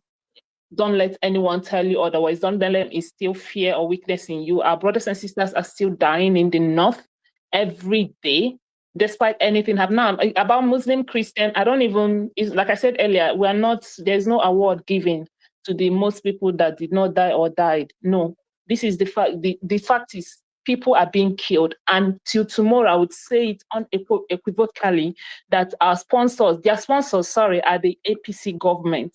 Under this APC government, they are sponsoring terrorism because they have done throughout Buhari's tenure. The last time we heard that anything was done to catch Boko Haram was when Goodluck was about to hand over power. That was when we heard that he got mercenaries from South Africa and the rest of the world to go in and attack. And of course, someone leaked the information and everything was aborted, right? Tell me throughout Buhari's 10 or 8 years, was there anything you heard? Maybe I'm not up to date, right? Just tell me, did Buhari do anything to actually, get help? Since he couldn't do anything, get help from anyone at all to fight these terrorists? No. Tinubu has entered it. Has he done anything? All we hear is one news today. Oh, we caught them. We accept the apology. They can be your president tomorrow. We have to forgive them. Sympathize with terrorists. Who does that? Who does that? And it's just too many information. I don't even know which one to talk about. Too many. Your former Minister of Communication, how did he even become a Minister of Communication? How did he even get to that point? And he's an enabler of terrorists in Nigeria. How is that? How does it make sense to you that terrorists are God, please help me. I'm running temperature, honestly. Nigeria has gone way deep down. We are even like, the only thing that will save us right now is if America helps us. I'm not even seeing Chinese. I'm not seeing them. Why? Moreover, there is no war. Why are people talking about about war. There is no war happening anywhere. They are coming to kill terrorists because if they don't take care of these people now, honestly, Nigeria is going to be finished. Nigeria is going to be finished. I made a submission during in Imperfect Space, and I outlined to you guys how these people have mapped, and they take their time. They take their time. It could take them years. It could take them 10 years, 20 years. It could take them years. They take their time, and then they come in. All of them, they are displacing from Mali, Burkina Faso, and the rest of them are all coming to Nigeria because your government supports them. Your government takes them in, pacifies them, and say, come in, you could be our president tomorrow.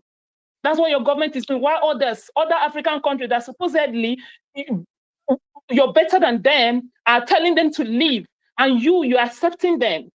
How does that make sense? And someone would come up here and say nonsense. Look at Caleb, they have just narrated everything to you because you don't live there, because you're not living in these places where these things are happening. Is that why you would come here and say otherwise? What is going on with humanity? What is wrong with us? What is actually, are we devils? Are we the actual demons from hell that are living on earth? That you don't even have an atom of love or humanity for your fellow human being? What is going on? Why would you support these people? They don't want to stop. It's not like they did it for a while and stopped. They don't just want to stop. They're still killing till today. They don't, for 16 years they've been killing. When is it going to stop? When actually is it going to stop? And Trump is offering help, and some people are saying, no, we don't need help. Then what do you need? What then do you need? For government to continue not doing anything, or for these people to continue killing? What then do you need? Please, resources should go to hell. Anybody that says anything, let it burn. You can die tomorrow. I can die tonight. And I'm not going with a pin of that resources. And then of what use has it been to me all my years on earth? Please, let's just be mindful. Let's just be careful of the things we see. And really, I don't know what else to say, but this China story, I don't care. I don't even want to see them. I don't even want to see them. They should just get out. They're still gaining. The same resources you don't want America to come and take. China has been taking it for many years. The same resources, but you want China to continue taking. America that wants to save you. China has been taking. They are not stopping the terrorists, but America wants to stop the terrorists, and you don't want them to take. You are a fool. You are very wicked. Please. All right, Tiffany, man. Maybe you should make yourself tea first, to calm down your temperature, Man, this Caleb stories got me chilly since I Yeah. don't just understand. Steve, Chris, I did here. I hope you've not forgotten. I know. I want now. You want to start the next queue? Okay. Okay. No waiting. I'm cold now, so I don't know. You are now. Okay, just you go are now. cold Go. because of one story. Now, one story I share with you. What if I open the can of where will you be? Yeah, now only one I story think today. I met Caleb for the first time on my space. Was it yesterday? And he shared one story, the one with the dagger on his neck, the one he shared today. I was like, what? Yeah, yeah. I don't know. It doesn't get more real than that. That's crazy. So Chris, what's the plan? Thank you, Caleb, for your courage. Yeah. Your co-host now. You have your say, Okay. and then you can Okay, let me talk. Let create your me own go ahead queue. and talk my shit then. All right. Yeah, talk your shit, motherfucker. Jesus Christ. Hey, Chris.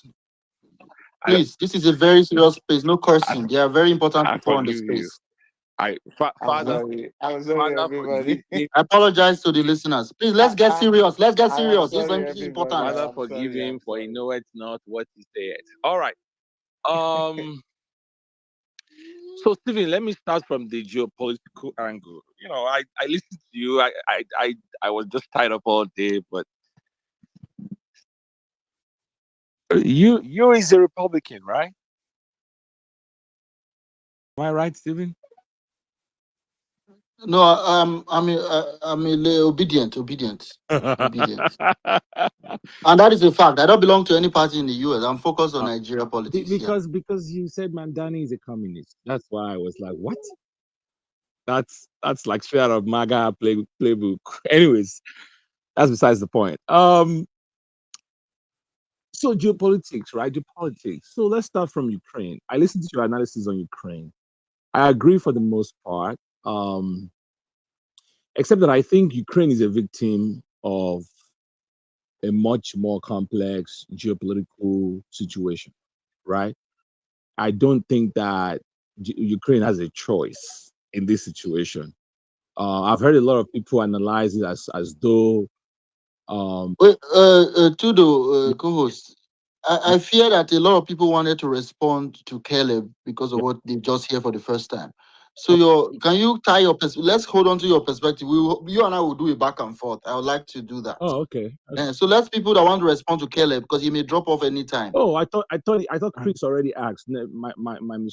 Some people are in the request section. I don't know if he sees them, Yeah, but I see in case, I see them. just in case, let's find out if there's none. Then now we'll now go into the conversation. Yeah, definitely, sure. Is there anyone who wants Because to ask a question? I even wanted to talk about that. Yeah, I'll wait. Yeah, Stonyman, you can go there if you have a question to Caleb. No, but my question is that yeah, because I've been hearing like I've heard Rhoda's perspective and hearing your own perspective. I mean, the whole thing is just it's scary because like what one Rhoda said has yesterday. I watched at a timeline and I was lost looking at the guy being slaughtered like chicken. Like my goodness, it was so scary. But I keep asking. Like I've observed from your stories now, all the populations of Christians are all south.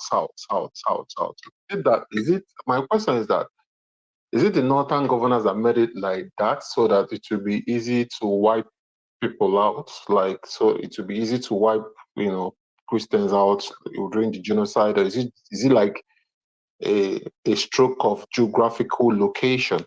Is it that the northern governors intentionally relocated Christian majorities to the south, to the southern part, because it's apparently the southern Kaduna, southern Bauchi, southern Gombe, yes, and all that. Just my question. Secondly, it apparently is like your population is at least when you get all the populations of the whole Christians, population is much. My question will now be: is it that there is no because recently it's just recently that the whole Christian genocide started getting attention from the international media. What has been the people, educated people that have knowledge of media, or because right now it's a media war that we are fighting now because they want to change the narrative and everything. So what have people been doing to change the narrative, like to speak out, to tell their own stories? Because I was in a space yesterday with this guy from UK, this Muslim guy. It was so annoying. I was so annoyed that Rhoda was alone, like alone fighting, and this Islamic jihadists that are for moderate. That's why I said every Muslim is complicit because they don't speak out. They are just the moderate ones are just the mujahideen that try to fight the media war. She was alone there. I didn't see this Aziz Zakari. I didn't see you. I mean, there should be like, okay, if going to these places, telling your own story, because these guys are going there, twisting the narrative, and it's so annoying. As in, I felt so angry, but I had to leave this space just for my sanity because you could see these lies are clear, but they will just try to twist it. So, what have you people been doing? Like, you should have an association of your own, telling these stories, maybe writing to, if you have a representative, maybe the representative should write to US themselves, go themselves. I mean, this is now the opportunity that if you have any government official or even someone, not even government, someone of high repute that can Tony, go to the US themselves and tell your stories, get the videos. I've been doing that. I'll let Caleb also chime in case to any of the points you raised. As we speak, there's an Equa pastor who has been in the US for 2 years. Since 2022, I'm sorry, 3 years. Who has been working, I just found out, was it yesterday? who has been working somehow with some level of U.S. government. Call it lobby, call it whatever you want to call it, but he has been doing that. So this is not just sudden, like, oh, Ted Cruz had a dream and all of a sudden, like some people are painting it. Oh, Donald Trump just suddenly fell in love with Christians in Nigeria. No, there are people who have been doing the work. We just know them. It's been going on for a long time. Go and check out Marco Rubio's tweets from how many years ago about Christians in Nigeria. Right? So it's for people who are ignorant and they have a mission to twist stories and who are not abreast of what's been going on. I mean, people from Southern Kaduna, when Nasir El-Rufai was governor, there were international platforms giving speeches about the genocide that was going on in their part of the state. I heard those speeches myself directly, So anyways, let me you to Caleb. I don't know if you have anything to say about some of the points you raised. Yes. I have I have I have a lot to say. So the first thing is that, right, I was in Suleiman's space yesterday. In fact, someone that had my testimony from Tudo's space reached out to me and informed me about Suleiman's space. I've like attended his space before. Yes, so but I wasn't like given the opportunity to speak. So I also had Rhoda's perspective. So Rhoda currently is in Bokos and she is working with children that are that their parents have been killed because of the insurgency, especially on the plateau. Now, talking on Rhoda explained how someone was killed like a chicken. Yes. Wait. I have witnessed something beyond science. Now, currently I'm a trained scientist. I can say that, but I have witnessed something beyond science when someone was literally caught. I mean, killed like chicken. They tried to kill him like chicken, and he couldn't die. I have seen miracles beyond the realms that a human brain can comprehend. So I have seen people being killed. I have seen children, right? They will come, they will kill their parents, and they will give. I have seen Christians children, 11, 13 years old, being given guns to kill their parents and their siblings, and they are being taken as warriors to be able to serve Boko Haram. So that's just that's a story for another day. Why is it that is southern, all the places I've mentioned? Now,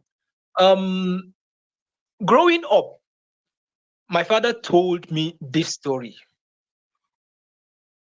For all my generations, as far as I can remember, we have never been Muslims. And this is why my father told me. And I grew up to understand that this is what happened.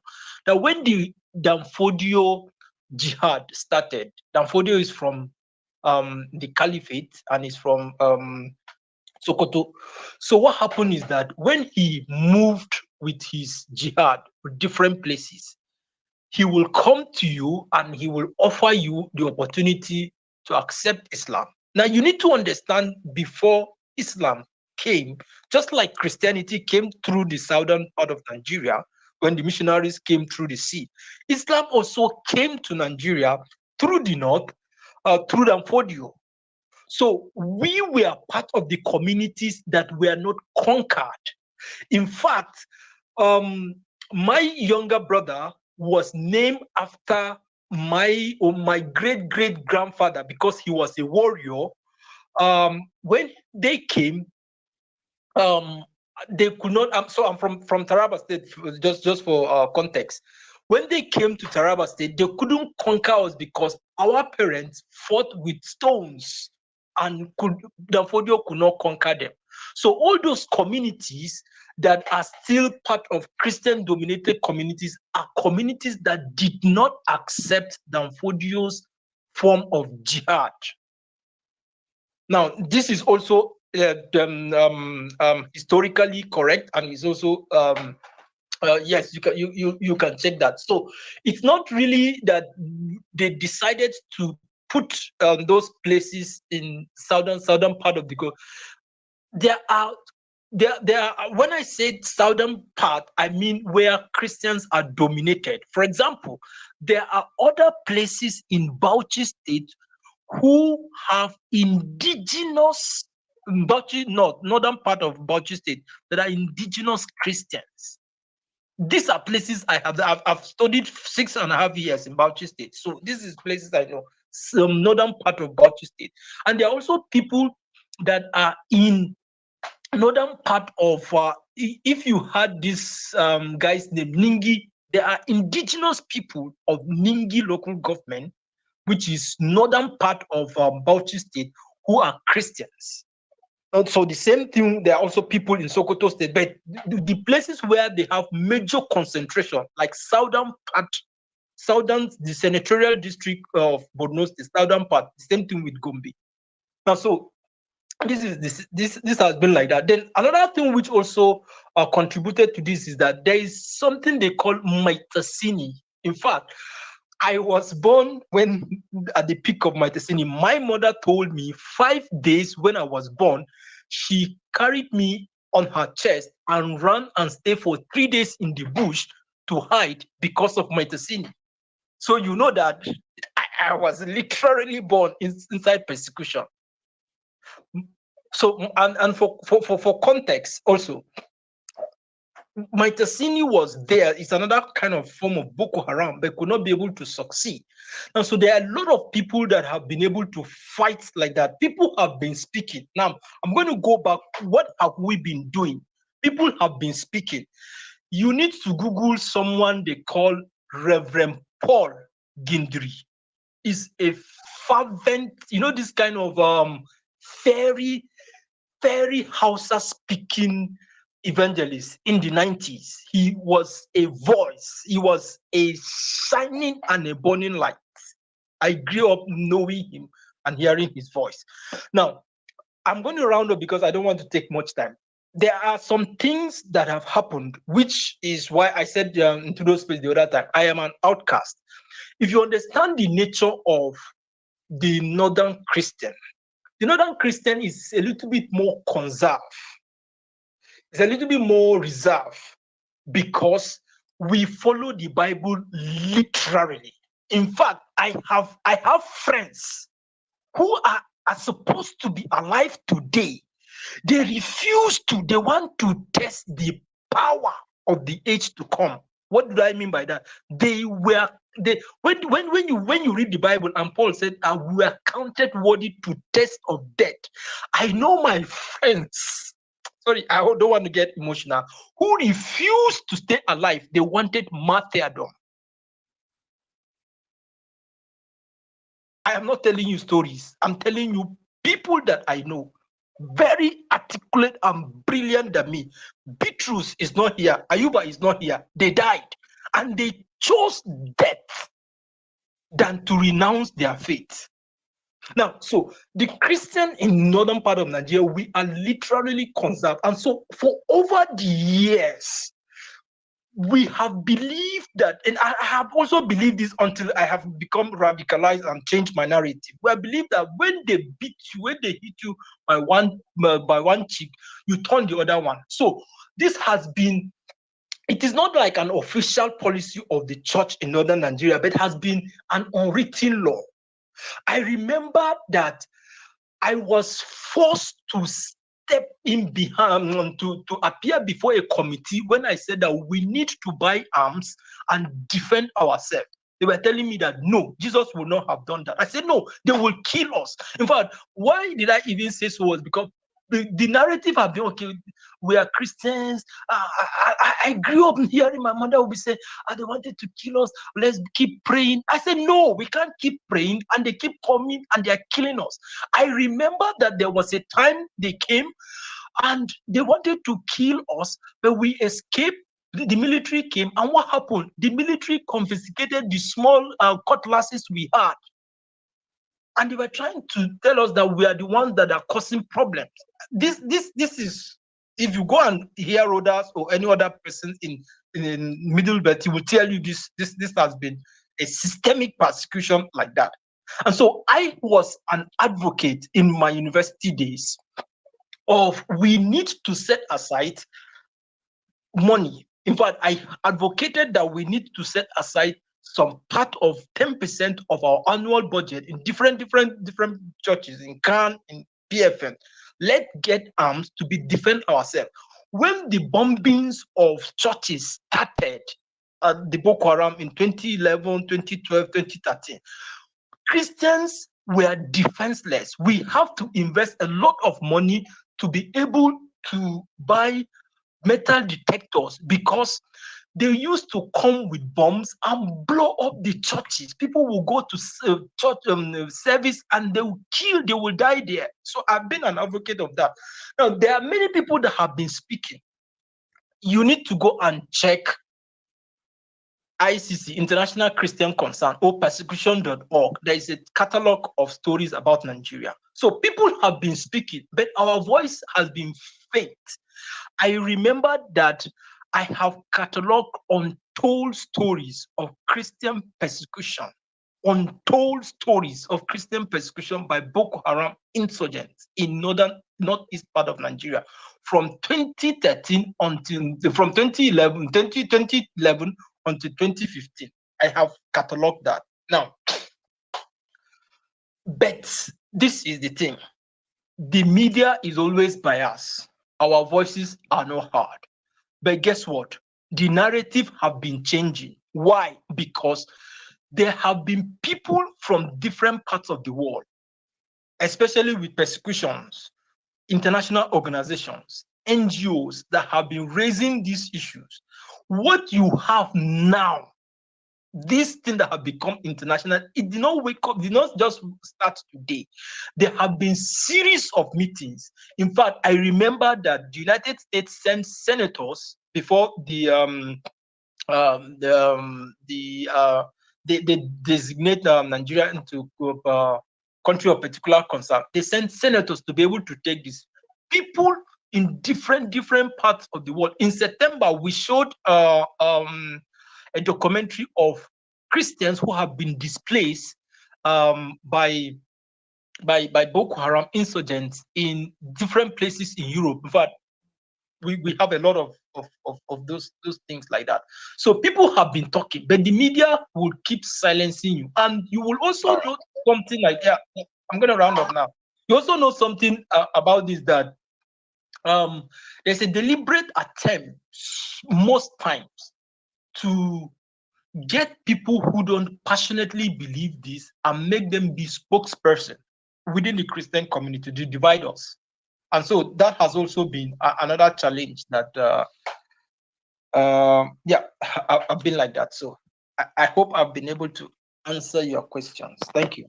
Thank you so much. You did justice. Thank you so much. Sorry for whatever happened. All right. Thank you, Caleb. So, Chris, I don't know. I think we should just continue the conversation, right? Yeah, so you have a go, and we can make the queue after. Yo, sorry, I kinda have a question for him, please. Okay. Is that a Ray? No, Mohammed. Mohammed, okay, go ahead. Go ahead. Yeah, so I haven't talked in a while, so I kind of like want to come clean with y'all because now in the country there's some kind of tribalism stuff's happening because there's a particular kind of dress code or culture or tribe that if you are in it, people are going to automatically assume and think that you're a Muslim, which is what is sorry, my voice is kind of down, which is what is happening right now. Like the bandits, the terrorists, most of them they claim that they are Muslims. So this is my question for you, Caleb. Like, do you believe that they are kind of like really Muslims or they are just kind of claiming it? Because Okay, I do know that Mohammed, when they slaughter people and they say Allahu Akbar, what are we supposed to do? no, that's what I'm trying to tell you, because in Muhammad, Islam keep the quiet. Just keep religion. quiet. See, this is not Why complicated for do us. we allow people to come and cast Mohammed, water if you don't have a legit I'm not question, trying we're to. going to Sorry, drop you. because we don't have time for this foolishness. I think If they that slaughter people, this if they is slaughter agents. people Caleb and they say carefully Allah said Akbar, what should we do? they water down the Are you serious? institution. I think They we are should hear him first. I will be able to give him context. I think we should allow him to ask his questions. No, I like it's already you see, it's a playbook that we've been hearing. The terrorists no, are it's not not. real Muslims. That's what No, no, he's no. saying, right? They are Muslims. Sorry, they are Muslims, but they are kind of illiterate. They don't Oh know. They my don't have fucking proper God. Is education. Then this why guy don't you serious? not give them jungle justice Enough of this one, please. Are you okay? I have a question I for beg, let's move on. Mohammed, take it back, please. Take this out. Who said he had to have a question again? Tudor is me, right? Okay, Yeah, I want to okay. have a Tudor. Good evening, everybody. Sorry, Caleb, please, can you carefully probably post or inbox me those people that have been speaking? You said one reverend something, and you said international Christian concern. Now the voices are going to be amplified. So these people they're trying to take us for a fool. People have been speaking, and the media has been some barring you guys. So now the voices are going to be heard. Please carefully, those people that have been speaking in your regions, because they're denying Christian genocide. Can you carefully mention those people so we can get their works? If you have any work, can you carefully start posting it so that people here will start releasing those works? Up until today, they kill people. And we get the list of those people so we can help you amplify those voices. Thank you very much. Now it's a media war now. It's a media war. Yeah. The media war now. That's a smart one. That's a very smart one, Ray. Yeah. Daniel Bala is out there saying that he's a Christian and a Muslim and a pastor from Borno State. So there's nothing like it. Believe me when I tell you, I'm a Christian and I'm from Borno State. There is nothing like Christian genocide. Nonsense. I beg, Caleb, go ahead real quick and then we'll move on. Yeah. Okay. So for me personally, right? For me personally, not because I don't want to. In fact, I'm in a very good place, but there are still like security concerns for me. Now, why am I telling you there are still security concerns? It's a closer. This is how my picture. If you look at my DP, is it's a picture that is closely related like me, but that's where. So because of some security concerns, now not because that I don't want to, but I have documented some of these things. Now, there are a lot of people that don't want to speak because they have been targeted. I have been a very target man since Sonny died, since 2004 until now. I'm still a target man, and so I walk with my eyes behind my shoulders on a daily basis. So it's always easy. Yeah, I mean it's not easy to be able to be anonymous, but I'm not like Zari. Zari is in Yusuf and Rhoda. They are currently in Nigeria and be able to now they can be able to do that now. But I will share with you my works that I have done before, and it's because I was also targeted. That is why I stopped. And that's that. But I can be able to provide you that. But however, like you said, there are a lot of people that have been speaking about it. I have contributed at the background on a lot of people that have gone with different congregational U.S. senators and trying to amplify those voices, and NGOs that have been working, Americans that have also been working with different European Union that are also working to be able to amplify those voices. So I can be able to provide you some of those contexts that have happened, especially my area of expertise of what I have witnessed is at the beginning of Boko Haram insurgency in northern part of Nigeria. Although I've also lived in Jos, so I can give you also context in what is happening in the Middle Belt because I've also lived there. Yeah, but yes. So for security concern, I am still I am in a very good place, but I'm still careful. You can't All be right. careful. You can't be too careful. So that's Yeah. just Yeah. for context. All right. Well done, Kelly. Well Well done. done. And also, you got to know something. The more the information is out, because nobody knows when we're leaving this earth, because we can't die with those information. That's another thing. It's You really can send it to someone as a All form right. of media leak. Like send it to exactly. someone as a form of media leak. But We that's can swat us it. You don't need to put place. your name there. Yes. We did the name of the Reverend Father. The Reverend Father. There's a Reverend Father you called. Even if it's not you, people that have done some works about this thing. We need all those works out now.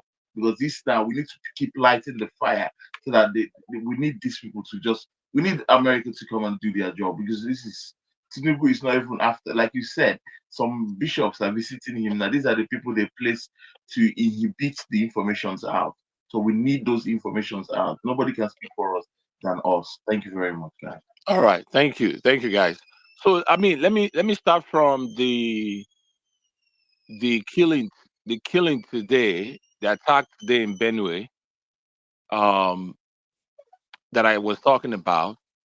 So it happened in my senatorial district. I am from Benue South, so that's in Oimini, which is 2 local governments over from my local government. I'm Apa, so Otukpo, and then Oimini. So several people fell dead, several are still missing. The story is still developing. This is happening right in the middle of this whole conversation that we're having.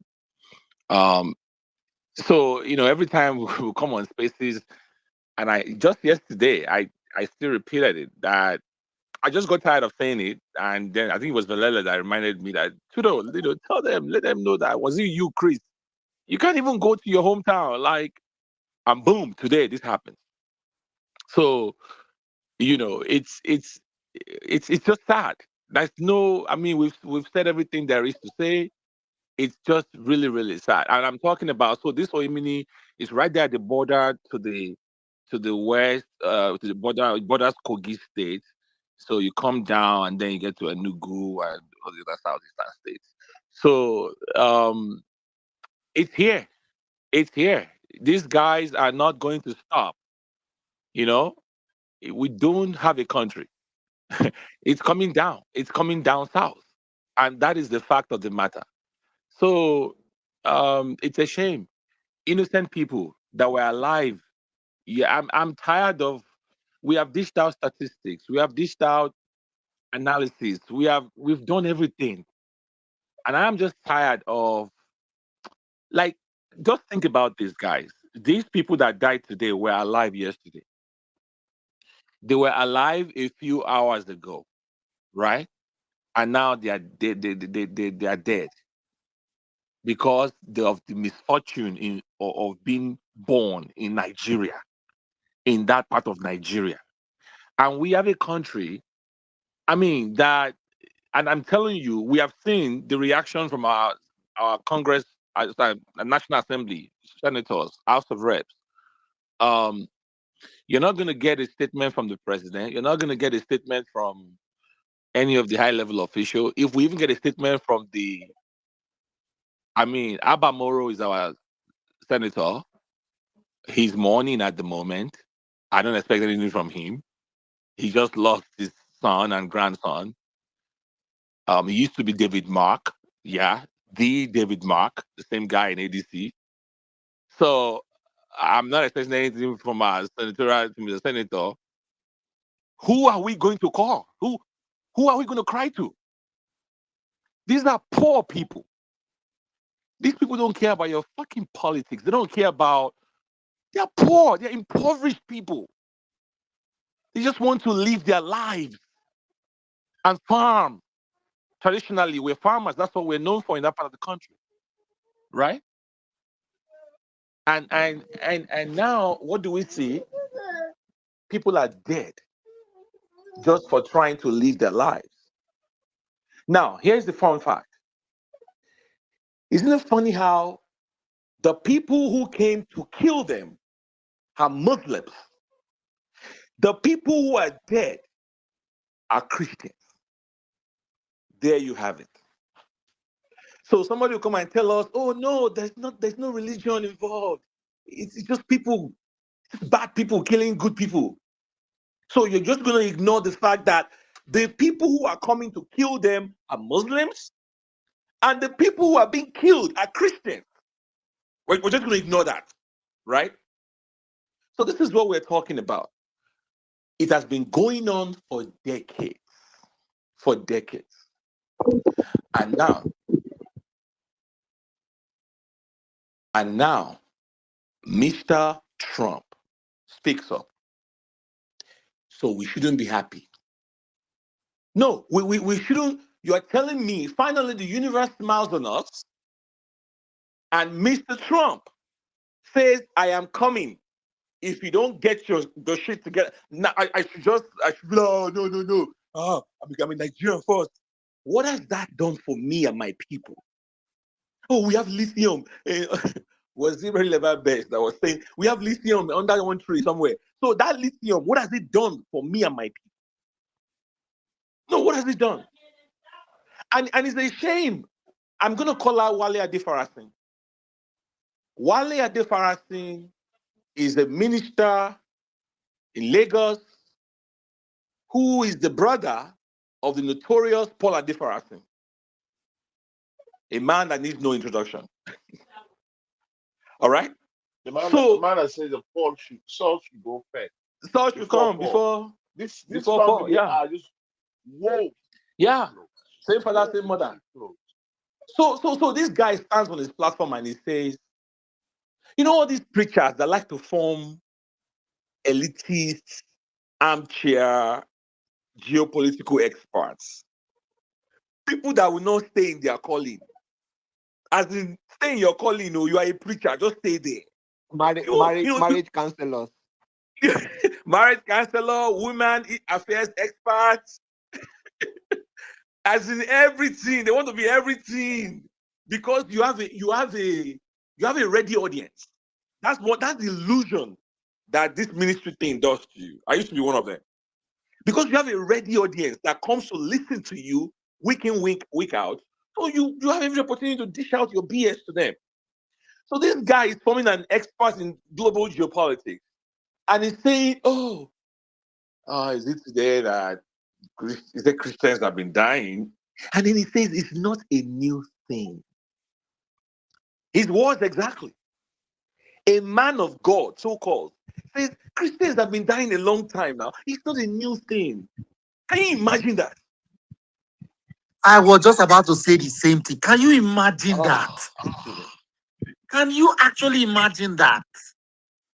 Oh God, Judo, please. I don't want to talk now. It's a shame. No, what can we say, Stephen? It's a shame. Those are the people we're even looking up to. This guy, you have the bully pulpit, right? Use it. Use it. Say, is it not today? Or is it because there's a refinery now? We have a new refinery now. Is it because we have this small lithium hiding under a rock somewhere? That's what America is really interested in. Seriously. I'm not, it's just sad. It's really, really just sad. You will think that, first of all, we've been calling them out, especially for those of them in this, and some of them have been speaking up. Let's be fair. Some of them have been speaking up. In fact, in this same contest, what's his name now? Bishop, the former deputy to Oyedepo, who left and started his own church. He actually spoke up. So I've forgotten his name now. So he spoke up, and David Abiyoye, that's his name, I believe. David Abiyoye. He spoke up. So you would think that, okay, we've been calling you guys out, especially for those of them in the South. I think we've heard people like Caleb and all these other Christians from the North, and who are always gracious, by the way. If you listen to the way they talk, they're always gracious in calling out all those geos in the South. They're always cautious, they're always nice. But well, a lot of us have been saying you are the geo, you are the bigger person. Why don't you use your platform? Many of you go into meetings with, how many times with Kumuyi met with Buhari? How many times with, the Adeboye met with Buhari, and then now with Tinubu, and then they come out. Even what's his name? Tune Bakari, that was out there protesting, raining curses on Jonathan. Yes. I don't know if you remember Jonathan. He was raining curses on Jonathan. And Jonathan will die. All the plagues of Egypt, he will come on Jonathan and all of these things. And then he goes to meet Tinubu, and then he comes out and they ask him, he said, God is working with him, and like.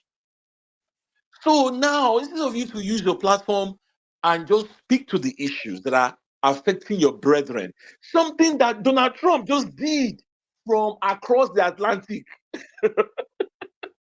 But you are there, you're organizing your crusades, you're organizing your higher life conference and total experience and all these other things in the South, and with the protection and the cushion of the South. But those guys up north, they are middle belt, you don't care about them, right? So it's really, really a shame. So, anyways, Tudo, sorry to no, interject you. yeah. Yeah. So you see this, I have spent nights now. So I'm not going to deny that I'm a Christian. I'm not, right. I have spent nights. Sometimes I open the Bible and I ask God, are you sure we serve the same God with these people? Because my version of the Christianity I have lived with all my life that I have known is different from what these people are practicing. Now, I am not talking to what white people are practicing. I'm talking of people from the South. Tudo, let me tell you something. Do you know that people do, at first, I have, the first time I crossed Abuja and I came to Ondo State, right? I came to see someone, and the first thing someone asked me was, "Are you Boko Haram?" When I asked, "Which state are you from?" I said, "My state is Taraba. I'm from Taraba State." He said, "Are you Boko Haram?" I wanted to be offended, but then I did. After I heard his conversation and I heard his reason. He said he did not know that there are Christians outside. I mean, in the north. But this is where it gets juicy and interesting, right? During my service in the NYSC, I was part of different church communities. So you need to understand this thing. All these big churches that you have mentioned, especially those guys along Lagos Ibadan Express Road, right? The big churches. Do you know that they have reports on a monthly basis? They have reports on a monthly basis of what is happening. Not only written reports, they collect money from a small church that is made up of core members or small churches in far as Bama, Goza, and even in Ilela and Sokoto or Tambua places. They collect money, returns. That is RCCG, that is what they call, they get returns. I am not telling you stories, I'm telling you things that I have experienced and have witnessed. So they get information, they get information, but then this is the question. Why is it that they could not mount a courage and call it the way it is and say it? This has been my fight for the last 12 years, and that is why I'm an outcast today, because I don't understand. And I was known for making a famous quote. I asked, who God does not anoint anybody to keep quiet. They are killing us in the north, and you are quiet. You see the president and you are quiet. Something must be fundamentally wrong with you. It's not the same kind of faith that I believe in. I have asked these questions over and over to God. I say, well, it doesn't understand it. Give me a rational understanding why someone at the highest level of that you can be able to do some things and say it the way it is, but they can't be able to do it. And they get reports and they know if a church member dies in RCCG in far away Tambua, in this they will get the report in Lagos about the express road. So why is it that they have not been able to talk about it for years? All right. Thank you. No, well, let me say something quick. Answer. I'm sorry. Somebody's speaking. Yeah, go on. Oh, okay. The simple answer is Osibanjo is RCC, right? EFCC is RFC, EFCC. Most of the even I might even this wife of this Gluton, this king in Asura, what's his name? Yeah, it's ROCCG. They have first-hand information. The only simple answer is they are complicit. They're on payroll. They Absolutely. are on payroll. Complicit. What's his name? Adeboye. There's something I watched. Some stupid man, when they make their comments, they said APC, when we came in, we know it was politics. We know good luck was in the right direction. But we have to raise things, including bombing Nigerians, Yeah. to be able to convince them. Fire I made that watched, comment, and then yes, Baraje also, Kawu Baraje also said they that's imported it. I don't know their Fulani names. terrorists. Yeah. Yes. We have to start bombing people who are something. He sent people to Obama to make sure we destroy the image of this guy. This is how APC. And do you think this kind of people that came this way is ready to do anything? It's a lie. It's not gonna All right. Let me say something real quick, and then we'll move the mic. So another thing I wanted to say, Stephen, was that for those who are, because I've seen a lot of videos and spaces and a lot of people forming, like I said, all these sudden geopolitical experts. Now there are people who have their heads stuck in conspiracy theories, right? And so they hate the West. And this is the thing, guys. So anywhere the West shows up, and I am not here painting the West as saints. No, it's the way the world works. It's the way the world, it's dog eats dog. We understand that, right? So there are people who have taken an ideological position. Wherever America shows up, America is the devil. America can never mean well. Okay? For you, be careful. Be careful. America is coming. Whenever they show up, they will bomb you to shits. They might offer you some crumbs and give you some scholarships and some aid, and but be careful. It's America. They're the devil. So that view prevents people from understanding the nuance. It lacks nuance. So they don't understand the nuances of issues because they have taken an ideological position. A good example would be when we are talking about holding our African leaders accountable, right? To us, in terms of challenging them, questioning them. Why is our country like this? Why is everything going to shit, right? And all these things that are going on. So some people will be like, oh no, don't blame our leaders. It's the West. It's the West. So people are still stuck in the imperialism, pre-independence era, because at that time, the rallying cry was, let's chase away all these, imperialists. Let's chase them away, all the colonialists and all of them. So that was the rallying cry, and we're all matching orders, everything. But post-independence, we're not saying, okay, it's time to govern. It's time to build the country. The colonialists, they're still kind of there in sort of controlling things in a different kind of way. But now you are running your own country, right? You're running your own country. When do we get to hold you accountable for the decisions you're making on our behalf? But there are people that will never agree to that.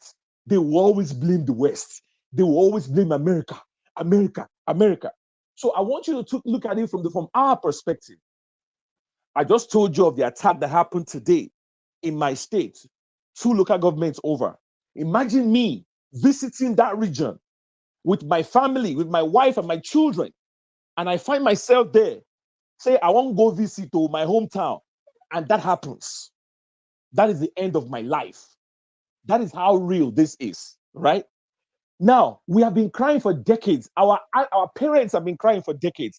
Our grandparents have been crying for decades. The government is not doing anything. They're not helping. Our people, we are doing mass burials upon mass burials. 200 people here, 200 people over there. All we are seeing is cosmetic approaches, like nothing real is going on. And America comes and speaks up for us. and we shouldn't be glad that they did? No. Can you convince me that we shouldn't be glad because you have one oil and one lithium somewhere that is not even benefiting your life in any way, that they are stealing and plundering, right? Let me leave it there for now. I will move the mic. Chris, help me, I beg. All right. Who's next? All right. So we're gonna make a new queue, man. My head done the hot. Um, so I'm gonna go by the hands, right? Caleb, hang it right there, just in case. Big Ben, you go now, followed by Alaba and then Turaki.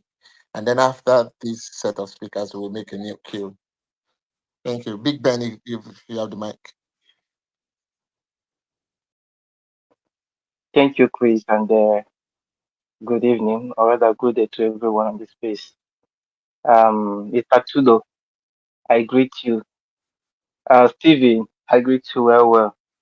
Um, no, it's quite unfortunate that Nigeria is in the center of global politics, and not for the right reason, rather for the wrong one. It's very, very unfortunate. And I'm going to try to keep this my submission as respectful as possible because I am I get quite emotional when I see people trying to play down the events that is happening in Nigeria. No, like it or not, two truths can exist at a time. I mean, three or four can exist at a time. What we have going on in Nigeria, we have both Christian genocide and terrorism happening in Nigeria. Yes, terrorism, every part of the country is taking their own share of it. And then Christian genocide is happening. And the more you come out trying to downplay this thing, the more I see how close you are to the devil. I mean, I was in on a space, this is Suleiman space, for 2 days, for 2 consecutive days, I was there. And thank you again to Stephen for standing up to actually tell the world the truth, those who care to hear. But then I understand that those people who are trying to sell these lies, their voice are louder because they have more of them on the speaker station. But then you did a good job trying to do this thing. And listening to them yesterday again with Rhoda on the space, I felt like crying. I felt so emotional that this lady is out here telling her stories, and people, at some point, because at some point, they also started tagging her IPOB because it has been IPOB has been their magic word these days. When you talk about the killing of the Christians in the northern part of the country. Now they will bring up how about IPOB killing people in the east. For me as an evil guy, if Trump intervention is going to stop the killing in the east or anywhere, I don't mind. If Trump is saying that, okay, I'm going to come to Nigeria now and I'm going to target IPOB hideouts and strike them, good, go ahead, provided it's going to bring peace and stability and security of life since our government has failed. It has failed. Now, when these people come out to say this thing, I don't really want to talk about China's intervention. And of course, I saw Iran, yeah, Iran or Iraq. I know I saw a flash like that on my timeline earlier this evening when I closed from work. But then, what I want to say is this: to those of us who keep trying to downplay or deny this thing just for the 20K subscription they get every month, God is watching. And sometimes we do things without knowing how fast karma could come. Like Tinubu is taking his own share today. When he was running around going to the United States with his APC cronies, Buhari and the rest, going to report Jonathan, he never knew that, oh, this thing could catch up with me this fast. And he's there right now. His tweets is over the timeline. His tweets in 2014 and it's over the timeline. These are when you were trying to push the truth. Yeah, I'm not going to lie. That was the truth he was pushing, but he was pushing it as a politics.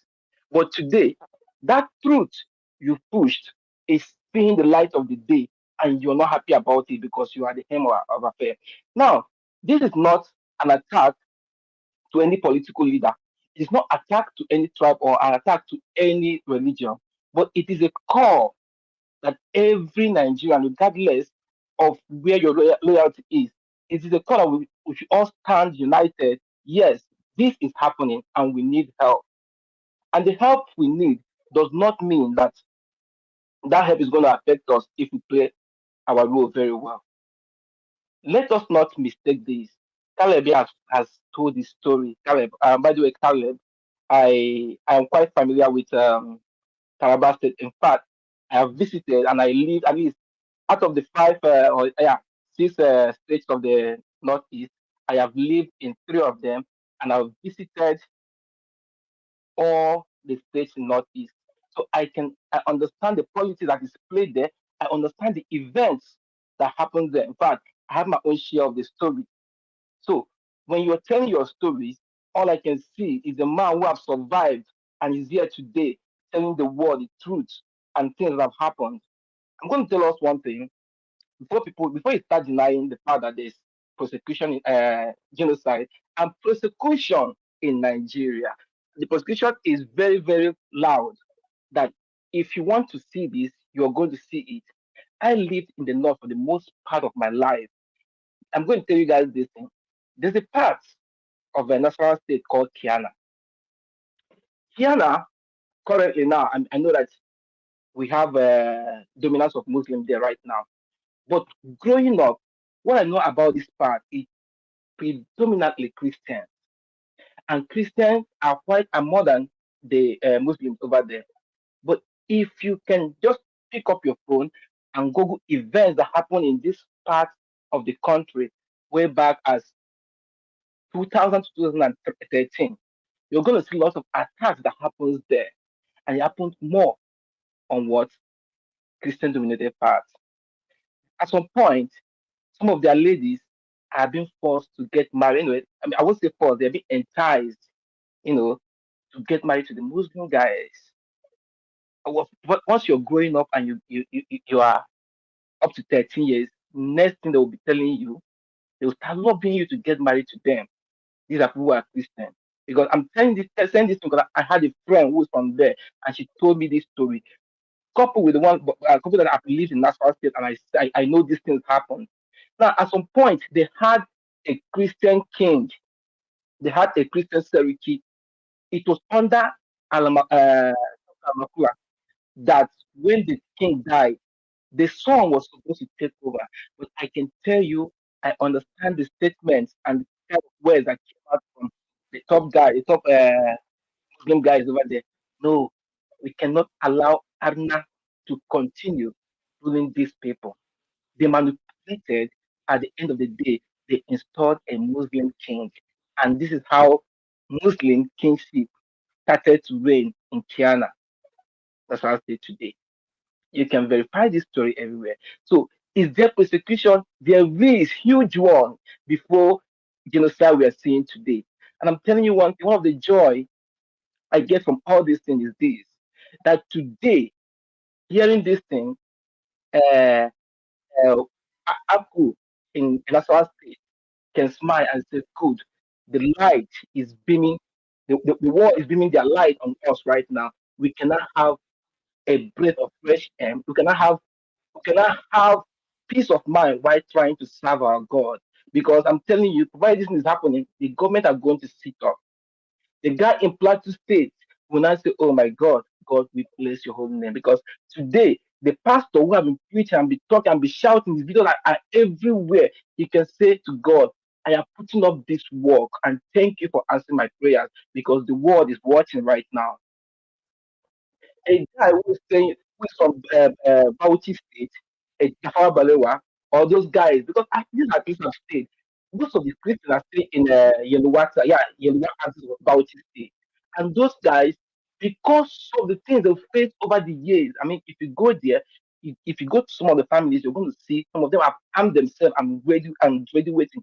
A place like Balewa, I know very well. I can know the story because I have a man, I visited there, and the man told me the story. He told me that today, in fact, I don't think you're going to see more than 2 months. There are places they allocated for mosques in that part of the country because they are ready to face things because they've seen a lot of things and they don't want those things to happen to them again. My friend Benjamin Beatles from Adamawa State, whom I stayed with when I visited there. When I got to the town for the first time, he actually gave me a place to stay before I moved out. This guy told me his story and how he trekked from Mubi. He trekked from Mubi to Then take a Cameroon. minute to bring it together. Okay. Okay, thank you. And how he trekked from Mubi to Cameroon. These people, I can tell you someone who is from the part of the country who survived bomb blast. All these attacks are all what focused. In fact, these are deliberate and they are what focused on attacking Christians. So these are genocide we see today. But you come out to tell us this doesn't exist because of politics or because of tribal politics you're trying to play. God is watching you. On 2023 December, when there was successive attack in a Plateau State, I was driving and my car got stuck on the road and I was supposed to catch up my flight in the next 2 days on 27. I was supposed to catch my flight on 20. I was on 26. I was supposed to catch my flight 27 to travel out of the country. And my car got stuck. Me and my younger brother, who is my only brother, and there were attacks on 24th and 25th in that particular part where my car got stuck. It was all God anyway. But these are stories that people are going to come out to tell you. These are things that is out there for public to see, and people are trying to make up stories and say all trash they're trying to say. But one thing I'm going to leave us with this night is this: before the United States try to come up with start talking, they have their data. They have their data and they've seen it all. So whatever you want to say at the end of the day, you're just wasting your time. Let's talk about Kaduna State. Let's remember there was please, I'm going to round up now, please. Don't be offended. There was a Christian governor at some point in Kaduna State. This governor died of what? They say he died in a helicopter crash. We haven't heard the main story. The truth is this: they were not happy because a Christian governor was leading, and they found a way to eliminate him. Because these people are not tolerant of others, because they believe that since in southern Nigeria that the Christians are leading, they don't want to give those Christians in northern Nigeria a chance to lead or to even live to serve their God. So this is my take, and All right. I know there's Christian genocide, Thank and I you. pray that it all gets Yeah, I think better. that was Patrick Yeah. Yakoa you were talking about there, former governor of Kaduna State. Thank you very much. That's good. I mean, if you remember 2022 in Owo, the Owo massacre, it was a church. For those who may not know, please look it up. Right? In fact, the day it happened, it was Pentecost Sunday, I believe. So that is a celebration in Christian in the Christian faith, where they celebrate the Trinity and other things like that. Is it a coincidence that the people who attacked chose that day? That is the coincidence. We should just ignore that fact. 40 people plus dead, hundreds injured. Till today, as we speak, 3 years ago, nothing from the government. They claim some people were arrested. Till today, no justice. No justice. Nothing on the case. Do you see? Do you see it? Meanwhile, the government, in its Operation Safe Corridor program, rehabilitation, reintegration of the killers, the people who are doing the killing, they're providing them with programs to rehabilitate them, therapy sessions to help them with their frame of mind. We are hearing, they're even telling us, don't offend them. Oh. You have to be careful. Don't offend them. What is Sheikh Gumi saying? No, be careful because you don't want to offend these guys. You got to give them what they want. You have to be nice to them because and part of the program, part of the Operation Safe Corridor is to give them psychological sessions that will help them rebrand them. I was listening to the executive director of the Kuka Center on Arise News today. You know what he said? He said that they try to do the Rwanda style model in their center for reconciliation with families. There was a boy that was recruited by Boko Haram. He killed his father and his brother because they don't support his brand of Islam. He killed them. So they were trying to get the mother, I think, to come reconcile with the boy. I think they later found him or whatever. And the woman was saying she will never. The rest of the family, they were saying they will never forgive him for killing their father and the brother. Radical Islam is not a joke. What will make somebody kill their own father and mother and brother in the name of religion? You know. So if you look at, why am I bringing up all these points?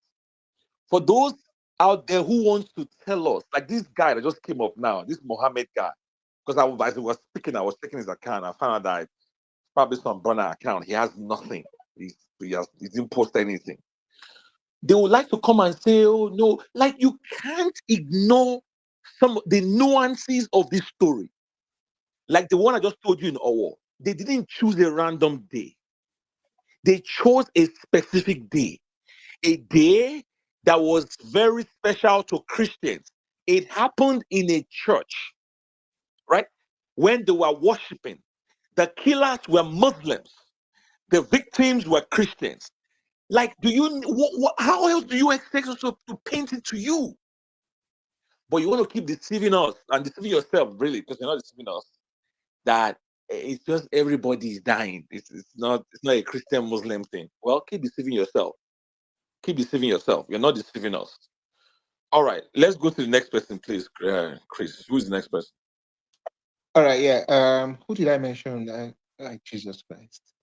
Yeah, I think is it Alaba or Alaba. Yeah. Alaba, and then after Alaba, Turaki. Hi everybody, greetings to everyone. I'm going to talk about this genocide story in terms of the Nigerian story, the Nigerian history, and the Nigerian elite story. It is so sad that it takes Donald Trump's tweet for most Nigerians to even recognize the fact that their brothers are dying. It is really terrible. There is fire on the mountain, and nobody in Nigeria seems to be on the run. No one is talking, and there's a reason for that. Hearing Mr. Caleb talk, I've been listening for almost 3 hours. It burns my heart so badly that I almost did not want to come on to say these things I want to say. Because when you hear the stories directly from those concerned, it adds an additional layer to the fact that you've known for years. And I praise that man. He's gone through a lot. He doesn't deserve it. But that country has betrayed him like it has betrayed many others. But the country, it is the story of Nigeria, the story of the Nigerian elite. This is the story of an imbalance of opposed forces. We see the TV every day with the blood of a lot of innocent children and women. And everybody is watching. Some are not even talking. We have been so desensitized. But one day that fire or the river will overflow and we will have nowhere to run. But thank God, someone is noticing, like Donald Trump. Before that day comes, let us talk to ourselves as Nigerians. First of all, there's a lot of error in our talking and having wrong discussion on social media. I'm not talking about this topic. I've been a person that glanced through social media regularly, X, Twitter, name it. And when Nigerians talk, it saddens your heart. The things they talk about, the things of bra and pata, the things that the issues of Ukraine, issues of Gaza, issues of Russia, where there's fire. in their own house. It saddens the heart to see that these are people who do not notice the implication of or their pragmatic reality.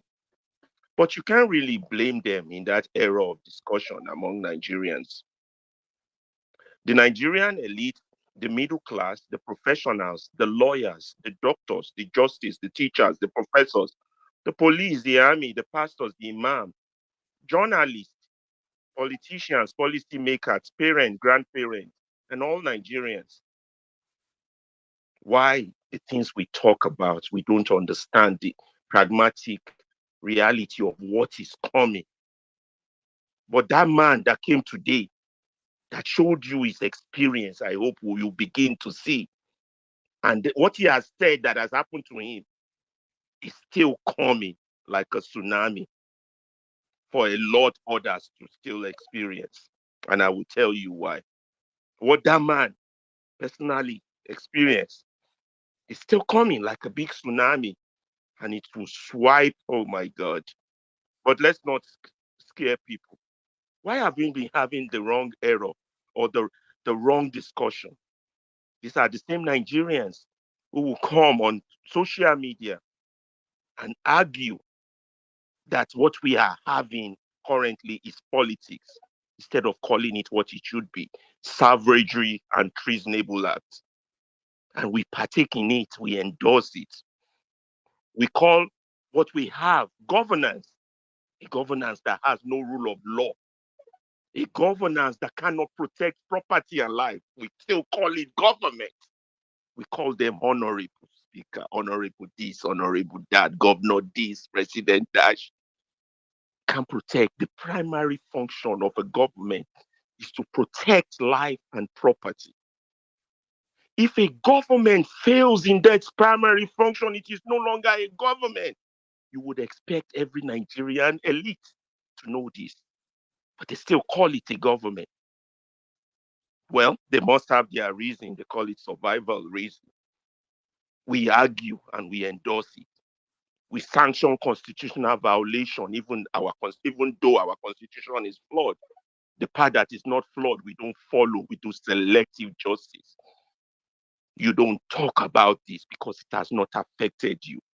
Those that it affects, they cry. Nigeria has happened to them. Oh, well, they should have been smarter. We move on. Fela sang a lot about it when it was happening to him. We are in a state of confusion. But what is our confusion? Let us understand it. Our confusion is that we have a state of fascism. It's on the march in our nation. It is not just fascism, but it is Islamofascism. And it is the only organized force, and it is the only mobilized force that I can see in Nigeria. It is the APC and its other fingers of leprosy called LP, ADC, SDP, or whatever alphabet you want to call them. It is the only organized force, and it is the only mobilized force. It didn't start today. It started from the days that horrible, terrible man joined animals to humans, Lord Lugard, whereby we have the imbalance of opposed forces from the region of the north to the south to the middle belt. We have an imbalance of opposed forces. We have a group of people who understand precisely and exactly what they want. They want to take the Quran to the ocean. And they said it in 1960. That you guys in the South, the intellectuals in the South, didn't take them serious. So when that second coup happened in 1966, they had a strong hold of their mission. But the Middle Belt joined them. And now the leaders of the Middle Belt cannot even go back to their village because they have seen the errors of their ways, the likes of Gowon, Danjuma, and the rest. But I don't want to talk Nigerian history, it's too controversial. Let's stay on this terrorism issue. Terrorism is a money-making business now in Nigeria. And the only organized force and mobilized force that's perpetrating it is the APC and its other fingers of leprosy from LP to ADC to SDP. The Egbekegbe, the APC, and its other fingers are the only coherent and ranging power and the greatest threat to freedom today. These are the forces of fascism and Islamofascism in all their disguise and mutation and progression. You might not believe me, but let's look at the facts and let the facts bear us out. First, they have taken over our judiciary. They control the legislature, a body full of nihilists, moral anarchists, scavengers, drug addicts, fraudsters, with a sprinkling of a few principled few men to make any meaningful change. Then we'll have, need I talk about the so-called executives, the source and ocean of pollution, defilement, untenable vileness of the fountain of a nation? It took Nigerians 8 years to know that Buhari is not a Democrat. How long will it take Nigerians to discover that our man, Emilio Kon, is more than a monarchist and is not a Democrat? Fascism is on course, and that is what we need to focus on. They have surrounded your forest. They have surrounded your cities. No, they've not surrounded your forest. They are in your forest. First, they have occupied your farms to prevent you from eating, from feeding, so that you will be so weak and tired on the day they finally invade. They have surrounded your cities and are bleeding you of your money and resources by kidnapping, so that by the time they invade, you will be so broke, you won't be ready for D-Day. And Tinubu is our Adolf Hitler. We are Germany of 1933 right now, heading towards a disaster in 1940. All the arms of government are taken. Don't fool yourself. They own and control the press. That's why you never hear of that man's story. That man who came here today, Caleb. You never heard of his story. He heard over the phone. Don't kill him today. The person he heard over the phone is at the top notch of your government, and you still call it a government.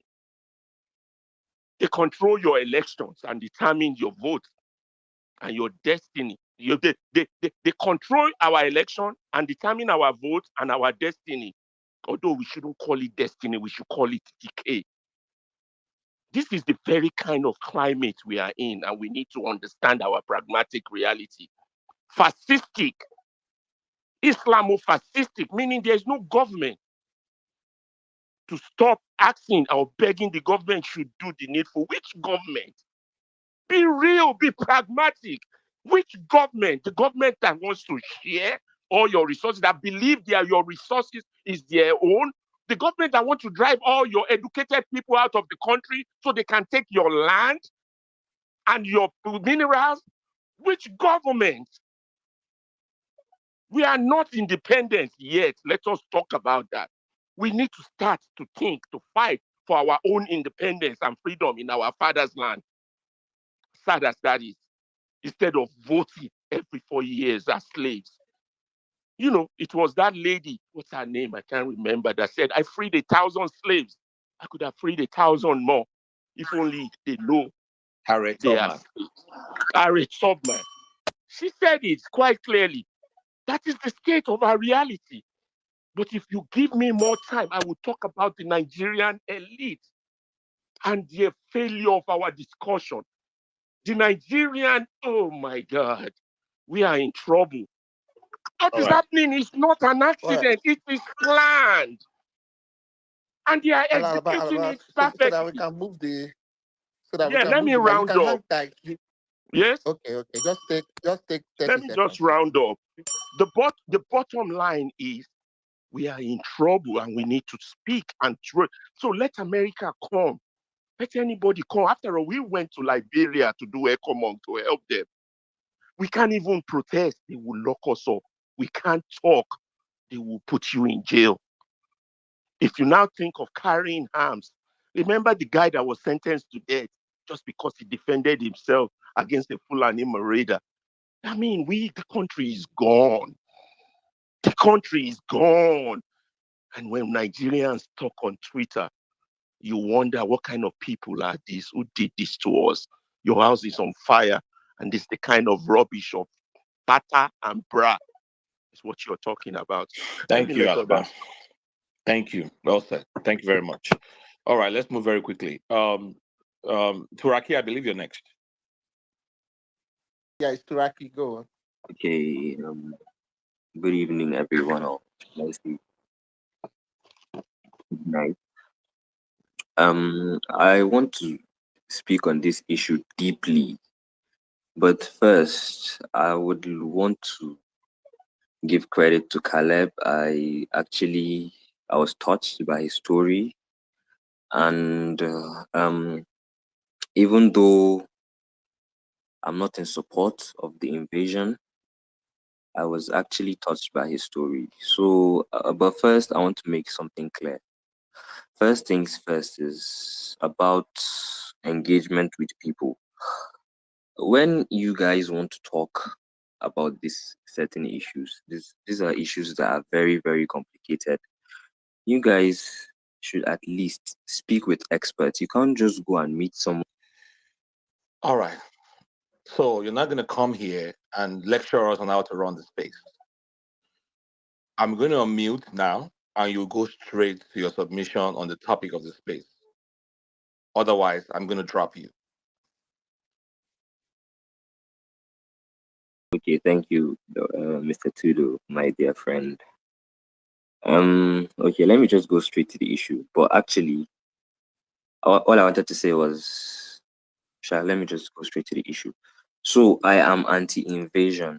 First things first. For the past 3 days, I have been following up. I have been writing letters to the Office of the National Counterterrorism Act. I have been reading history, researching about wars that have happened and how America has helped other nations and how it has further destabilized. So no one is saying that there is no terrorism. There is terrorism in every part of this country. There's terrorism in the south, there's terrorism in the north, and these guys, yes, they are terrorists and they are Muslims. No one's denying that. Most of them are Fulani from the village. But no, these are the questions people aren't asking first. Where are they getting these funds? People say, conspiracy theorists often say that these guys are getting funds from the West. Yesterday, I was on a space where a senior security analyst from the USA that has worked with the NSA, that's the national security in the US, has worked with Homeland Security.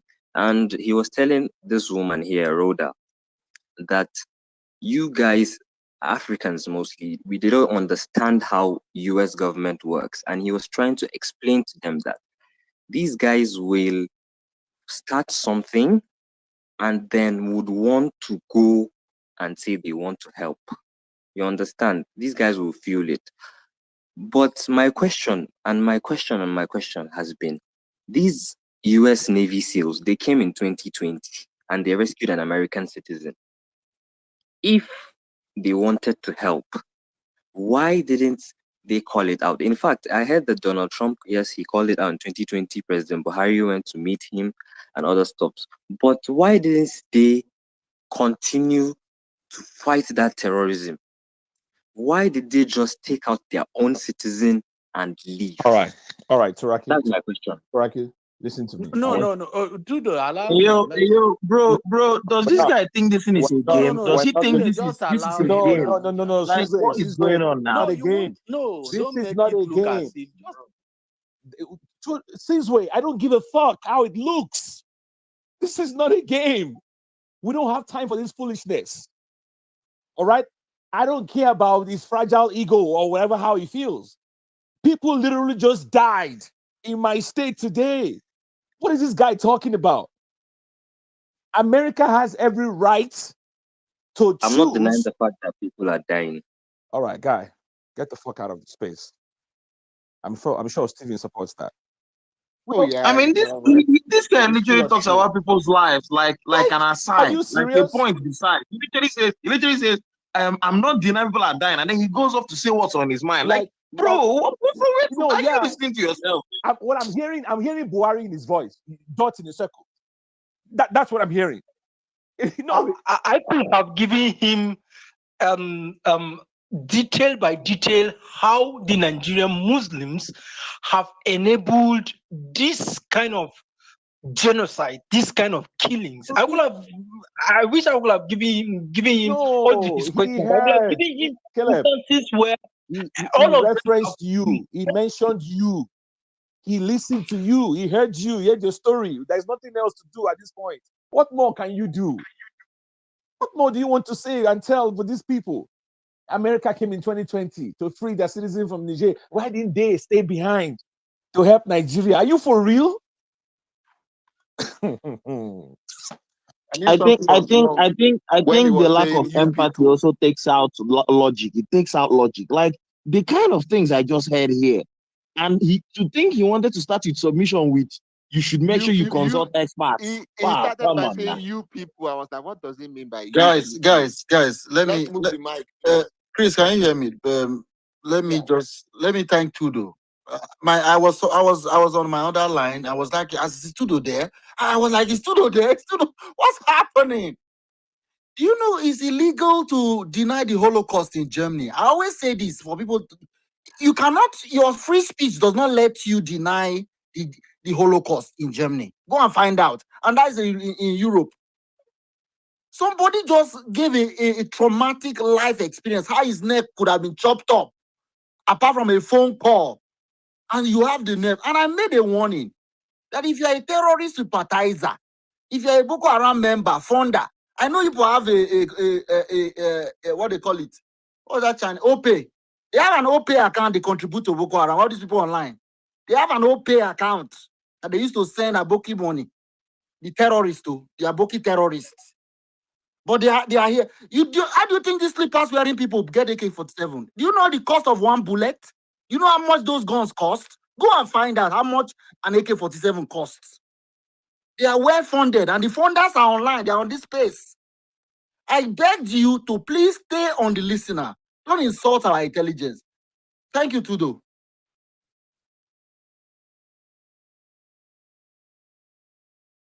All right, thank you, Tudo. So we're gonna create a new queue. Lacanzo, we go. We'll go to X Love O, then Sizwe and Velele in that order. Lacanzo, you have the mic. Hello, good evening, everyone. Thanks, Steve. Thank you, Tudo. Boy, take a means you are begging, Pedro. Of course, the guy was, I don't know, it's hilarious. But of course, this is not laughing stuff. This is real life. No, it is ridiculous. And I'm beginning to wonder. It is. Sorry, Lakanzo, I'm beginning to wonder. Our friends from the north, do they see us as Nigerians? I'll leave it at that. Boy, I'll listen, leave it at that. let me say this. Let me go where I've been there maybe once, twice. Wait, guys, don't be Yeah. offended. Don't be offended, Lacanzo. Tudo, are you not from the north, though? You're confusing me now. I mean, I know I'm from the south. Tudo is from Benue. Tudo is not from the Tudo is north. from Benue. All right. So real quick, I don't want to hog the mic. I'm trying to get the exit polls and celebrate my victory for my candidates today, but that is a luxury I have to enjoy when I leave outside Nigeria. But let me go where I hadn't gone to for many, many years. And listening to Caleb. Caleb, I salute you and God bless you. You're a man of courage, and I think you're a man of purpose. Thank you for sharing your story. And to be very honest, I think few people probably may have heard me say this. I grew up in the north. And when I say the north, far north, some places that Caleb had referenced in his really riveting account of his experience. So I don't, like Steve would know, I try to be very low key and anonymous. But let me just say this. I grew up in the far north. Matter of fact, at my early years, I once actually, my dad, believe it or not, this is crazy, but this is real. So at Alaji, I don't want to mention his name. Well, hey, Alaji Zaki proposed my dad that I should be his son. he saw me as full of promise. He thought I would really, have a lot to gain if I would answer a Muslim name, and he wanted to have me under his tutelage. Answer his name, and then benefit from the largesse that accrues to that. My dad objected. My dad was almost close to a Pentecostal Christian. He actually was a convener of a Christian fellowship. He does everything he could because keep in mind at that point in time there were very, very few Christians, from the south in the circle among the circle of friends. And it just happened. Let me just fast track this. It just happened. I remember with my child's eyes, and this can never go away from me until I leave the church. But it just happened that we were woke. At least I was awoken in the night or pitch darkness. And lo and behold, they were throwing bottle bombs into our home. Our home was ransacked. Fortunately, the police were there, and that was the end of our residence in that very location. We had to move, and since from the henceforth, we never came back to that house. So this is something that I witnessed up and close growing up as a child. I think I was probably like 7 years old at that point in time. I went on to enjoy, very quality friendship with, friends of the Islamic faith. I grew up among them. I, knew how to recite the Alhamdulillah when I was young. I enjoyed it because I'm an adventurer. I loved that, believe me. And I've heard people say this. And that's why I was pushed back. I said, listen, when I grew up in the North, believe it or not, North was peaceful. And I always say this, that this crop, this bunch of bloodthirsty terrorists, I would bet and I would dare anyone that these folks are immigrants. These are not indigenous Nigerians. That's just my take. And I would definitely argue this as much as I can. But listening to Caleb would make you feel a little closer to the way we lived our lives. Whenever we heard that churches were burnt, churches were ransacked, people are getting killed. It happened multiple times, multiple times. My dad would say, "Oh, I think we're just gonna move. We're just gonna go back south. Oh, you know what? I'm gonna send you guys back south." But of course, he didn't want to kind of separate himself away from his family. And the truth is, looking at what is happening today, I hear people ask questions, and I kind of wonder, where have these folks been, right? It's always been there. Believe it or not, their marginaries have been very, very bilateral group. There have been, tools in the hands of folks that absolutely use religion to divide us. And I will be also tell you that, regardless of how much of a Muslim you are, right? Of course you regardless of how much of a Christian you are, if you are from a Muslim you are, I'm so sorry. If you are from the South, you are considered an infidel. You are kafiri, armed, quarrel. That's how they call you. So when you hear that people are making that argument that we are preaching to them, like Jimmy would tell you that he is preaching to them, and he is trying to soften their hearts. It then make you understand the way they look at themselves as opposed to us who are not Muslims, right? And I'm not trying to be generic here. I'm not trying to say every Muslim is the same, but unfortunately, those with influence in the North absolutely are very, very involved in this. And we've all heard for many, many years, how did this come about? How do we have Boko Haram in the North East? How do we have the problem, as it continues to spiral out of control, now going to choir? From those accounts, we have what happened today in Benue, unfortunately. How did all this metastasize? It's as a result of nonchalance as a result of failure, multiple layers of failure by our government in place, indifference, total disregard for human life. And I've had someone say, ask a question. Since Tinubu became president, when was the last time he went to visit to condole with people that have lost loved ones? When he went to Benue, he made an excuse that it was raining or the road was bad. And it was an irony because this is a president that won an election or grabbed a victory through crooked means, of course, but again, pledged that he was going to fix the country. None of that has happened. And I hear people also come out here and say, oh, China. Let me be clear. If the United States are fixed on intervening in Nigeria, there is absolutely no rival power in this earth, on this earth, that can stop them. Not China, not Russia. Nobody. That is just a fact. And let me ask you a question. When you talk of China, did you ever wonder as a Muslim what Chinese do to their Muslim population in Ongwa province or Xinping or Xinjiang, whatever the name they call them? You go and check and educate yourself, and then you figure out all this blame game and name calling an American president. Oh, by the way, I never voted for. But guess what? I think on this call, he made the right call. And if he deems it fit to intervene in Nigeria, I think people of goodwill would definitely welcome it because guess what?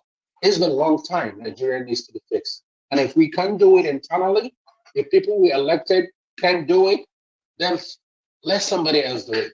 That's just the bottom line. Because we cannot go on like this. The country is absolutely on a tailspin. And we can absolutely not sustain ourselves if we keep on going unchecked. So let's quit this, whole thing of making the comparison, them calling and labeling people white folk when they talk, or calling people that they're, maybe bigots. I mean, there's none of that happening here. We're all trying to be objective because we love life. And if you don't love life, then fine. Maybe it's time for you to make a decision, And I think there are better ways you can do that. Of course, you can choose to be on your own if that's what you want. We want one Nigeria, of course. But guess what? We don't want one Nigeria when people will be slaughtered as chickens. We don't want one Nigeria when I cannot travel from Port Harcourt to Sokoto, or where I cannot travel from Lagos to Maiduguri, driving my car, enjoying the scenic beauty of the country. That is not the Nigeria I bargained for. That is not the Nigeria I want to bequeath to my children or my grandchildren. Because I might live in the West, but home is home. And Nigeria is home and will continue to be home. So, folks, I think it's very, very important that we keep this in our mind. Because at the end of the day, regardless of how this pans out, that country have to make a decision, either with America's involvement or without. We have to figure a way to save ourselves. And let's quit this garbage. Let's quit this crap of trying to tribalize and politicize and, let's just be real because this is real lives at stake. 30 seconds more. But anyway, I think I'm landing my plane here. Thank you very much for listening to me and I appreciate the conversation. Thanks. Thank you, Lakanzo. Yeah, that was nothing. Next would be where's this guy? X and O, X love O or whatever. You have the mic. Okay, good evening, or rather good morning, and it's such a privilege to be here. Thank you to all the great speakers who have been here before.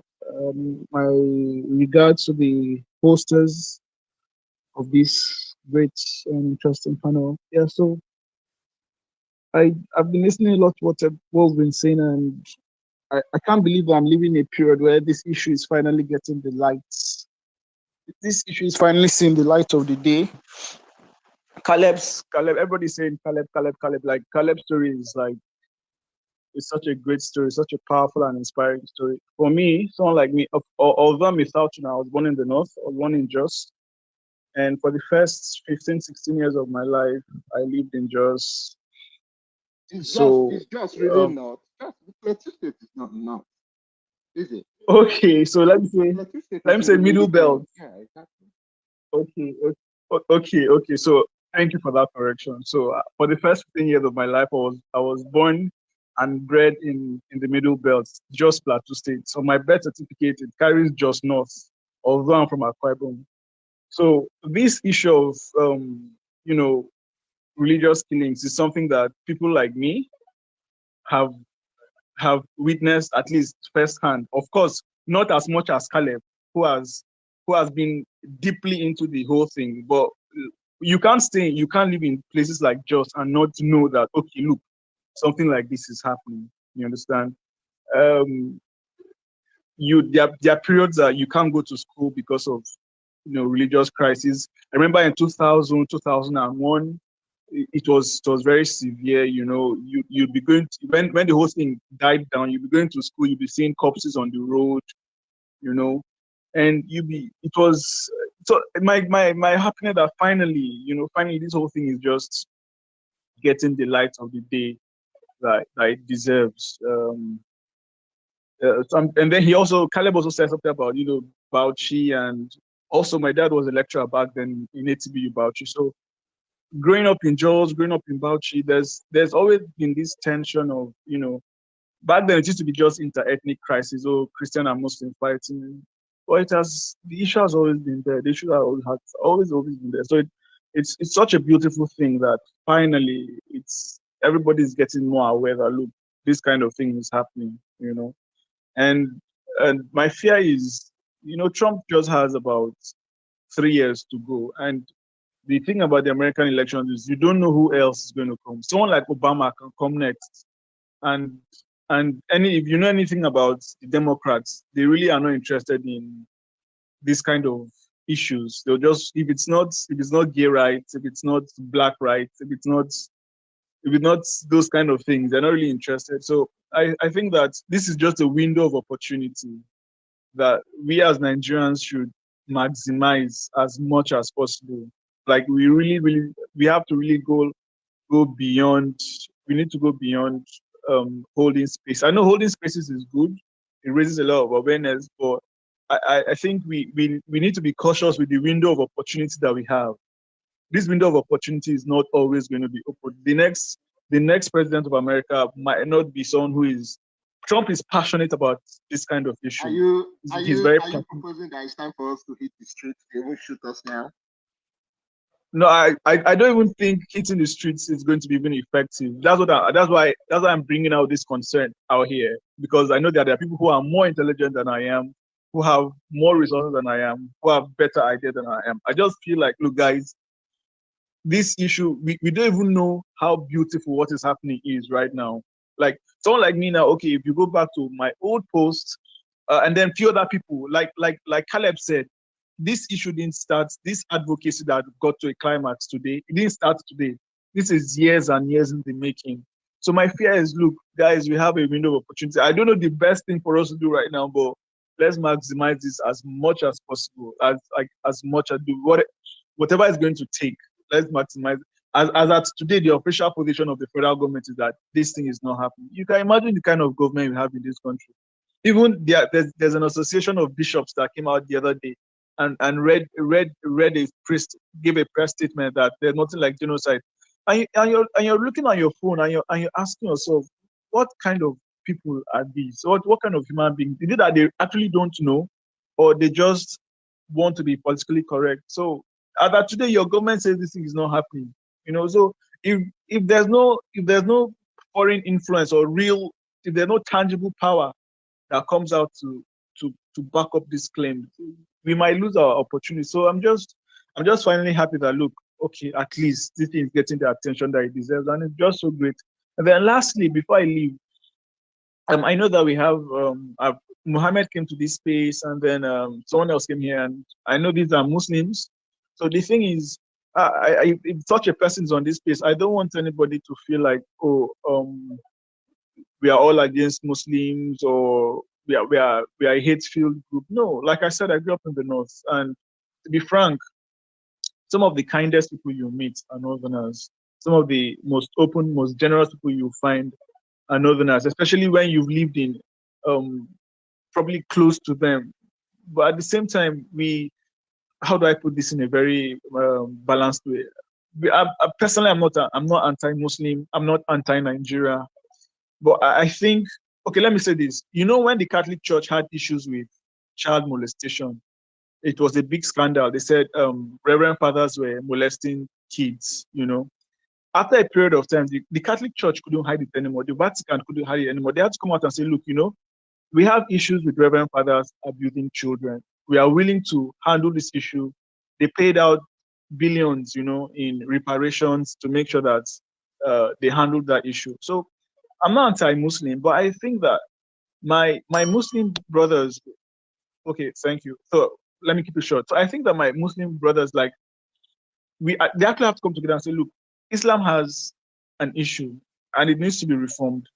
You know, otherwise this issue we're having in Nigeria is just going to perpetuate itself. So thank you guys, and God bless. All right, thank you, EXO. Man, you really leave your name, Gary. Thanks. That was my friend. I think Velele is Sizwe, next, and right? then yeah, either one of them, they can even fight it out. I don't know. Velele, Sizwe, Velele choose. and Sizwe, they belong in the same WhatsApp Yes. group anyway. Let's watch But some. I think I've spoken before, so maybe Caesar will go. Okay. No, Thank you Caesar. did fear. Let's do some ding No, dong. Come on. I have only, I think, like 5 key sentences to make, right? Oh, Sentence Velele, I saw one. what you wrote Yeah, in the make comment I just go. section. Caesar, come now, make I go. Caesar, make I go. I don't go take Velele, I that. see what you wrote. Sentence one. Waiting right where you get that. Wait till be that. Yeah. Say I be Caesar, I'm not. It was endangered. not Say I bad be now. endangered species. It's a danger species. Caesar, you don't say like this. You get as this. You get as you go do triple for body like this. Now only when I wait overseas now go remain, right? All your people in your homeland will just be gone. Totally. It's not banter. This is actually not banter, right? Because you have to ask yourself, the rate at which they are wiping these people out, is it equal to the rate at which they are reproducing themselves? These are the questions you ask Velele, yourself. you know, on the space yesterday, I was just talking about when I spoke to my dad, and I asked how. Yeah, that statement Remember? gave me shivers too. Remember I had to when get I up said and go this, walk right? around. Just He yesterday, said at least it has reduced. he said it has God, reduced. Like, my mind less go than blow. 24 hours ago, he said it has reduced. So me, I'm thinking it's because of this Trump thing that is going on. You know, can you And imagine? then 24 hours later, Less than that, just 2 local governments over, people are dead. You know, there was something you said when you were speaking that really caught me. Tudo said, "We are tired of being killed." What came to my mind was I was eating a while ago, and I thought to myself, "I'm tired of eating." So imagine how that sounds, right? People are tired of being killed, guys. How do you even begin to? Let me say this real quick. I was talking about my father, a man who, in his prime years, served Nigeria. Right? He was part of the ECOMOG troops that went to liberate Liberia during the Civil War. Part of UN troops that went to Sierra Leone to liberate that country. Aside from other wars on behalf of Nigeria I was part of. Now in his latter years, he has to be watching his own back and the backs of his people. Right? So basically, Nigeria has rewarded your father's service by wiping out his kinsmen. Nah, no, guys, there is you want to make certain arguments. You're like, I'm not anti-Muslim. No, you don't need to be anti or pro anything. Just be pro people living their life. Be pro-life. That's what you need to be, right? You need to be pro people being alive. That's it. I'm pro people not being killed. That's what I am. I am pro people not being killed. However, it is going to happen. Because I keep saying this thing, right? We think these people that are dying are numbers. That's what I honestly believe. I honestly believe that that's what we think. Because there are pastors overseas who are praying for Nigerian Christians in Nigeria. Meanwhile, Nigerian pastors are saying that, what's the way to even say it again? That people die every day. It's nothing new. Jesus Christ. It's nothing new. It's been going on forever. I don't even know. So guys, please, this is not a contest, right? It's not a game. We're not trying to say, they've killed me more, they've not killed me more. Who did they kill? No, that's not what this is. People are basically saying people are dying. This government has refused to do anything about it, and they continue to refuse to do anything about it. They would rather use money and fund and time to go and tell the world that people are not being killed, or to try and twist the story in another way. That's what they would rather do. They will do everything else aside from secure the lives of people. That's what this government has shown us. So if there is any way we can stop people from being killed, let it happen. How many people are on this space now? I think maybe, I don't know, 200 or something. This number of people, if you go back and check, I think they said it's been how many people have died this year, either 5,000 or something from this brutal death. Just imagine, try and picture that number in your mind. These are human beings like you. There is no difference between you and them. You are not a better, because you're not a better, more privileged human being. You are not blessed by anything. No. You people are equal level. You have 2 hands, they have 2 hands. You have 2 legs, they have 2 legs. You breathe in air, they breathe in air. You eat food and use the restroom. The same thing. Exactly the same thing. You are like them. You have a wife, they have wife. You have a kid, they have kids. They like to wake up in the morning and collect fresh air. They have ambitions, they have dreams. Those were human beings. Every single one of them. They hoped to wake up tomorrow and go to XYZ. The same way you are hoping to wake up in your own tomorrow and go to XYZ. I don't understand, man. It's like everything comes down to, we're not having a contest about money that, these people in government are stealing. That's not the contest. We're having a discussion about lives that are being lost. Not about money that somebody is looting, that maybe if you fix your economy, you can be able to recover. That's not what we're talking about. We're talking about lives that can never come back again. We're talking about, are you reminding us of what we are talking about? I have to now. Some APC came here yesterday and thought it was like Man U versus Arsenal, like they what would someone said yesterday? I said, what would your Peter Obi have done? And I'm like this, you think this is banter? I share country with these people, right?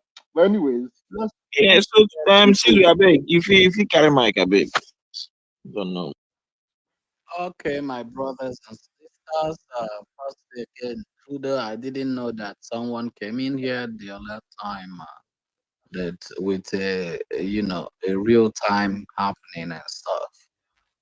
But sometimes when I come to a stage, I don't necessarily let these guys speak because I like them to speak. But you use them to sort of educate people, you understand? Sometimes we allow them to expose themselves, but there has to be someone that will take it up immediately and start cooking and roasting from there. So sometimes if I open space, but some of them can be too scared, except maybe the person didn't know. Well, we've said a lot, but again, my brother, we are not doing. I think Nigeria is not facing this problem like it's supposed to. We are not facing this problem heads on. We talk too much. Do you see that at a time that America is shining their light in a country, the youth have refused to hit the streets? At a time when the whole world, every part, you are playing football, people are not even a protest that starts from stop the killings. What kind of a country is this? Like, start a protest with the subject matter. Why are people too scared, too docile? And well, like I said, all I'm doing day to day now is to see that the rest of my family that are still there, some of them that are still remaining, is moved out of that place.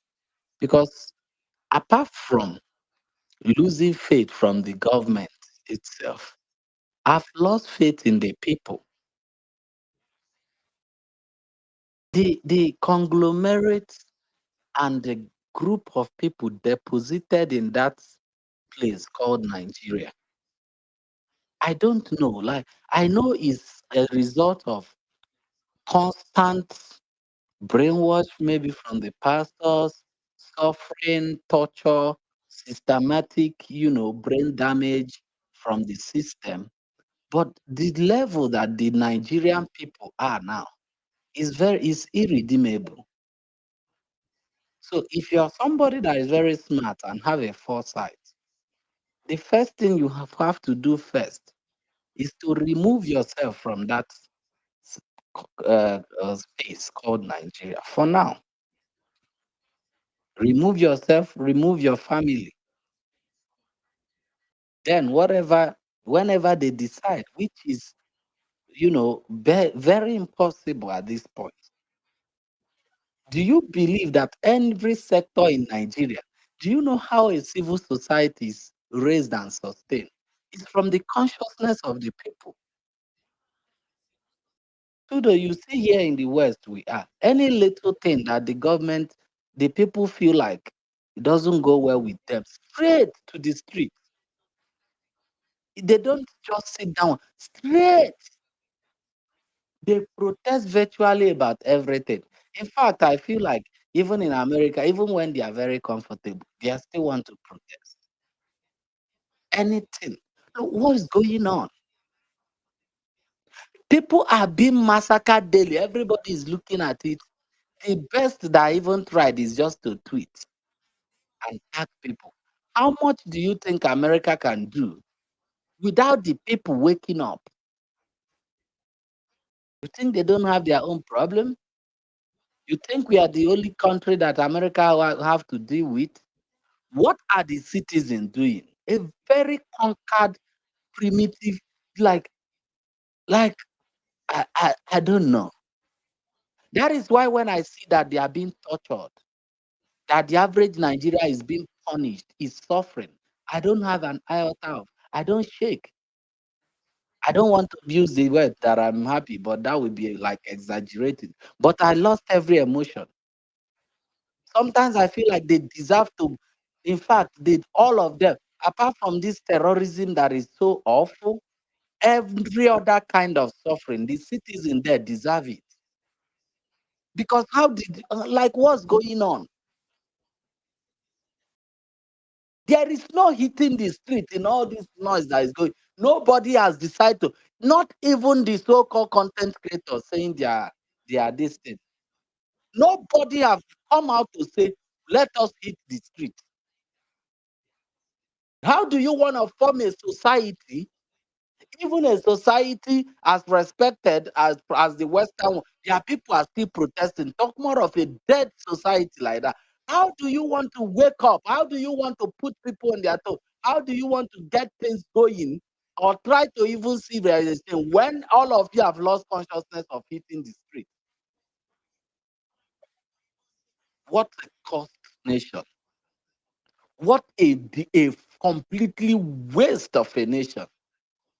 See, let me tell you, the Islamists in the whole world, the global Islamists, there has been a division for when Osama bin Laden was killed.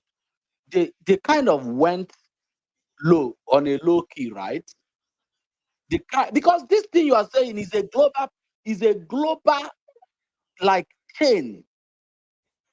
Terrorism is not it's not a child's play. It's a full-blown global. It is a complete this thing that they are into, and they mean business. They 100% mean business. After America killed Osama, because Osama was at the helm of the whole coordination of the whole terrorism across the world, regardless of he was there in is it Sudan or something, down to the Middle East, down to every part. He was also when they eliminate him. And remember, before Osama was eliminated, their top men was constantly being taken down by the US. Do you know what they did? They went underground, took their time, rebuilt that structure. And that structure that they rebuilt, that is what we are experiencing. Now, in the whole world, they have found a safe place. A safe place that I mean is where they have the government backing, which is Nigeria. Like their headquarters. Check it now.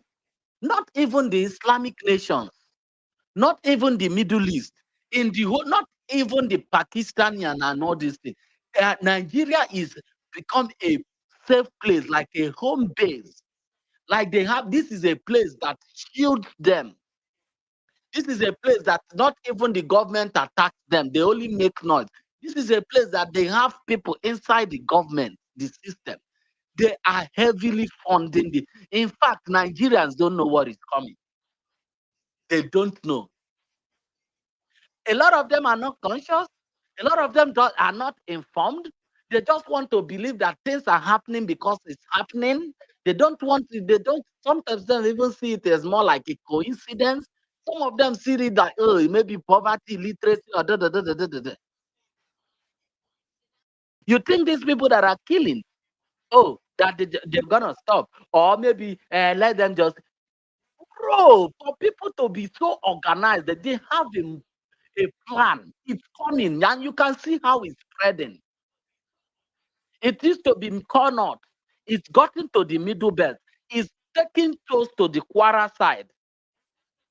From the west, anyway, I know those people. It won't take where they are really having problem is that middle belt. And another place that we have another serious problem is down southeast. But you see from Benin, Edo, well, you can still put Edo from once they are done, and I'm praying God should help us. Because once the middle belt is completely broken like the West, I always say it, and don't come here and fucking call me a tribalist, because we are calling a spade the way it is. The weakness that they found, the ally that they found in the West, which is the Southwest region, is a very big problem. So when they are done from the middle, Southwest is no problem. Because already you can see their members, you can see the not sympathizers. Don't call these people sympathizers. These are terrorists. They recruit people. Go and watch fucking documentary, my people. What's going on? Go to use your team, make research. They recruit people. They employ people to work for them. Islamists. It is a chain.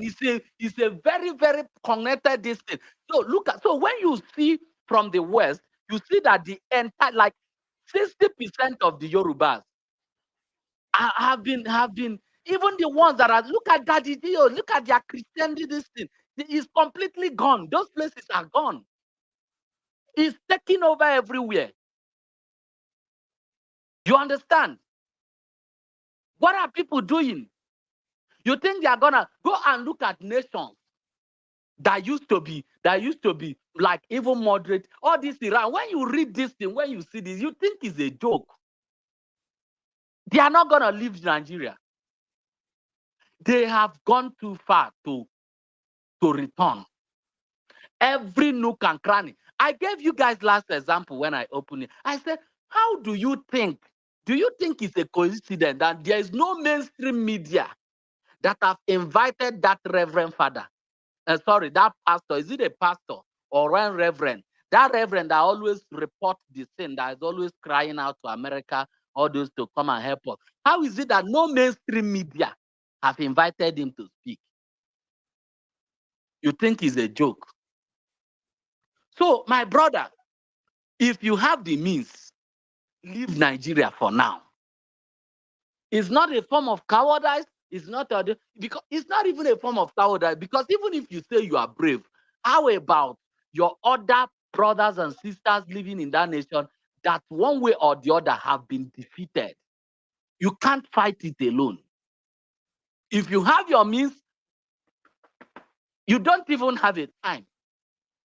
Because them too, they are also working with time. You think they are just, they don't sleep, they don't rest.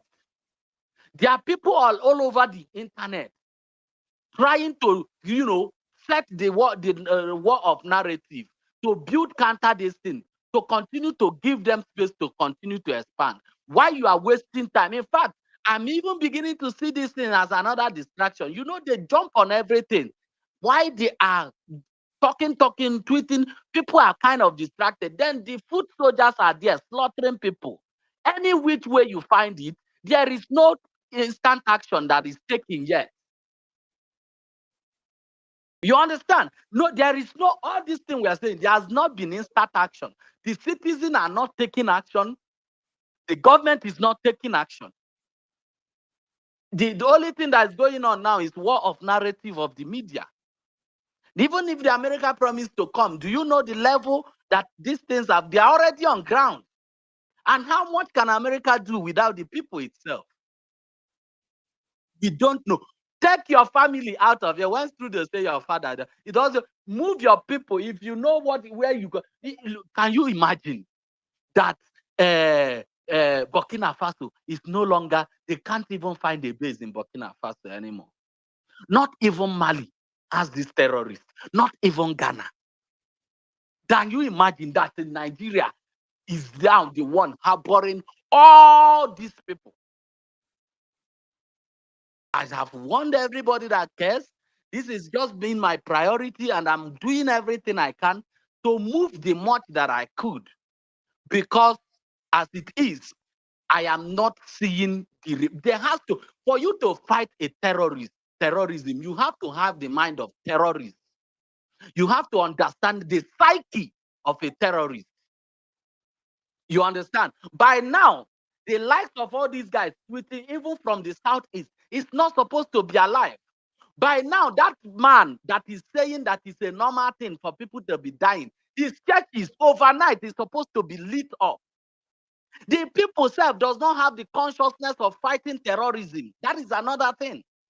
All these people doing this tweet and saying this thing, pushing this wrong narrative, by now, an average citizen, look at America now, too. The fact that the media even cook up propaganda and people feel some little fear. An average person will dedicate himself to come and to delete you out of the earth. Just by mere, like there's been a lot said about you, and people just begin to buy into it. One person will dedicate himself to come and proof you. This is a nation that doesn't take shit. You understand? How many of us are here, even here that I'm talking, are ready to massacre, as in delete any of these people? How many of us? You want to be good? Oh, it doesn't. Let them be the killers. They will still come and kill you and I. Look at Israel. You think it's a joke? The Israel did it that they instituted, force even into their individual self. Like when you go to, you must pass through the military school. When you already understand that, okay, this is the kind of nation we are. This thing might not go away in the next 50 years. Then people's psyche has to begin to build how to fight these things. Why are these terrorists going and succeeding? Because when they come to community, a lot of people are even scared to kill. Oh, I don't want to kill because I don't want to go to hellfire. Let them be the ones to kill, so that at the end God will judge them. So all the Jewish that is killing those that come to kill them, they are all going to hellfire. You dirty Nigeria is the one that will make heaven. May God help you people.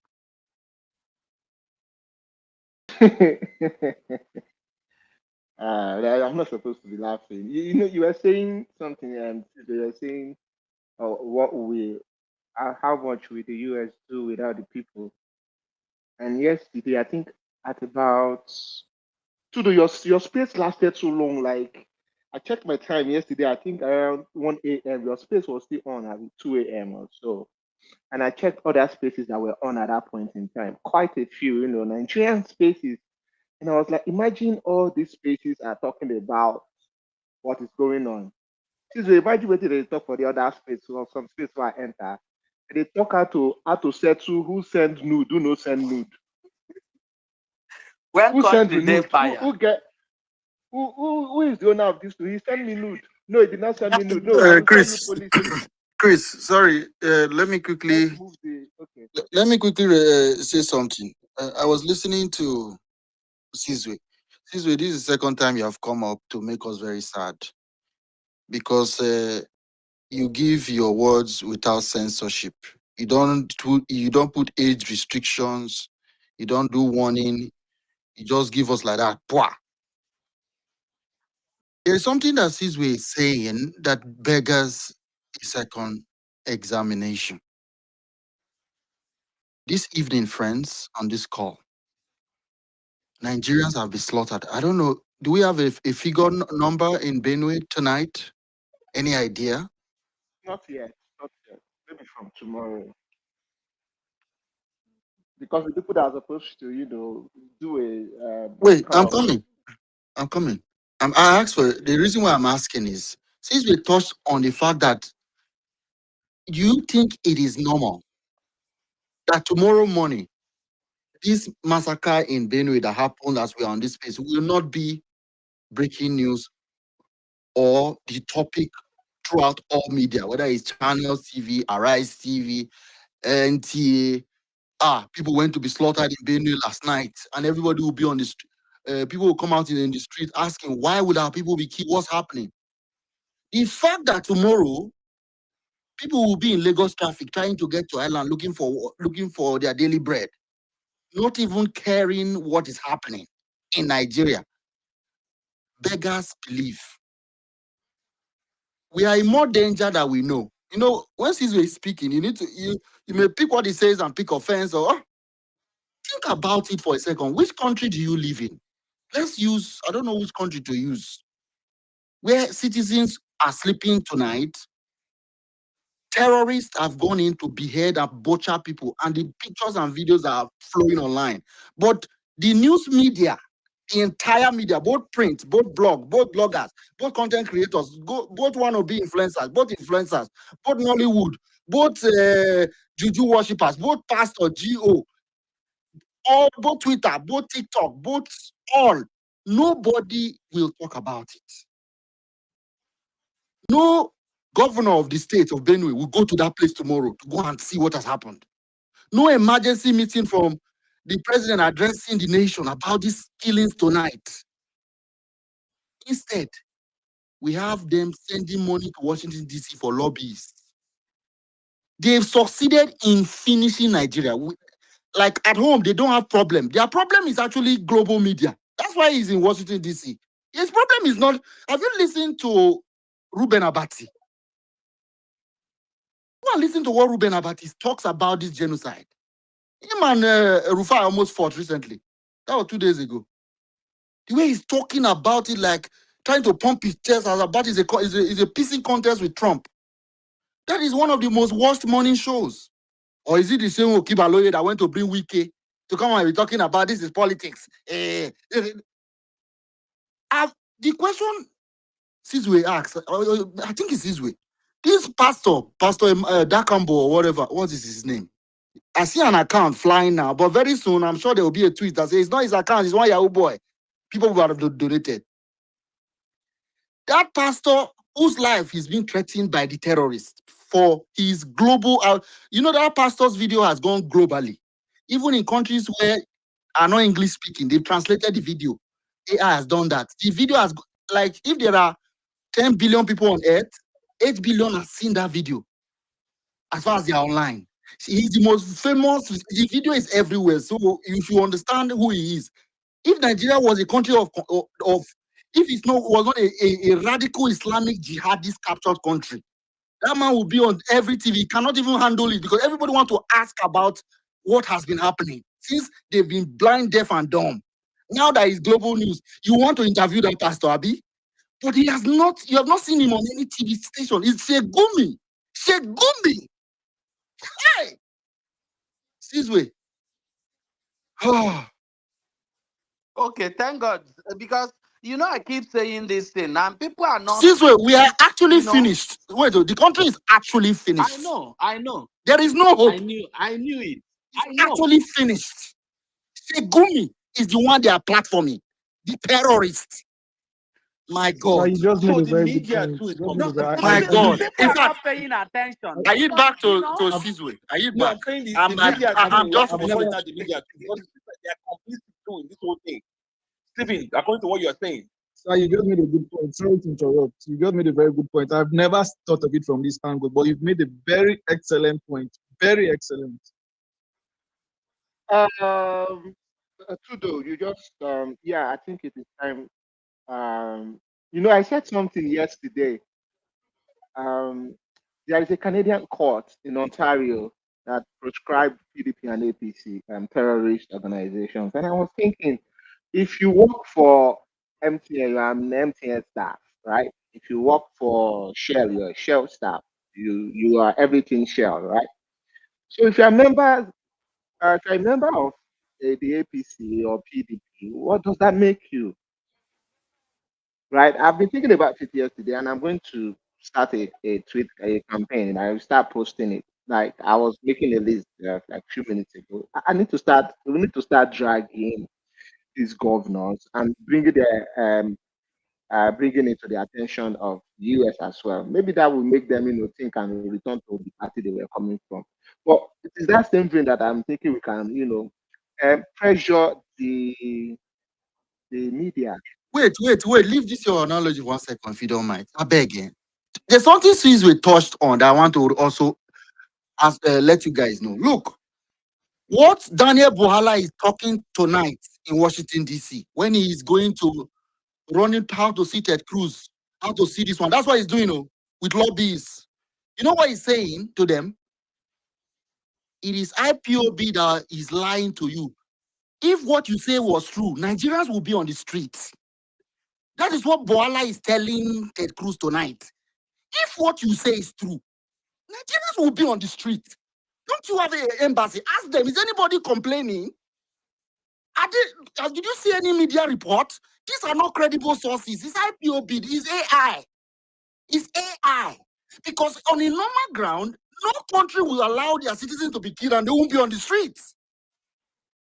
That is what Sizwe is talking about now. Are you guys connecting the dots? How you are actually finished? My God. Yeah, because what I want to say, because for you, because you know me, at a point, and I will have to give you guys the credit, because when you see me, I talk, you see that I've lost hope in that country. Whenever I talk, you see that I'm like I'm not connect, like my mind no day again. You understand? But what I want to say is that I think it's time for us. We can start something from here. You understand? Let it be like these people. Oh my God! You remember that it's even yesterday, and it's even the other day that Davido went to Southeast, and everybody was jubilating. That is how you see people that have zero consciousness. But imagine those crowd that gathered in Enugu were even holding placards. Like everybody is shocked. Not even all these artists. You understand? All these superstars. It took American Nicki Minaj to even, you understand, to even talk about the killings in our own country. And for you to know how conquered this level of conquer have gone. You know, these artists, Nigerian artists, are psychopaths. Once it goes viral, they start jumping on it. But this one, they couldn't even jump on it. Even their psychopaths couldn't enter. Wait. Let me give you something that just came to my mind. Is it possible that majority of Nigerians really do not know what is happening? Which is why we are talking about the captured media space. Underreported. Do you know that it's possible? Because if they are aware of what you know, they will not be able to be quiet about it. Because that is why there is nobody reporting it. How do you think it's always a WhatsApp, one picture, you don't know when they took it, to say, is it true? Because reputable media are not showing it at all. Why is channels reporters not in Yelewata and not in all these places to capture? Why where is news, what's that, news mask or whatever their name is? Why are Nigerian media collecting money? It was Jono Kobara, the BBC reporter, that said, Ononuga sends money from the presidency to every media house and print media. And he said the money, the higher you are, the bigger your check. directly from Tinubu through Ononuga to every media house. They wait for it. It's like a lot. Just to hide the truth. Of course, it's to also push government agenda, but they call it something. There's something they call it. They all receive money. All media you know. And anyone that mess up, his check will not clear the next month. That's what Ononuga is. It's basically a money sharer. They spend more money on media to capture it than they do roads and anything else. So maybe that is why you don't see the action you're talking about, Cicely. Yeah, so you know me, you know Let me when tell you the issue. you know how I got to, because I developed a passion when after that 9/11, right? So I started reading books. In fact, I started studying a lot of things that has to do with this global jihadi thing. Because when you try studying it, it becomes very interesting. It can be addictive. You understand? Because you will understand that these people are very these people are not your mate. So my brother, do you see why I am asking everybody that if you have the means for now, I'm telling you, for this terrorism to stop, it has to be. And again, let me tell you another thing that happened that you people were not aware. There was a coup to take out this Bulaba. And Nigerians were almost excited. I don't think like that. I went to look at the names that tried to carry out that coup. You understand? Northerners now. So They're all the Northerners. plan could have just been, this Taliban, this thing that happened in the is not where is this that they took America had to leave their weapon and just leave. That was Afghanistan. Afghanistan. Thank you. That was what wanted to happen. So all these things, it could have got them. They would have just entered through shortcut. Because now things that is taking them like 4 years to achieve could have been achieved under maybe 6 months. So when that coup wanted to happen, it wasn't to restore Nigeria. A proper coup, if you go and read the history of Nigerian coup, is always diversified. There are people from every ethnic group. You understand? A proper coup that is meant to reset the country to default. But this even just for appearance. Good. Just for appearance, Good. and for acceptability around the country. Thank you, Trudeau. So when I looked at that coup, I knew that this was Taliban wanting to do. This was exactly Afghanistan. They wanted to do. They are in a hurry. I swear to you, they are in a hurry. They don't have all the time. Because now they are beginning to see that the media this 2025 media is kind of like slowing them, and they are looking at it that they are almost closed.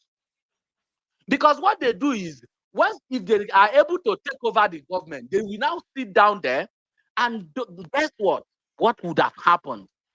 If Shetima became instant president, they are ready to divide the resources of Nigeria 80-20 to give the whole world and anybody that could have, at least for the first 15-20 years.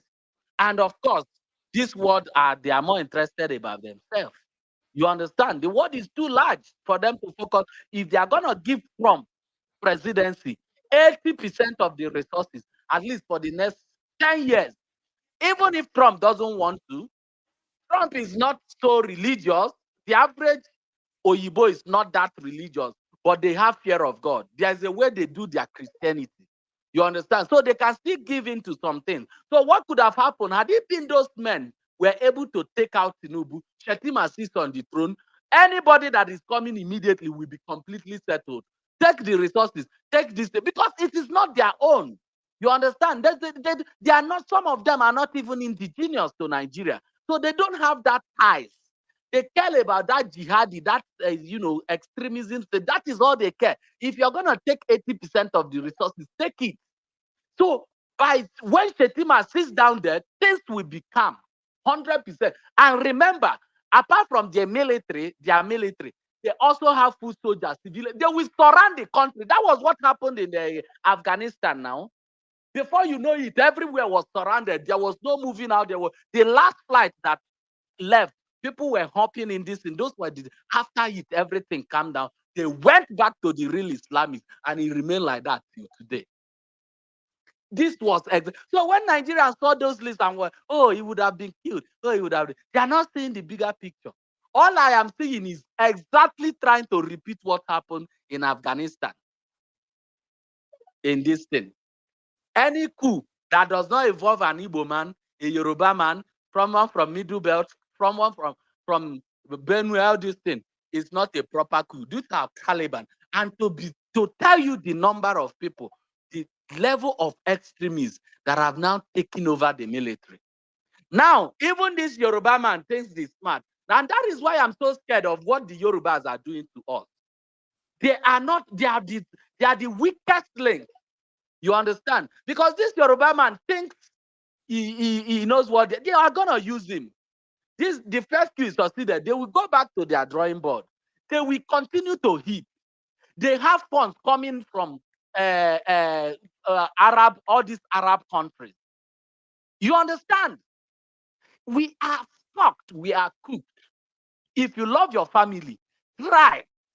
Even if no matter, try and start moving people. You don't forget it. You have to start doing something. And I know what I'm telling you.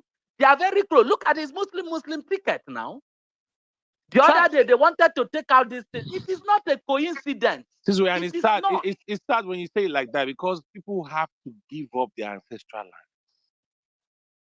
That is the sad part of this. I mean, what you're saying makes a lot of sense, but imagine you packing up and leaving your ancestral land just because you want to be safe. It's really a shame where we found ourselves in this country. Stephen, what you Because were it's either they leave or they fight. They are not fighting. very, very true. I mean, Femi Adesina said it now. Femi Adesina said you are there defending your land. What if you die? Now what? What will happen to the land? That was the government spokesman, under Buhari. He said it. He said it to Benue people, to Middle Belt people. Stephen, you were talking about the media. Do you know today, Arewa Consultative Forum went to Arise, called the boss, gather out the workers. They met to say there is no genocide. And they started patronizing all of them. We know you are the best media. We have been watching you. And they all sat there, just kissing up to them, just licking their asses. I don't know if you guys saw that today on. I was. Tudo, this is not funny. Ah, Tudo, please stop when laughing. matter don't pass to cry, what you go do? Oh my I'm like, God. I sat there in my living room watching this thing. I'm like, what the actual fuck? As in, all of them left their work, plus their boss, Oga. They gathered. Guys, Tudo, the video is online. Go and check it out. Tudo, do you know that if you go to all these spaces, right? If you look at people give their opinion, you see that 90% of people don't understand what the situation. People rather handle this thing more. They see it from a political angle. You understand? When they want to give talk, that's where you hear APC boys, Tinubu boys. They are not seeing a bigger picture. And then you begin to ask. Maybe a lot of people don't really know much about terrorism. Actually, you understand? So they just say it more like failed government. They are not elevating the conversation. Failed government. And they are not failed. They know what they are doing. Have anybody asked himself what was agreement between Tinubu that connected El-Rufai and the core northern extremists that got him to power? Tinubu just didn't wake up and got power. These people started before. Remember, Buhari was Tinubu's man. Like there was a big game played. There was countries that supported. If there has been things that happened. What was Tinubu's agreement? Why is it that so people are seeing it in form of I don't know if you're getting, they are seeing it as incompetent. Oh, he doesn't, he's incompetent. He has failed. He has not failed. He's playing the role he's supposed to play. It knows what he is doing. Then for them to go and redraw their map, there has to be citizens. This was why I wasn't against IPOB before. Do you know? Let me be frank with you. And people don't like these things, but it's good we begin to talk about this thing in all angles. The only person I have seen in Nigeria that have a psyche of a terrorist was that Nnamdi Kanu. You see that even when he talks like a terrorist. Even when he speaks, like it doesn't ban, like even like the way he acts, everything about him is a psyche of a terrorist. But guess what? Do you see how much they feared him? Because they don't want you talking like that. Good now. Because the South fears the North. They want you to be. Do like, you know that when they captured him, they went to a national TV. They were even speaking in the Hausa language for you to know how you like Nigerians. Come on, I go to these places. I will just be sitting down. I will just, hey, I don't know what is going on. The man, and then we started raising people that has the mind of terrorist, which was okay until it was infiltrated. Why I feel it was infiltrated is that these people, on this other hand, these terrorists from the corner, right? It's well organized.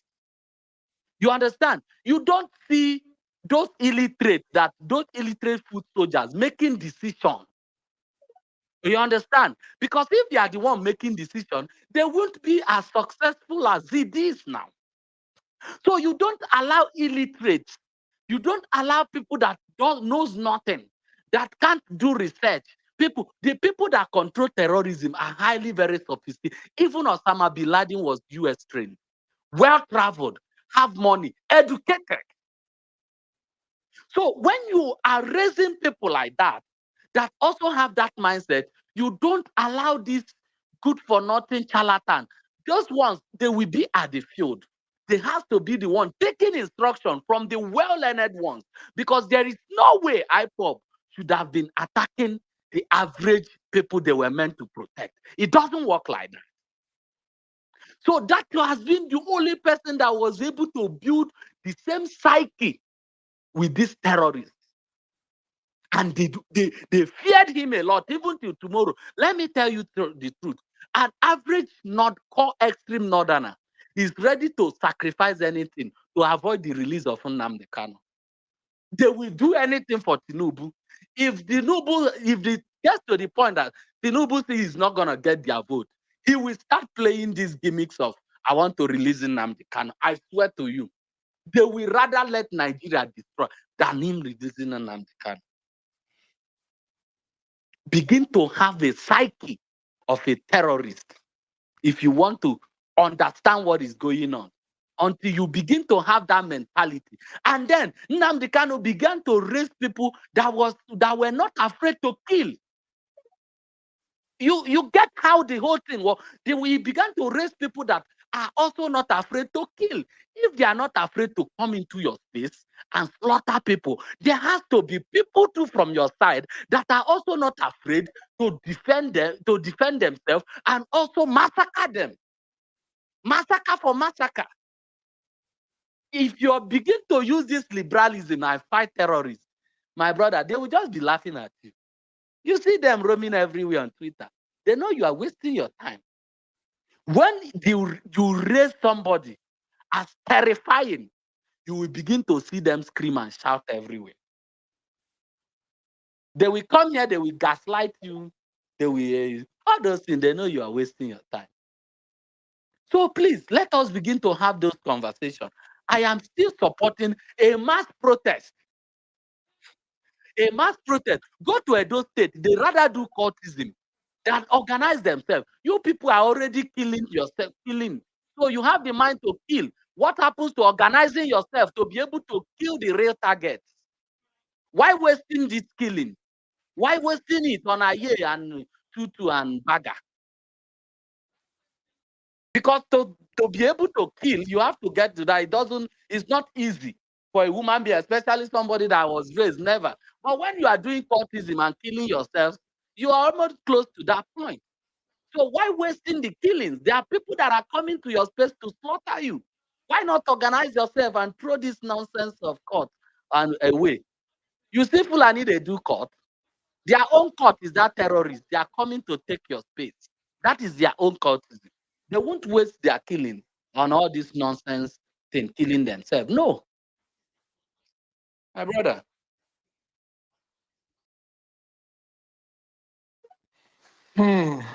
Okay. So I have 3 people with their hands up. Okay. Chris, why is this Turaki guy back? No, I want to wait. speak to you, Tudu. I want to speak to Tudu. Don't speak to me. I'm not interested. What are you saying to I, Tudo? I want us to have one-on-one conversation with him. Nigga, I'm If not you guys interested in can please talking give to me you. time. Okay, move on. Please, I want us to have a man-to-man conversation with Tudu. I want to have engagement like matured people that we are. Are You you sure you are a man? yes, Are you of sure you are course. a man? Yes, Because of if you course. are a man, you won't be thinking or behaving like this when people have been killed and sent to their early grave. You know, the fact that people have been killed is very, very terrifying. And I'm not a terrorist sympathizer. I'm against these terrorists, and I have always stood against these terrorists because it affects everybody. You know, these terrorists come slaughter people without any mercy, and our government hasn't been able to do anything about it. So what I'm going to say is what I'm saying is I am against anti-US. I'm anti-US invasion. But it is one on the other hand a good thing that the US has called this out. Our leaders have woken up from this sleep. The world is seeing this and all eyes are on Nigeria. This thing has woken up our leaders. But them It's enough. You have said enough. Woken up your leaders to what? They've woken up. What have they done? I mean, it's been Tudu, days. It's Tudu, been days. How Tudu, is he even speaking? Tudu. Chris is the one you're talking to, not me. Why are you calling me G's? So, look, guy, I think you're full of shit and you've had enough. I mean, I've always wanted to say that to someone in this space. Look, um, your government, they've woken up to what exactly? And in what way and manner are they awake now? Tell me, did you hear that today people were slaughtered in Benue State? Are you aware? And your army, the Nigerian army, our army have been reveling in propaganda, helping the government to fed up propaganda. And you are here telling me that the government is now awake. Are you the one that is sent to come and tell us that they are working? Guy, don't come back to this space. Get the fuck out of here. Oga, um, I wasn't close. Is this a Turaki guy that is wanted to engage Tudo? Yes. Um, let's hear him out. For him to have come back, I'm trying to. No, Caesar also does that. He's trying to hear from them. So because this is a general issue, there's nothing we can do. Lord Lugard has already done his thing. We have been wedded together for better, for worse. We have millions of people that think like him. They are Nigerians too. It is the reality. There's nothing we can do about it. So let's hear him out. Let's hear him out. Since we can actually engage him, if Tudo is too upset to do that. Since I you don't know the want to run, engage Abi. him anymore. This way, if you want to engage him, Since we there, main talk. Since we go answer. All right, go. this Let way him is speak. Let him yours. speak. Let's really find a way to allow. Just hear them out. It's kind of let them humor you because if I'm trying to know what he's thinking. What is he lack of information? Is he background? Because you don't know. I don't know why. So there's no way to know unless you hear him. Efran is also here. So Chris, you are covered. I better start cursing. Thank you. Thank you, Mr. Stephen. I really appreciate This way, you. I hand over to you, not me. I'm stepping back. Yes, I really appreciate for at least trying to hear me out, my own response to this issue, you know, because this issue is a general issue and it has been affecting both South and North. Very catastrophic issue. But I initially, after hearing Caleb's story, I didn't want to speak, because like he has had experience, so there's nothing that I'll tell him, maybe from my useless analysis, from my researches, or from my useless talking to government officials, that would make him understand, because he has seen these issues live firsthand, and he will hate me for saying what I want to say. That's why I intended to speak, because these guys talk from experience. So I'm really sorry if I'm going to hurt anybody that has talked. Raki, I will not hate you now. I will not hate you. I No, like also. you have witnessed this issue, right? So me, I'm Yeah, talking from an analytical point of view. yes, I'm talking based on analysis, you I can know? also interact with you with everything, right? I will not have Yeah. hate you. Good to also have one of the most important thing about debate, right, is Yes. to be able to put into another person's perspective.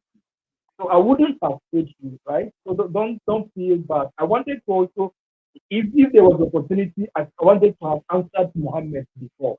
So I wouldn't have hated you. I would have loved to also have a robust conversation. I would have given you different instances with names, data, and everything about the complicity of the Muslim Ummah in northern part of Nigeria. And I would have also given you with data, right? Experience Caleb, can we just Caleb, hold on. Let's Okay, allow thank you. Turaki to talk. Don't Okay, worry, we'll have our time. Caleb, thank you for covering this. And then I want to tell you about this underreporting issue, yeah. And I was speaking to a government official actually, in the National Counterterrorism Center.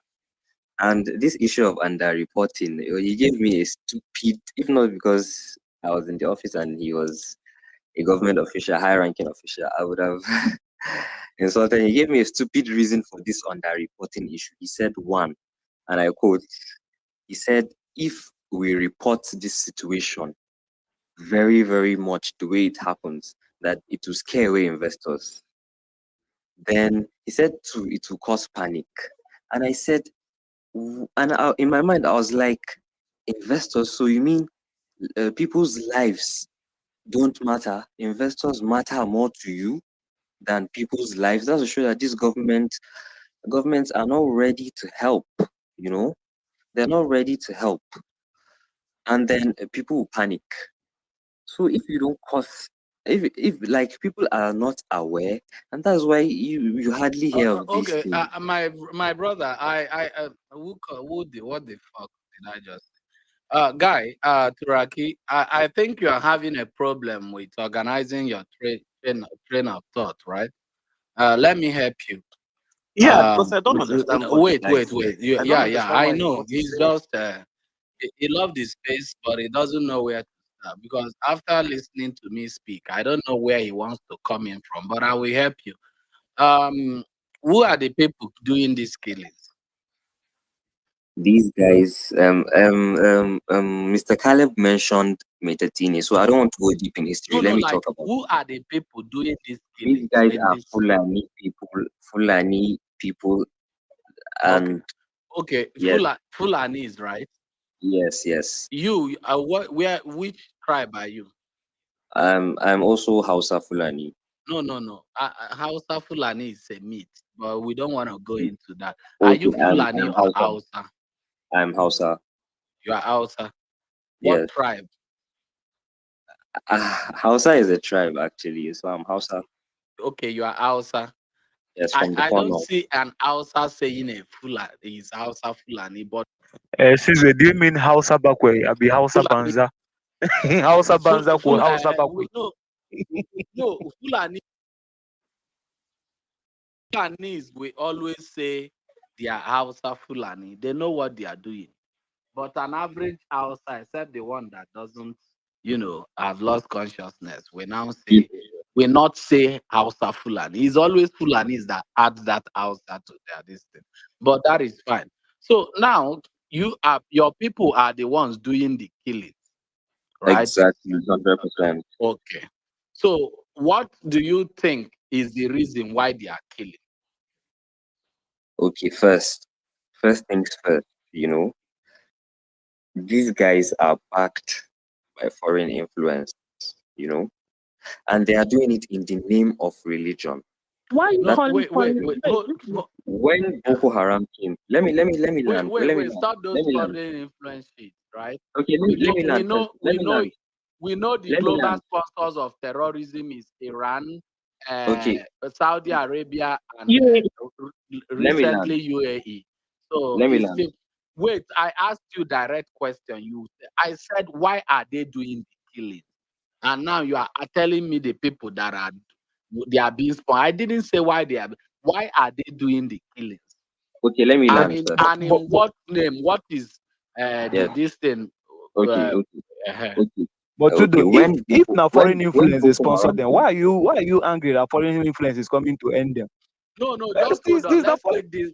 Wait, Okay. bro. Let's take that this is the thing issue. one after That's the the main other. issue. We are going somewhere. Let's not make it. Okay. When you make it too large for him, he finds a place to beat around the bush. Why Let are me they land. doing the killings? Okay. And for whom? Okay.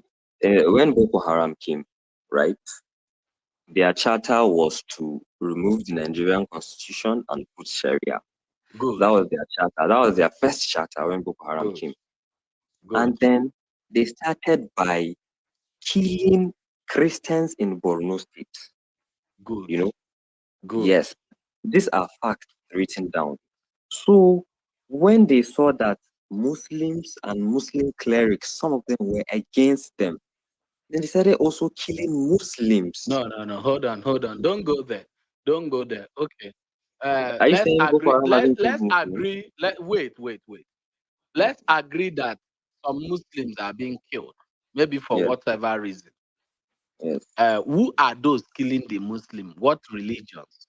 They are Muslims killing Muslims in the name of religion. That shows you that it doesn't make sense. Muslims killing Muslims. In the name And of religion. you told me that their early goal was to remove Nigerian constitution. Do you think as of now that goal have changed? Has it Boko changed or Haram is not? a terrorist organization. Has been declared a terrorist organization by the UN, by the EU, I mean by the the Nigerian mindset, government. the reason why they started the killing. I didn't say who declared them. You are making this thing. Listen to me well. Don't do. They started because they want to change Nigerian constitution, right? Yes. Do you think they still have that mindset? Okay. Let me go back. Let me rewind back before Boko Haram. My brother here, Caleb, mentioned about Metetines. Metetines started in Kano. They are the first people that started that Boko Haram issue around the late 80s, 1980s. They also came with that charter. But Kano people pushed them out. Kano people banished Okay, Metetines. it's safe to say that the same reason why this terrorism is going on is still because they want to change the constitution. Yes. Good. Yes. It's finished. These are the kind of conversation, because I'm not coming here to ask you if you whatever, because I know you. So let me ask you, why are they killing Muslims then? No. Listen. That Muslim killing is a myth. You understand? Because you guys are just using it to cover up. Because now, after all this thing you are saying, the only thing you are trying to push in this space is that they are still killing Muslims. Is a lie. There is no Muslim that has been killed. What they are doing is, I think sometimes they run out of money. Hold on. Sometimes they run out of money. They are not killing Muslim because they are Muslim, but they are killing Christians because they are Christians, right? Are they killing those Muslims because they are Muslims? If Mr. Sizwe, if me and you are traveling to Zamfara State today, They won't stop us and ask us our religion. I will be scared and you'll be scared. They will kill us. Don't ask. I asked you a simple question. If you want to help this conversation, just focus. They are killing Christians because they are Christians, right? That's what I'm telling you now. I said, Yes or no? Yes. Are they killing Christians? guy, Those Christians they are killing, are they killing Christians because they are Christians? that's what I'm saying now, Mr. Sisu. Can you just answer the me and goddamn you, question if and move me and on? you are Who traveling is to this guy? Zamfara State today, I'm that's still what coming to trying that one you are saying. if me I and you are said traveling to Zamfara State, these people, you agree they are Fulanis. You agree they are Islamic terrorists. And now you agree that they are killing, you know, Christian people, Christians. Me, before we go to the Muslim side, and I ask, are they killing Christians because they are Christians, or there's another reason why they are killing those people? They are those Christians. so that is what I've been explaining to you. But you are still insisting on something that I'm already explaining to you. You understand? I am saying that if what you are saying that they are killing Christians because they are Christians, why is it that in Zamfara State, in the core north, when they start shooting, they won't ask you your religion, they will just open fire? Okay, now when they come, they know Christian dominated area and not. And again, you don't see, listen, I have worked with the government. I don't want to tell you my capacity. So for you to know, I know a whole lot. Is average Southerner that doesn't know that there are a whole lot of Christians in North. Yes. A whole lot. You understand? So now when they go to attack in that place you call North, is it Christian dominated or Muslim dominated? You see, in that northeast area, like states like Borno, states like Taraba, they have Christians. States like Gombe, they have Christians. So when they go there to attack, it's collateral damage because we have had reports. If you are saying that you have worked with the government, I was at the NFA's office today. It's collateral damage. So they kill people. They also kill Muslims too. Listen, you are not answering the question, but I have seen. I don't want to do this with you. It will surprise a lot of people that you are also part of the people doing this killing. You know, social media is social media. Anybody can pick up a phone. But a lot of people, what much people don't know is that these people doing this killing, those ones that goes to shoot people that kill people on ground, are the lowest, the least in the map of terrorists. You understand? The real terrorists are among us. The real terrorists are intelligent. Listen. That Listen, hold on. Gombe State, But they there are have signs. Christians. There are signs that you know a terrorist. Not knowing, but there is a sign. First thing you know, and I'm telling everybody here, when they speak, they have a certain tone that is associated with almost all of them. They are not very aggressive in speaking. That is one thing. You know, the way I speak more like, you understand. And when you hear somebody that has every likeliness to be to belong to a terrorist, this thing, they don't speak with energy. Like they have a calm tone. Go and look at go and watch documentaries, go and study most people, even when they are not like us. It's Osama with the bin Laden. Southerners that, so once you hear them speak, they come with this very calm. That is why I will fight till tomorrow.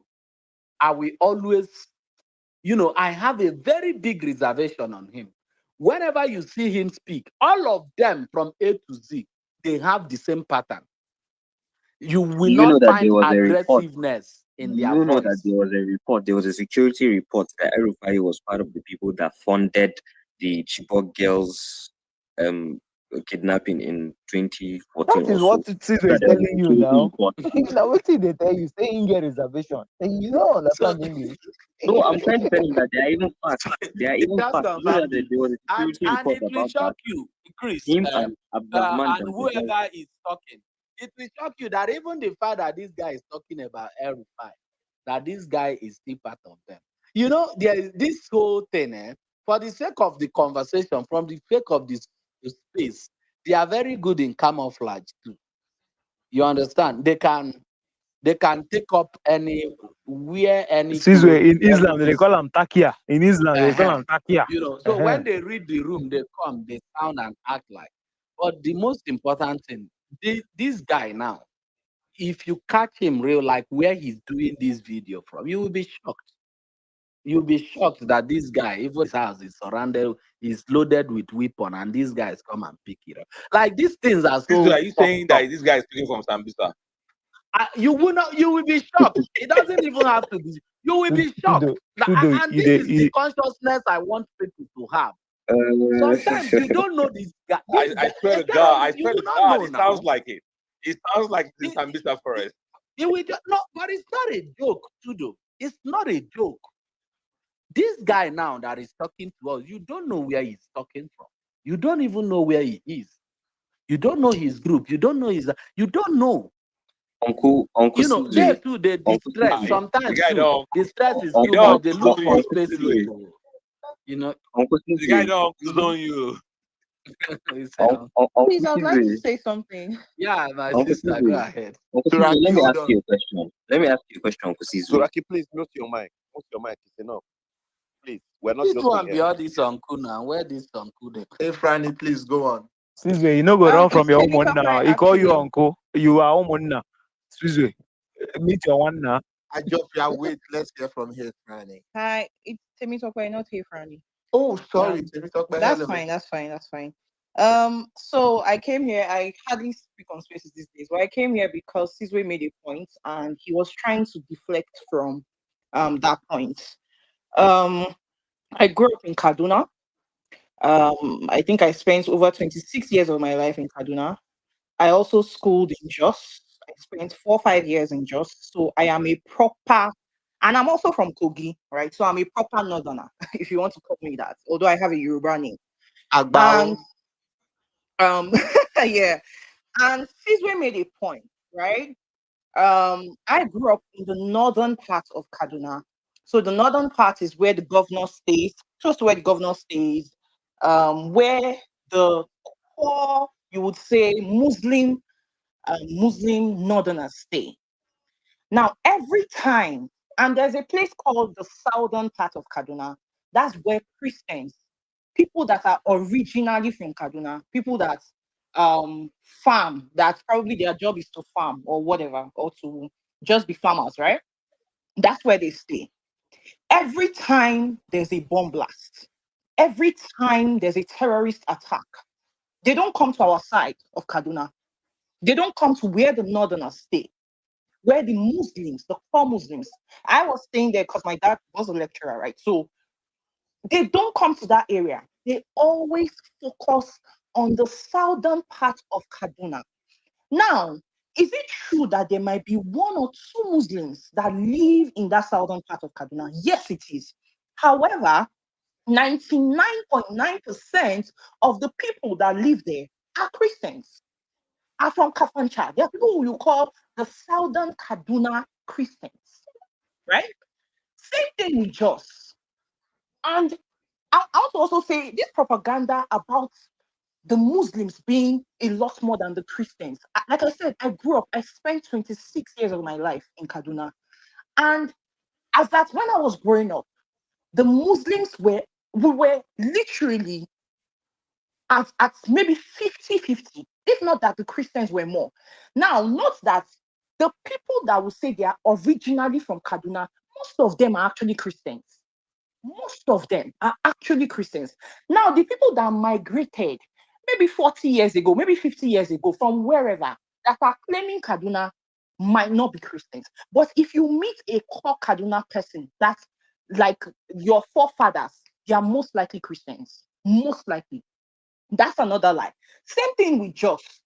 As at years ago, Jos used to be like 80 or 70% Christian dominated. These people came because just people are generally very peaceful people. And I know this because I stayed with them, right? They are generally very peaceful, very accommodating, way more accommodating than people from Kaduna.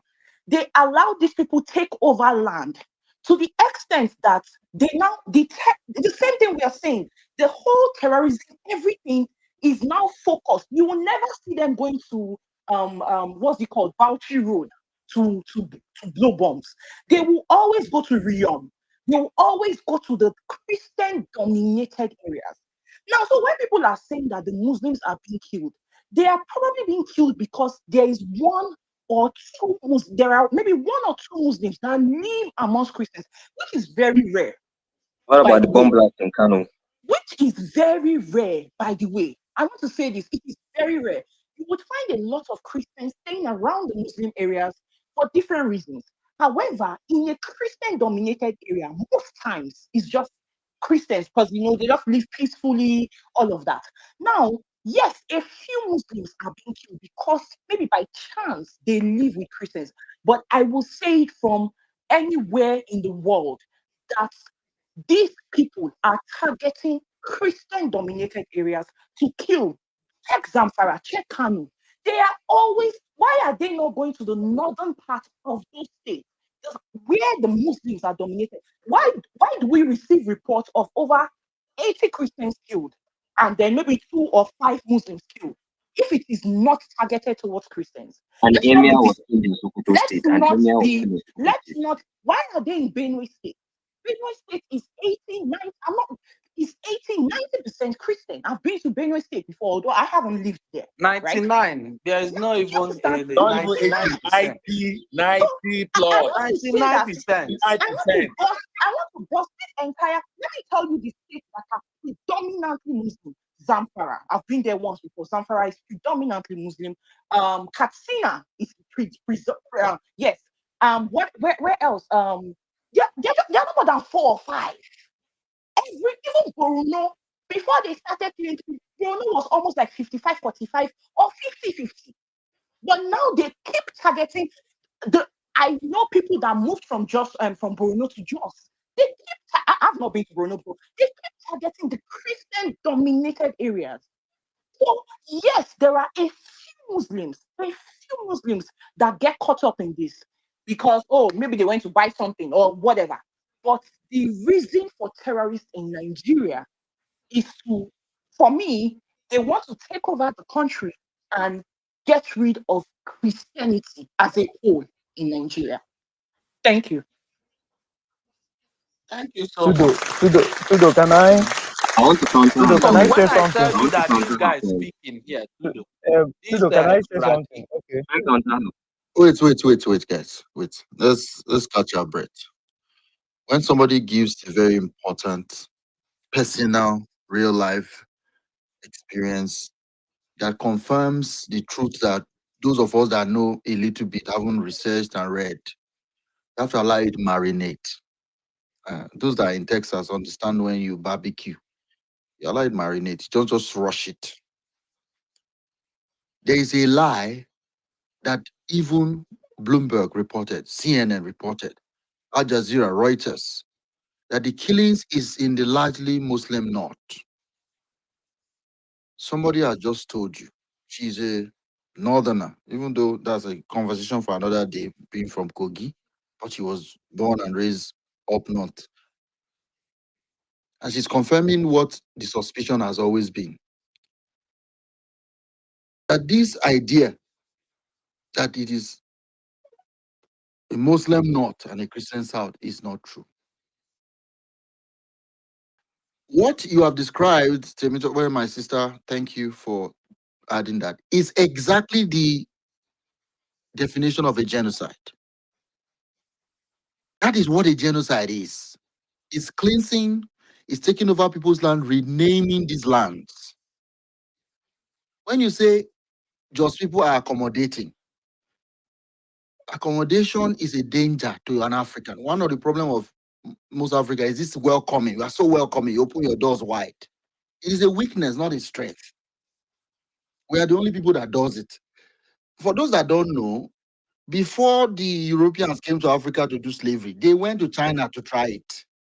It didn't work. The Ming Dynasty and the rest of all these people, they didn't let them try that nonsense. They gave them only one port where you can stay as a foreigner. When you drop and sell in that port, you go back. You couldn't even enter inside China. People like Marco Polo, the Italian, during the 12th century, had to sneak in. They didn't let them come into China, unlike Africa. So Nigerians opened their doors, particularly in the north, for these radical jihadists. The ancestors of these jihadists is called Uthman Dan Fodio. Uthman Dan Fodio did not come to do concert like Davido. He didn't come to do. He came with weapons, horses, and slaughtering and taking over. If you didn't accept, he beheaded you. That's the Uthman Dan Fodio, who is the father of northern Nigeria. You don't understand. Since they said something, people have not accepted. It's a class of civilization that is incompatible. That's the reality. These people believe in the jihad of Uthman Dan Fodio. He didn't finish it. He stopped in the middle belt because they're too strong. Now, because of civilization and their control of media and narrative, that jihad is continuing but hidden. And thanks to Trump, we are on this space today talking about a continuation of Uthman Dan Fodio. The genocide did not start now under Tinubu. Tinubu was not born. His great-grandfather was not born when he started. None of us were born. The genocide started before Nigeria, before Lugard. He got slowed down through civilization. That's why they hate Western education. They enslaved the indigenous Kanuris and the Conquer Hausas. the Hausa kingdoms, Uncle Steve. So our story is a sorry one. I don't even know where we start from. But the Temitope just kind of gave you the glimpse of what the genocide is not only killing people, it's taking over their lands. Let me yield back because Auntie is calling me here. Stephen, I beg, permit me to say something because I stayed in the north myself. And you know, when Temitope was talking, Turaki was quick to ask, "What about Kanu?" Now, Turaki, to answer you, what about Kanu? Like, what really about Kanu? Because There was a bomb blast in hold Kano. on, relax. Shut Hey, the wait, fuck up, hey, Turaki. Shut Turaki, up, please. wait, hold on. When you know, the first time bomb started blowing was in Suleja, and I was in Suleja then. I was staying with my uncle in Suleja. Madala is not very far from Suleja, so they had the whole Madala bombing. You know, the one that involved this guy that was found in Shetima's house, and the other subsequent bombs that happened. And when he now went to Kano, do you know it was the Christian-dominated Sabongiri that they started blowing up? They were They blowing up blew up the churches. mosque. Too. Wait, hold on. The mosque was later. It was years later. Because when they, in fact, let me even tell you, they started with the Christians. They were blowing up churches. They were blowing up event centers. You know, you'll be playing tennis with your friends. There was one that happened in Enugu Road. In Enugu, for people that know Sabongeri, people were playing tennis.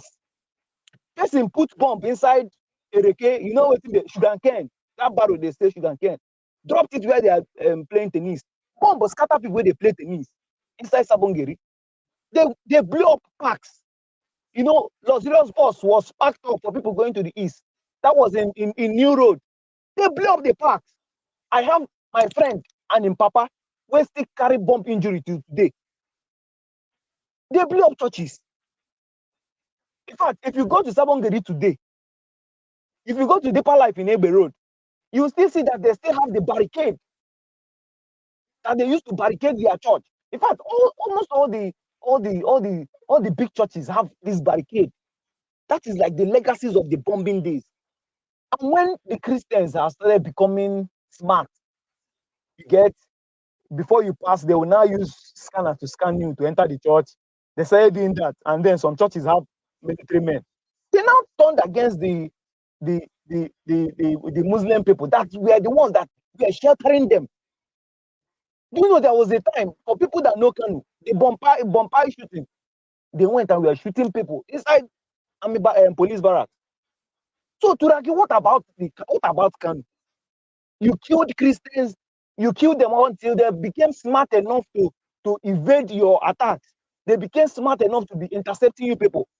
To be intercepting you people. I would say you people because you are here defending them. It is an us versus you thing right now. Not defending So, anybody. so we started intercepting you people at the doorstep, and then you turned against each other.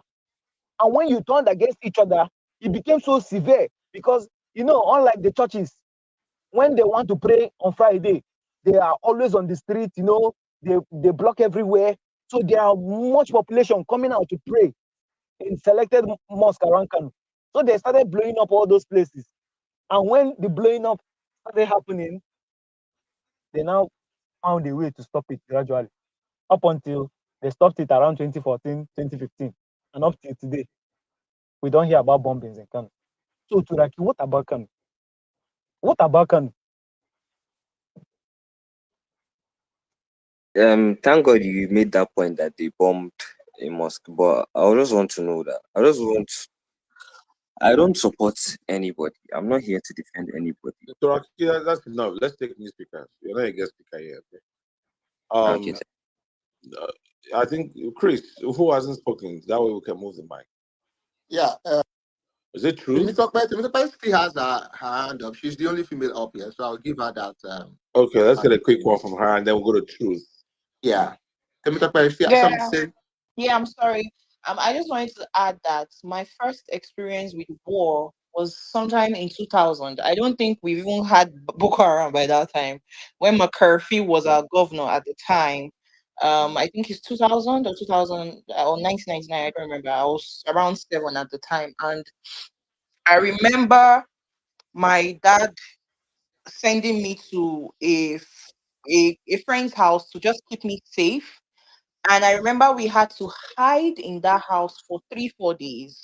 And what was happening outside? It started on a Friday. I think it was a Sharia. I think they used to call it Sharia. I've forgotten the detail right now. But majorly, what was happening? This was my first experience as a young girl, right? So people are fighting wars, and we could not drink water for there about 3, 4 days.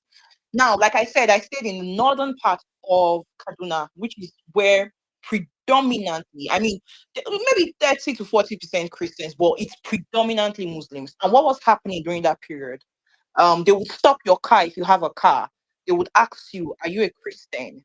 If you say yes, they'll burn you alive. That was what they were doing. Jesus Or they would, Christ. Are you yes, serious? yes, or they would kill you. If you say you're a Muslim, oh, go ahead.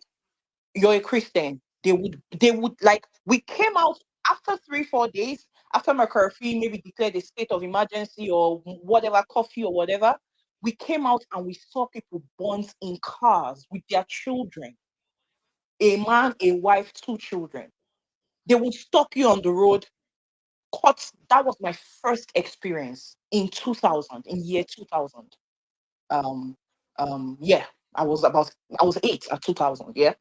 And it happened, I think, 2 or 3 years again. After that, it happened again until it stopped. That was when we now started having. Okay, no, that was not the time. So it happened maybe 3 more times, and then we had a peace for a very long time until we heard of Boko Haram again, and then they started bombing.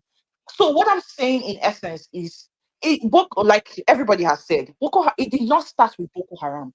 The ethnic cleansing started a long time ago with different names. It was called Sharia in Kaduna then.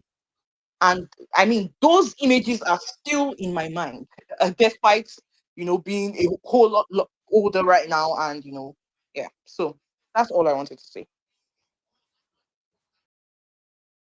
Let me collaborate what Ajota said here, if you don't mind.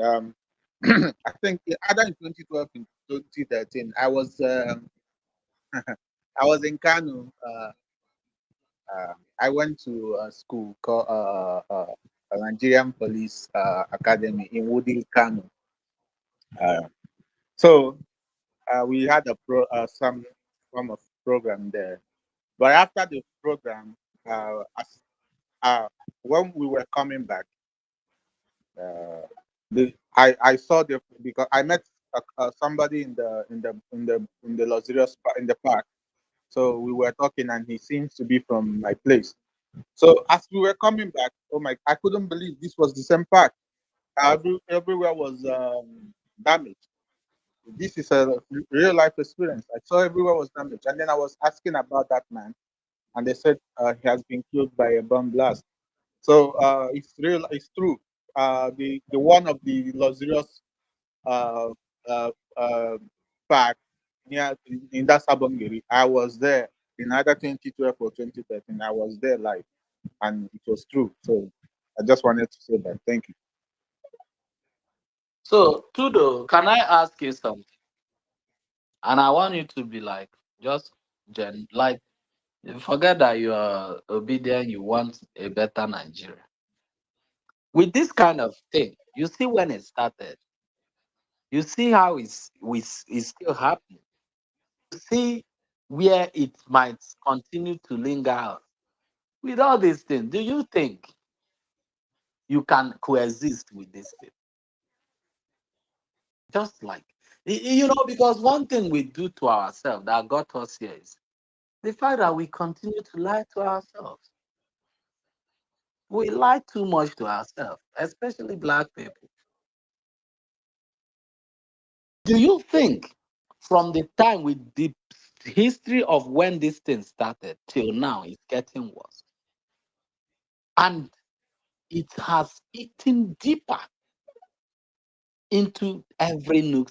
Like you see the average Fulani, when they talk about it, in the afternoon, one guy was saying Sharia said they will kill. He doesn't even know there's another law. All he was quoting was Sharia. He's a student of Sharia. Like, can we be sincere to ourselves? Do you think you can coexist with these people?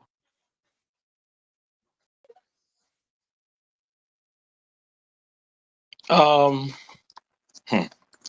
Caesar, honestly, I don't know. I honestly don't know. That's what I can say at this point. I don't know. I've always I've always thought that, I mean, we've had several discussions, right, in terms of how it's not possible to have one Nigeria anymore at this stage. But that doesn't mean we should break it up either. But to your question, I think that we have to redesign this country. Otherwise, we are headed for an inevitable end. And that end can be very, very bloody, very deadly. And this is not me wishing the country bad. This is just looking at history. If you're a student of history, I'm sorry, you know what I'm talking about. Tudo, you know We are Gideon not the same Alka, people. right? Yeah, You know Gideon his Oka is history, right? from my state. Yeah, Good. yeah, yeah. Do you know So, that the history of Nigerian leadership? He came and he looked at these people. He said, no, we can't. yeah, I remember. I remember in 1990, I was a kid, but I listened to that speech on radio actually, as the coup was going on. So, and You know, since then, there has yeah, never been a bold person in the system yeah, that is able to tell that truth. And that truth that Gideon Oka said, we continue to haunt that country forever. yeah. We Look, cannot coexist.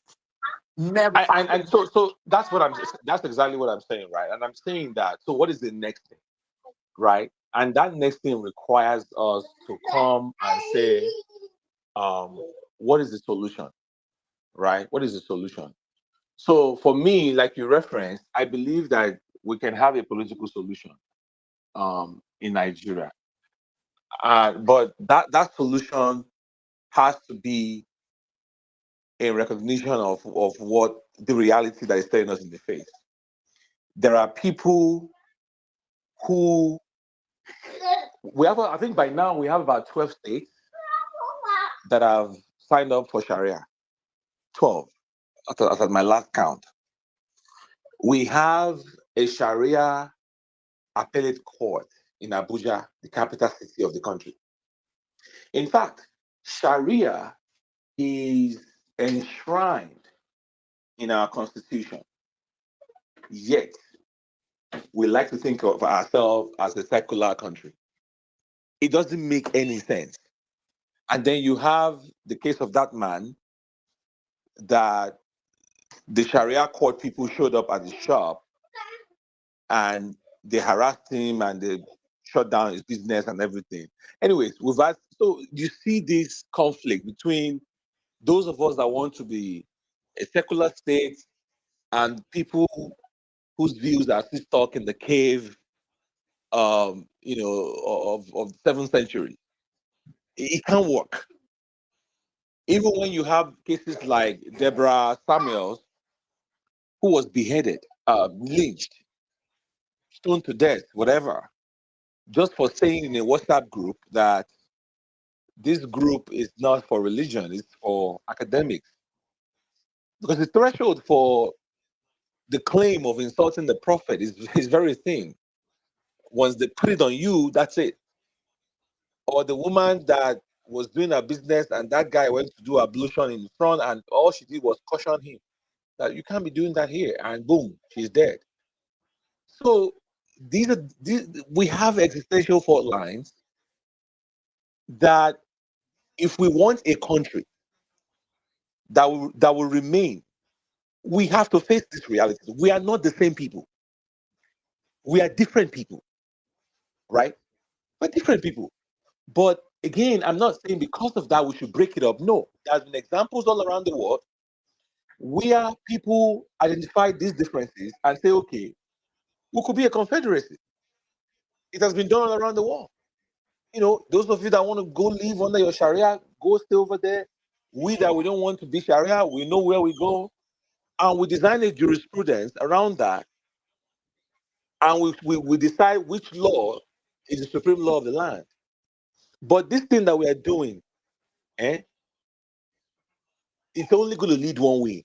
This train that we are on is only going to lead in one direction, and it's going to crash at some point. Not just my words; these are the words of people like Emeka Anyauku, Alusa Olisa Agbakoba, all these patriots, all these people who well accomplished, who have invested in Nigeria, who have served, and they're saying this thing is not working and we need to fix it. But again, honestly, do I even care about that right now? In another space, another time, maybe I would. But we just lost people in my state today. And that's my priority right for now. And I have a government who does not care about the lives of those people, right? That's the issue right now.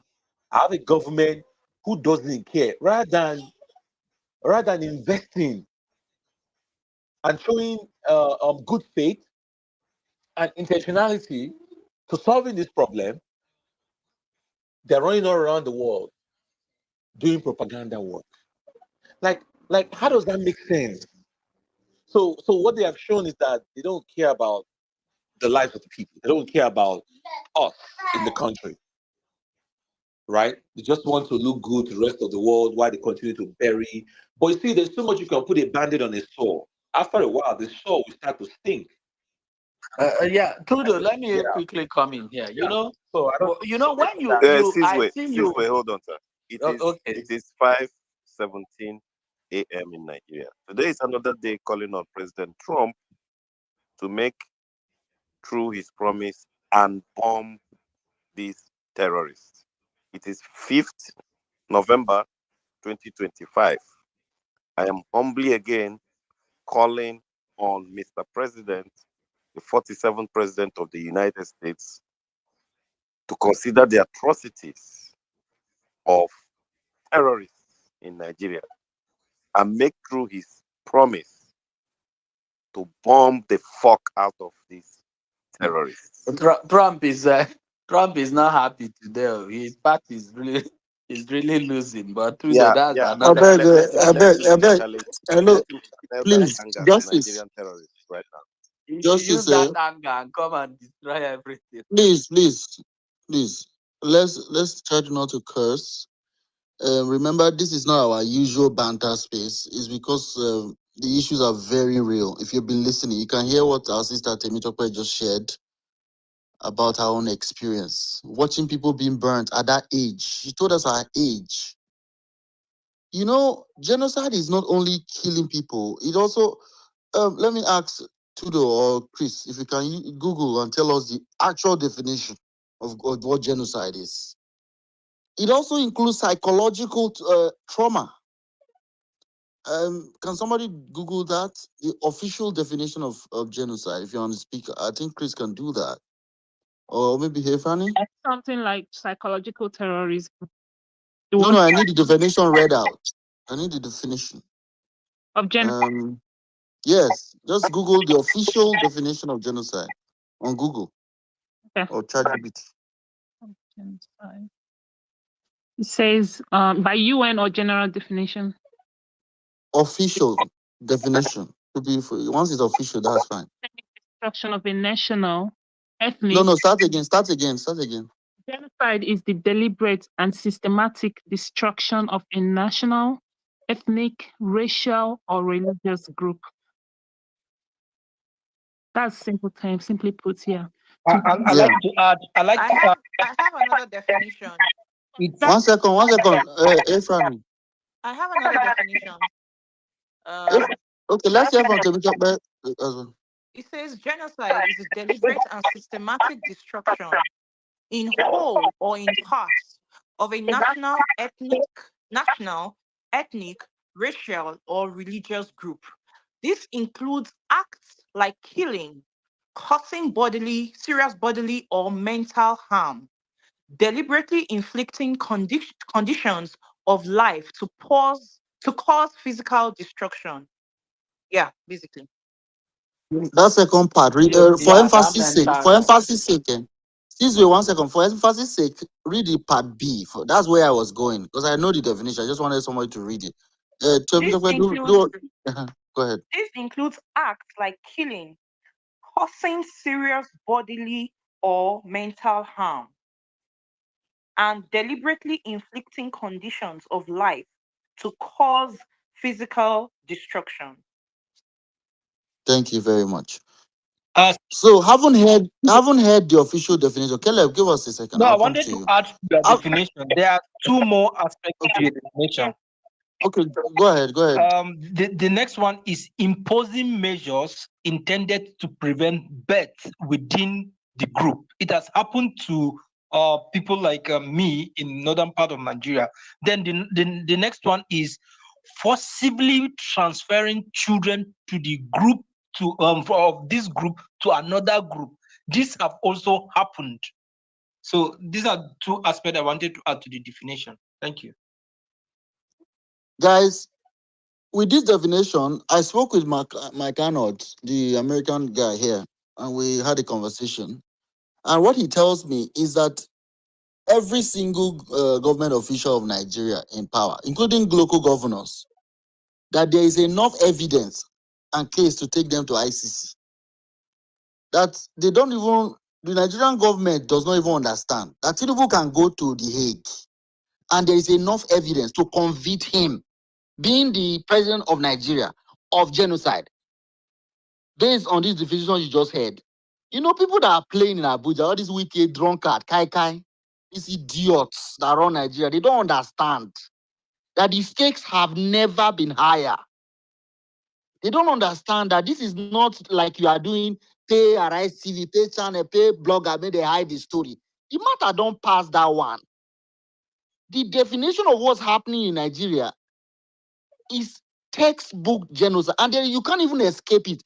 Remember that you don't have to be the one physically doing it to the foot soldiers. No, if you are in authority and you oversee that act, you can be tried in the International Criminal Court. And there's no immunity there that you are president. If you can go to, if America is ready, you just go for an event in Singapore. They will hold you for Singapore and extradite you. You know, come back home. You don't understand. And you run in a you are Nigerian think this is about Yorubas say Igbos to go from Lagos, go to Onitsha. Or the other one say, no, you are not a core northerner. I want us to understand that what is happening is beyond Nigeria now. The matter don't now that China has pumped their nose into this issue, it also has that geopolitical angle, which we are going to touch when we reconvene. Because I see that me and Tudo, maybe I'll join Tudo on his space Yeah, I'm so that going. we I'm can going have to that host the space conversation. tomorrow, actually. So Yeah, we so continue. we need to break that up Yeah. on the, but because of the emotional sensitivity of our conversation, I just wanted to bring our mind back to the definition of what genocide is, so that we will understand that our government has overseen a systematic, deliberate Christian genocide in Nigeria. I'm quoting Mike Arnold. A systematic, deliberate Christian genocide. That's what Mike Arnold quoted. I haven't gone to the ground, gone to IDPs, seen the places, seen the mass graves. He said there is enough evidence here to prosecute every official you know that is elected or any one of them. They are by overseeing this crime.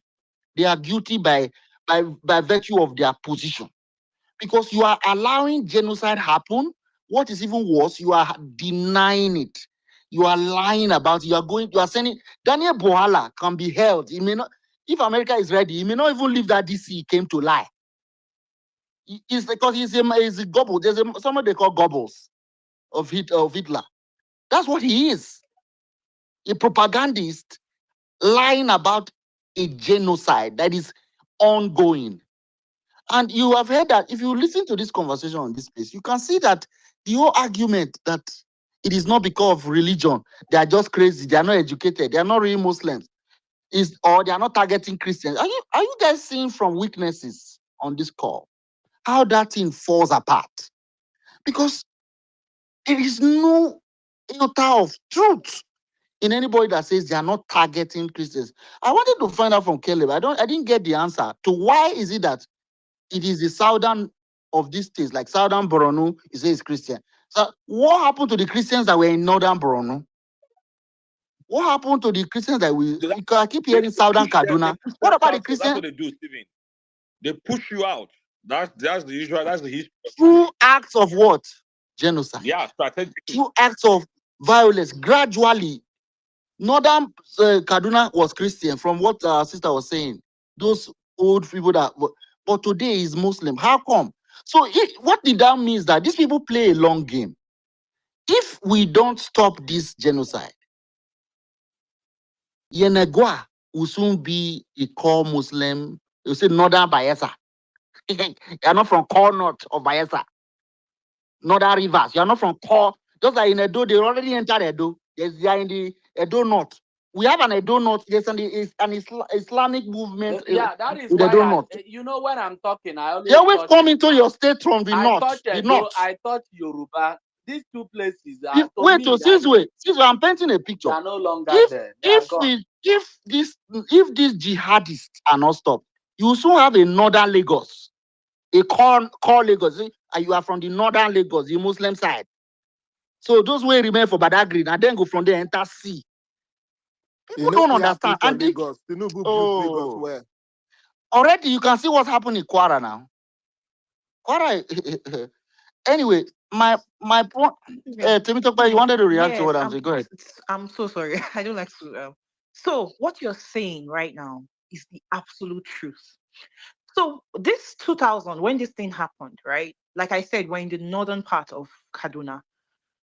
It was, it was mixed. People were just living peacefully. Tudun Wada, anybody that knows Kaduna very well, Tudun Wada, that's the part I'm talking about, right? Immediately we had the whole burning of Christians alive at the time. Hundreds, like families burnt alive, right? They now moved to the southern part of Kaduna. By themselves, for their own safety, Yes, for their own safety, which was the point of the terror. That was the point of burning people alive. Now, that was the point. The reason some of us could not move, obviously, was because my dad was a lecturer, and the polytechnic was literally 5 minutes away from the house, so we could not move, and we're living behind Kaduna barracks, the soldier barracks. So we're kind of safe, right? Now, now that they now moved to the southern part of Kaduna, when they started the whole Boko Haram problem, they now went to the southern, the bombings and everything. They don't target the north again because they know that they are no more than in a family of 10, you find one Christian, right? So they are now targeting the southern part of Kaduna that is 99% or 95% Christian. So what you're saying is exactly how they operate. Christians who ran away from the north and ran to the south for safety. To give them peace. So Yeah, now yeah, they're right? coming to the south to chase them out of the state entirely. That's the point, right? That's the so I hope people are hearing what is happening, what is going on. So for those that were on the fence, and it's not true because you listen to propaganda, APC media in Nigeria, you don't understand what is happening. I hope you are hearing. And if you hear what people are saying and still be, because of whatever reason, you are still trying to minimize their reality, I don't know what to tell you, honestly, because this is real. Let me yield back to the hand so that people can also chime in here. But we'll begin to wind down very soon. It's getting really late. I want to thank everyone that have joined us. If not for Tudo and Chris, for don't pack since. But I thank you all. The conversation has been very rich. Let me follow Temitope. Temitope, please go ahead. I used to be afraid, because of Tinubu's politics. We're in trouble. We're in trouble. Now, what I do when I see somebody follow me and I see the name, is he another Ronu? I'm almost becoming a tribalist because of the number of paid actors that have turned Yoruba people into Ronu, bandits. And if I say an Aboki's name, I'm watching and say, hey, is this a Boko Haram terrorist? I don't know. It's affecting me. I'm Stephen, you are struggling a bit traumatized. Stephen, you are struggling with yourself not to be a tribalist. I'm trying not to be a tribalist because we cannot be a tribal. We have 250 tribes. Stephen, you cannot profile people. Don't Yeah, profile them. I cannot profile No, people, that's but not I'm what telling he's you, talking I'm about. just being Is honest. it a coincidence that every time somebody comes to defend the government and APC, that it's the Yoruba person? Okay, Elvis, I was in an international space held by the one Suleiman, and I was making the case, explaining to them how tribalism is the lens through which people are attacking the genocide. And the 7 people that were attacking me were all Yoruba names. They were all attacking me because they believe their brother is in power. They don't really doubt the genocide, but their fear is that if Trump come, their brother may lose power. Tribalism was the whole You are point. making their brother look bad. Exactly. That was their whole point. So let us hide the. I don't know if you understand. Why I say that is that Temitope for now, look at what we have benefited richly. This is the kind of Nigerians that I want. Like, we are amazing. I don't know what Tinubu has done to us. Because I could have just misjudged her. Like, I don't know who is this one. I'll be afraid. Because they follow me a lot. Because anything I tweet, they'll go on, they curse me under my tweets. It doesn't cause the work. They like to insult me on that because they don't like what I'm doing. This Washington, D.C. rally we are coming up with on December 1st. Since you mentioned what can we do? In America, we're organizing a rally on this issue because we're tired of waiting for Nigeria. Since all these kilometers, 1,000. Do you know why Redeem is not protesting? It's tribalism. Oh. Do you know why Ade Farasin is not protesting? It's tribalism. Oh. Their brother is in power. That's the real truth of this Saul and Paul and nonsense. It's my Yoruba. It's a Omoloabi nonsense. Oh. Do you know what tribalism is doing to us? No, So you are watching an incompetent. Oh my God, that's what they call it now. I know they are pirating it, but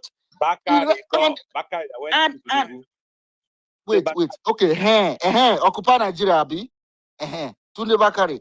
But let's not also forget that what our Ronu, I will call them brothers because we are still brothers and sisters, are doing now is exactly what the Buharis did from the north, supporting Buhari even with their failure.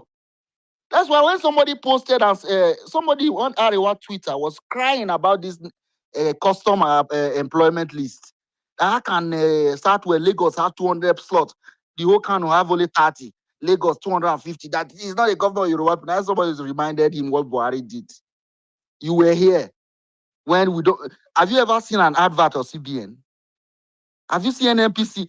I was a young man when I was in school. Then they said we should go and write an NPC interview. I forgot that I was in Nigeria as an Edo man. I wrote that thing. I smashed. NPC not call me. I went 2 years later to go and visit my friend in Abuja NPC Towers. I saw the people they hired. Aboki everywhere. They do not need interview. They're not now. And I couldn't hear what they are saying. This Hausa they are speaking. These are the people controlling oil coming from my south. The owners of Nigeria. The owners. They laugh you. If you see some of these guys, the ones that back this Boko Haram. Wait, don't lose. I don't want to lose my train of thought. Wait, I'm touching on something. Hold on. The owners of this country, let me tell you what they do. Most middle class Nigerians in the South send their children to UK, Ghana. That's where you see most middle class. Nigerian northerners send their children to Sudan. This Sudan where you see, so where do you have this janjaweed, this extremism? That's where the elite, the others go to Egypt. That's where they go to school. And you saw that guy that came on this page just now. PhD in Cairo now. Okay. There's one place, okay, you mentioned. You say Indonesia. Indonesia, Abi? That's the place some of them go to. Why do you think they are going there? Why don't they go to other? I'm trying to tell you that our issues are complicated. We won't be able to unpack it. But for those that have heard everything and said our country cannot work, I want to disagree with you. Our country can work. What we need is a good and strong leader that emanates from the people. That is what we need. Somebody that will not be beholden to the powers that be. The problem of Tinubu is that he negotiated with people to steal an election. They know where the bodies are buried. He does not have legitimacy. That is the problem of rigging election. Did you hear that when Trump said he was going to attack Nigeria, people were celebrating? I was joking with my wife on my dinner table this evening while you guys were on space. I mentioned that if America came to Nigeria today, people will be showing him where Tinubu hide. See where we can park. I will show that Nigerians will be helping the invaders. Have you seen a country like that? Like people will welcome. Una welcome. Una this is. Una welcome. Meanwhile, the APC bandits and Irats, they said like we should band together. We should. Have you heard them talking about you should go away from Lagos? No more. They love you now. They're not the demolish houses again. No more demolishing. Right now we are one. Let's face the external. Oh my God. Tinubu is we made a huge mistake in 2023. And I think in 2014, 2015, with the Jonathan Buhari thing, we are still suffering the entrance of APC into our politics. But I'll stop so far, according to how Elvis will speak. Let me bring my guy Elvis into the conversation. And thank you all for this very robust space. Nice one. Is Elvis there? Oslo Councilman. Hey, I did here. I got to do. I think you don't forget me. And Chris and now you be this. My brother. Elvis, now you be this. You don't forget me now. Now you be when I don't cancel me. No. Imagine obedience. They cancel obedience. You are anyway, no wahala. You are still our grand. Look, my brother, Stephen. You see this rally you guys are going to hold. In fact, let me congratulate you because I've always also, you're a very, very young man. But I've always congratulated you for your vision because I worked with you since 2022. If Nigerians and Vuvulan space and others will not get balls in obedience, listening to us, Tinubu will never have become president. We would have decided the fate of Nigeria at that time. 3 weeks we were crying, but leave that. But this campaign you guys have started in the US, you know what we should also do? Let us now draw a list of at least 15 prominent leaders of Nigeria that Trump have to sanction. This Wike has to be on that list. all of their children, they are targeting visa sanction, economic sanction, all these things has to be on them because we have to newspaper on New York Times, The Atlantic, and try to see how we can bring it in mainstream American politics so that Elvis, we're breaking up. Anyway, I was going to ask him how does no, we want to stay on the rally is for awareness and solidarity about the Christian genocide, not for your political opponents. Are we kid that you don't like? All right. I think he dropped. Let me quickly say something this way. This way. So the Yeah, question you asked me before, so that was something I needed to say. So whatever happened historically that led us to pretty much the minorities in all these states being shoved to one corner of the state, in all of them. So here we are, right, at this point in our history. So whatever we are going to do, so on the one hand, you cannot say the North is not a monolith. So we can assume that all of the North is the Muslim, Arabic, whatever, they've adopted up there. Because there are still communities that are predominantly Christian, even in large parts of the North. So whatever you are going to do, you can't just walk over those people. You can assume, even if a state has adopted Sharia, there are still Christians in that state. Now what? See, how do you deal with that? So these are complex questions that we need to begin to discuss. Now, hold on. As we come up with solutions, and it's been done all around the world, we can do it if we're genuine and sincere. We can do it. I mean, there's a reason why Quebec is existing inside of Canada, right? These things have been done around the world. So that is one.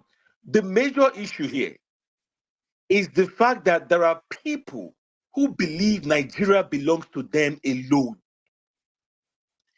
That is the major problem. What are you going to do about that?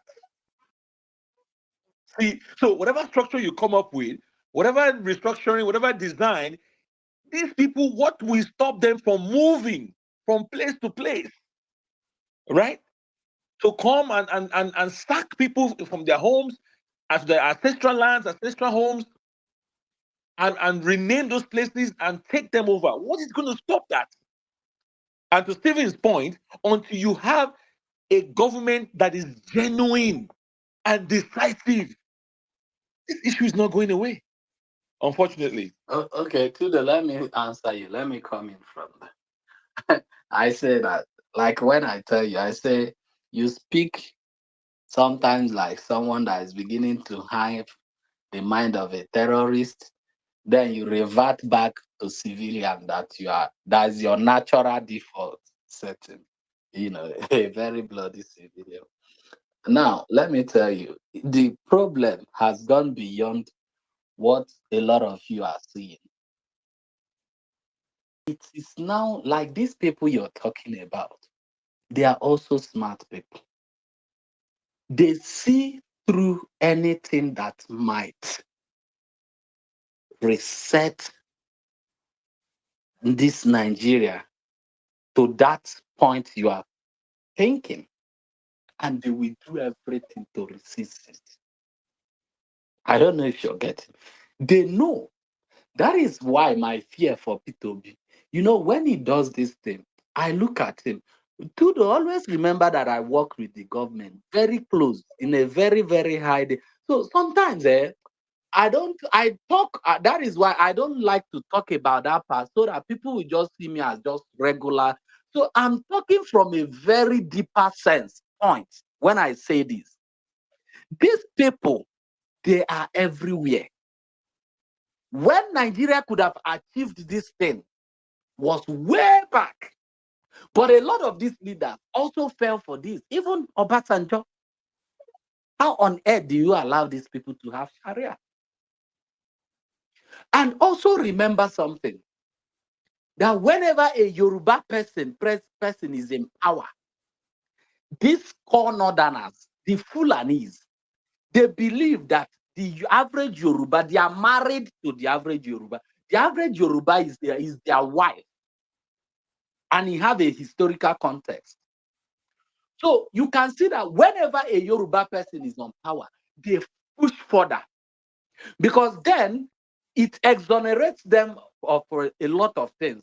They are able to carry out a lot of destruction, and it won't be them.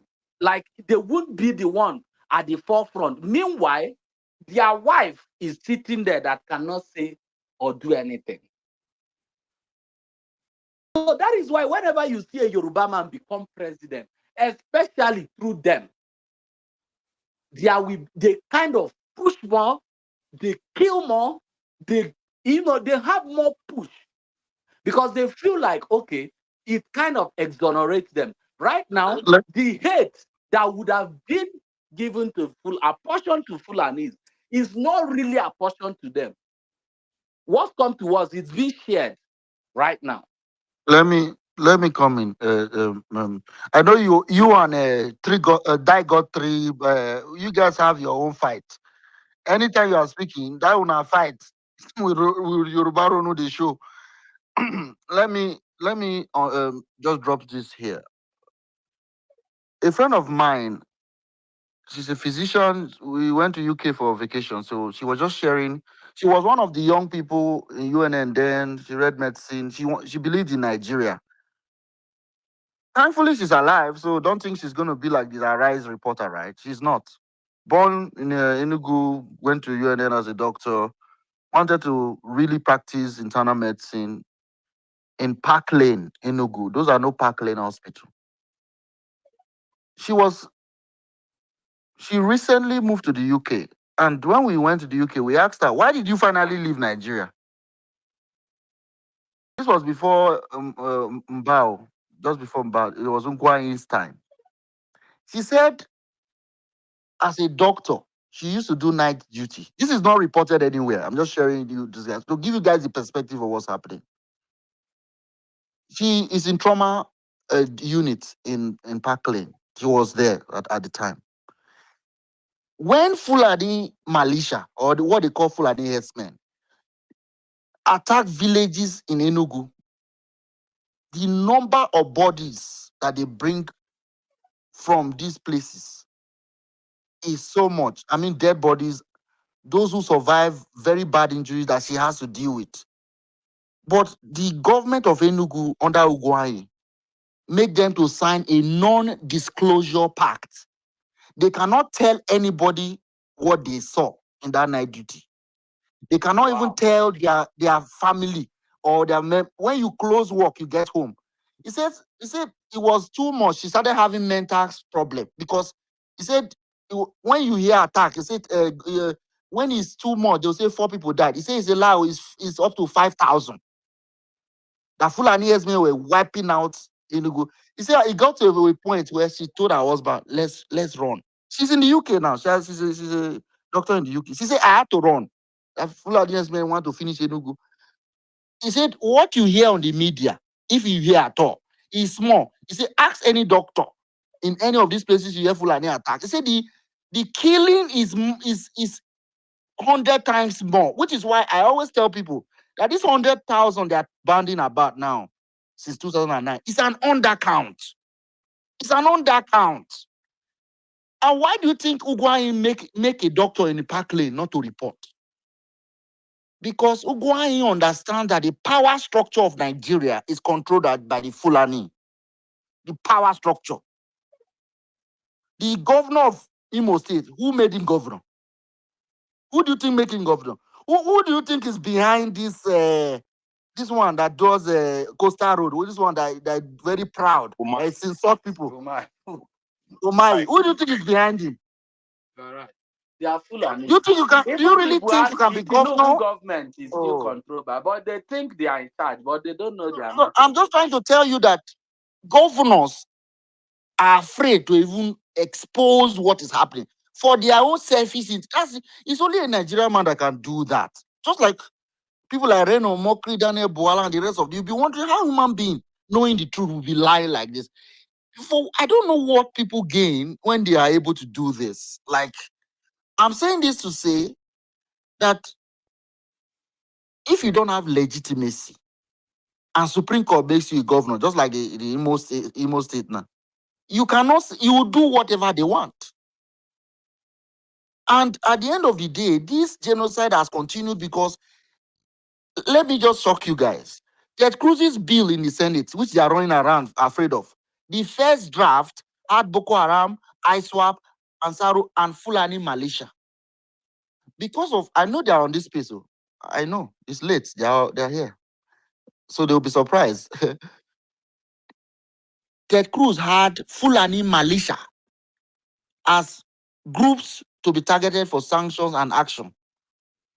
Between when he drafted the first draft to when he now submitted it, the Fulani lobby in Washington, D.C. removed their name. It's no longer there now. I'm telling you the bill that is before U.S. Congress. Nigeria's representative to the UN is what's her name? Is a Fulani. They support this militia that are dirty, wearing slippers. They have very well educated. They are well funded, and not just Nigeria. It's many countries in West Africa. It is a powerful lobby in DC. Powerful. You don't understand, and people keep branding this as Boko Haram. Fulani militia is the most deadliest terror group in West Africa. They are the ones doing majority of the killing. Boko Haram is just small. It's actually Fulani militia, but they give themselves different names. Our problem is, but guess what? The Senate bill before the U.S. Congress has removed the Fulani militia name because everybody's tiptoeing. NSA is Fulani. This one, I know some Fulani, but who is the one supporting the genocide in Nigeria? What is going on? What is going on? What is going on?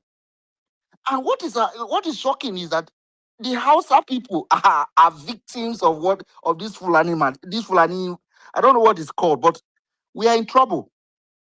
Sizwe, we are in major trouble. Yeah, because the Fulanis, they at the end of the day, you see that it is them behind this thing. Let me not quickly forget. Sorry, Sizwe. I just wanted to mention that Ted Cruz's bill is demanding that Nigeria abolish Sharia law and blasphemy laws. That will never be accepted by the northern Nigeria.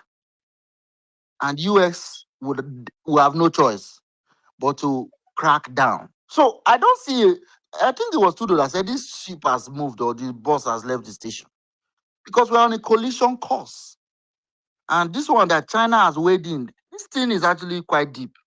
But it's late, witches move at night. They are all on this Don't you think space. it's the right time that Nigerians on ground should have added more fire to this? Those Fulani Why are they not militias, hitting those people, wait, let me let you know. On this space now, there are plenty here. And they'll crap this thing, they'll record it and say, oh, they are talking about us, they are planning against. Well, just know that the world is planning against your lies have been exposed.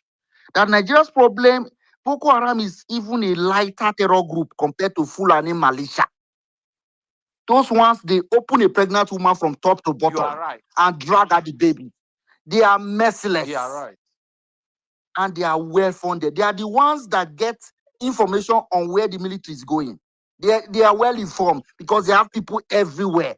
Our problem is Fulani militia genocide. They are the ones behind the genocide of Christians a in lot has Nigeria. not been Really? said about them. Like how they managed to make sure. Because they have a lobby. I just told you I just told you what has happened to Ted Cruz's bill in Washington.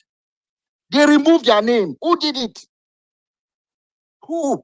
Ted Cruz put the name before the bill went to second reading. Before they removed that one, they put Boko Haram there, but they removed the Fulani militia because they have. Imagine people that have lobbyists, a terror group that have lobbyists in the halls of power. in America. You think you are joking with? They are well funded, though. They are unlimited money. But God is more than them. The blood of the innocents will speak. Our media will not talk. Why? Because the full animal lobby group make sure they don't. They, how can you say people that are falling? They call them headers. These people are not headers. And Many you of know us they grew up knowing understand the that Nigeria geography more than even more people that own the they are land. not even headers. Because they are All everywhere of with you. cow and with knife, and you think they are just No. Those guys that wreck cattle, they are not the ones that are killing this. The others one you just use no road. They just use them. Those are sentries to mark us. But the real attackers don't have time to waste with cows. They don't have time. Now there's kidnapping going on in our highways. Are you noticing that they are kidnapping buses? All those are just to pass time while they are waiting for others. Just to pass time. So they kidnap. You see how they deal with victims. If you those who have gone to their kidnappers then in the bushes, it's always cops around, dead people. Nigeria does not know how many we are. Remember, many people are being killed. Nobody's reporting because we don't even know our number. You don't even track anything unless you know somebody that knows somebody. People who go to these places where they kidnapped, there's cops Do everywhere while you you are know my waiting. auntie called me one time and was shaking, you know? And Nigerians are paying ransom. Oh. People are Yes, paying. You won't hear. they Oh. will People be are living paying. life, doing TikTok stuff and showing you the money they are getting from. See, But no. Instead of tracking them, the DSS will come to this kind of space and come and be listening. Because the DSS works for this Fulani militia. They work for them. You don't understand where you are. See, Go ahead. Stephen, I beg, no vex, eh? You know, that time that Turaki guy was talking, I really had to go to do something. There are a lot of things I wanted to even answer him. Do you know that thing he said something about they kidnap everybody in Zamfara?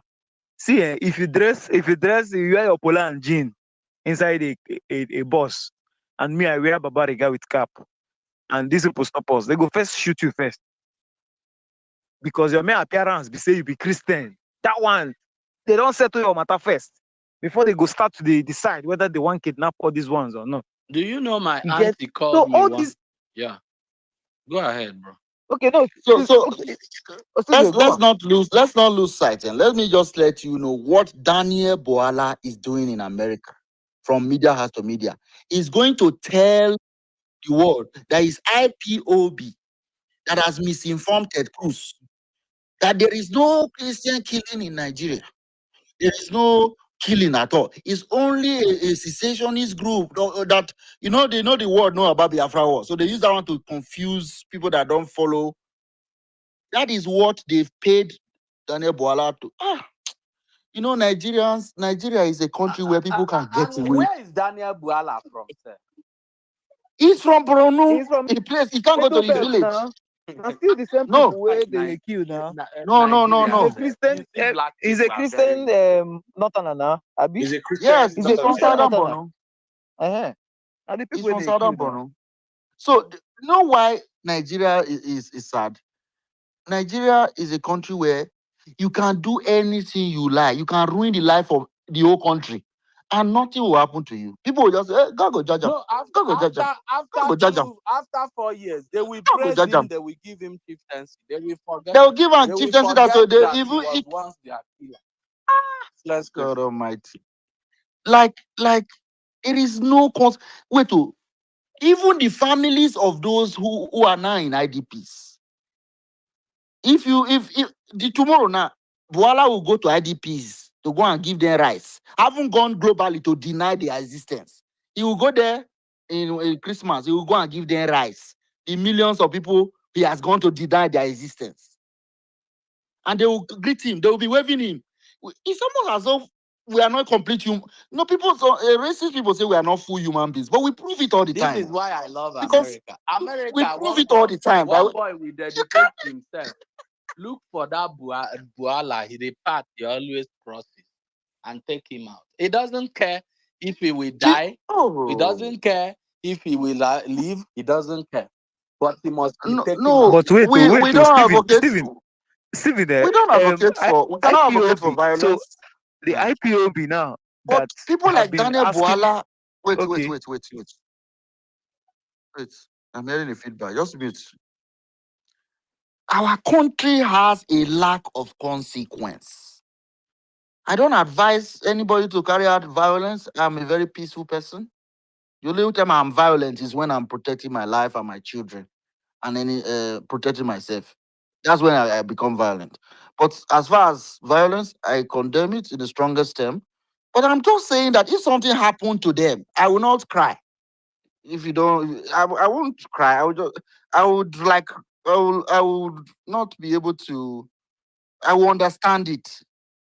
Just that I cannot encourage it. I cannot advise.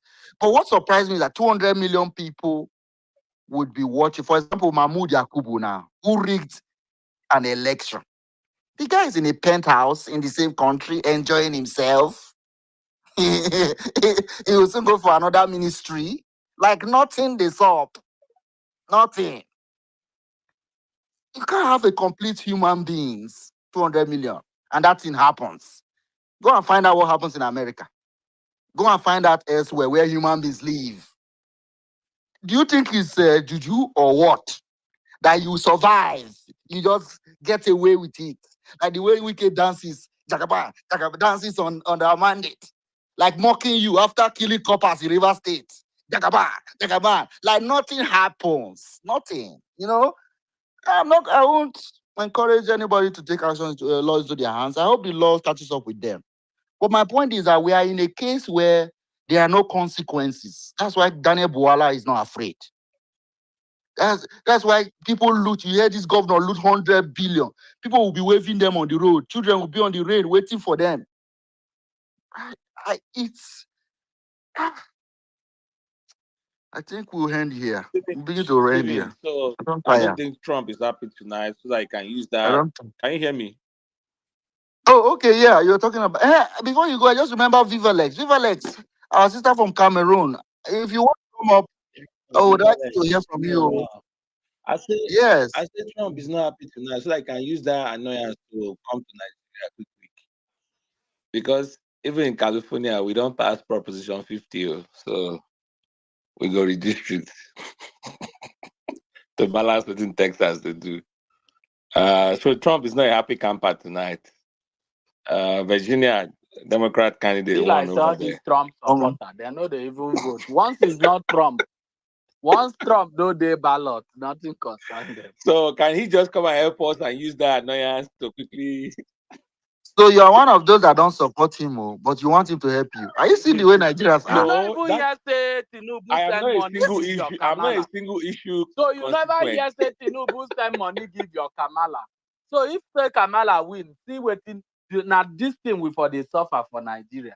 People where they your Tinubu was sponsoring her. Well, it's Thank funny. God helped us. Well, but no permanent enemies, only permanent interests, right? Or friends. So All right, let me thank everyone that have joined. I think it's time to. It's morning now. They are waking up. All the folks in Nigeria are waking up. 6 a.m. in Nigeria, I All think. the So good propagandists morning. are waking up. The Islamic terrorists that are But coordinated no, night but we have successfully we've done quite a bit. We have successfully kept Nigerian Fulani headsmen agents awake all night listening to us and recording our voices.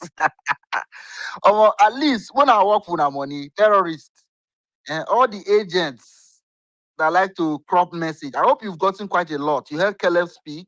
You heard me. You heard the Sizwe speak. Go and make your propaganda through these recordings. Go and expand the word that we have caught you in your trap. That you are the terror, the genocide against Nigerian Christians is government backed. Government is not just aloof. There's nothing like for this pastor that went viral. He said they called the army and said we are hearing attack is coming. Guess what the army did? They dismissed him and said it's rumor. Few hours later, attack. Have you seen that before? Let's assume you are in New York and you get threats that on 6 p.m. somebody will come and attack you. You now call 911 and report. And the police on the other phone will tell you you are a liar. Then later, attack happens and you lose the family member. You know what you will sue your city for that? in Nigeria, it's happening. Victims will call the army. They will not come, but they will tell the terrorists to go because they are working with the we are in a mess. In a mess. Did you guys hear the recent interview that my brother in DC, the lawyer from DC, Emmanuel Ogebe did on outside sources on channels? He said during Chibok girls, special Tudo, this one is for you. Special Navy SEALs came to help rescue the girls with the Nigerian army. And they said they were going to gas they have the videos of the camp. So they had the girls with them. So in order to not to avoid killing the girls, they said they were going to drop gas that will make everybody pass out. So they can take the girls away and arrest the Boko Haram. They landed in Nigeria with a Black Hawk and everything. By the time they got to the camp, the Boko Haram folks that had the Chibok girls were wearing gas mask.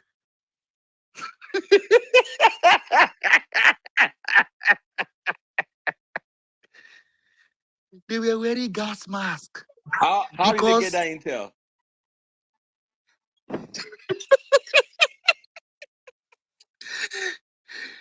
He said that was the last time the US Army ever work with. They now realize that the people in uniform meeting with them are the terrorists they are going to.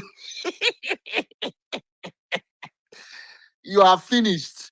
If you want to take advice, listen to this way. Run, no. Oyibo go tire like this Oyibo where we dey see here. The thing go stop. You don't know where you are. No, let me not laugh, but think about what I just told you. Think about what I just told you. They were shocked. We've been a disgraced nation for long. Don't they wait?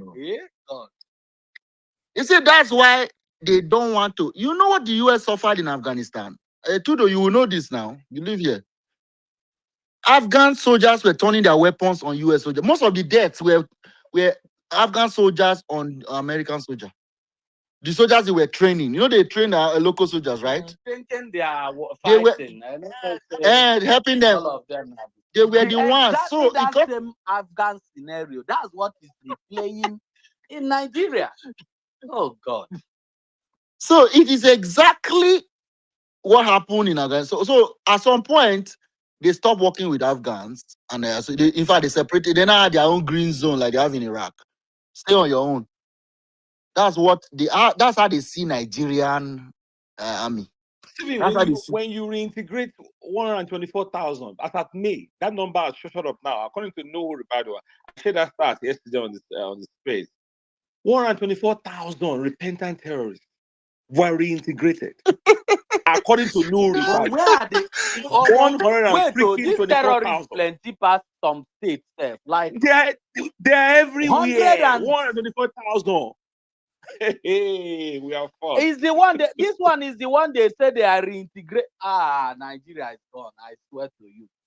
There's a picture that I saw that I saved. Maybe I'll send it to Caesar. But what he really says is this. Start killing them now. Do you know it will take you more than 8 years to completely consistent 8 years to wipe? Wait now, wait. This way, the guy said that Trump said he's coming to kill terrorists. Why are you angry? Are you a terrorist? That's what that tweet said. Trump did not say he was coming to kill good people. It's like somebody said, "I am coming to kill pedophiles in this thing." Then people now have placard. Like, because according to Shegumi, they have integrated into society. They are good people. They are good people. We need to settle them. Do you know? Did I not say it last time? That did you notice that Shegumi, these people saying I'm not a terrorist, I'm a northerner. Do you know they always overlook Shegumi video? They don't even comment.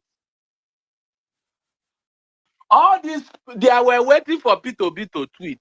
They were waiting, but Shegumi, all these things he's been saying, then he has never raised uproar. It is on that they don't even attack or talk anything All these people are terrorists, man. Trash all these people. There is something that Tudo said, and let me just touch on that. Tudo, you mentioned that there are some people that believe that they are more Nigerian than others, and that see others as.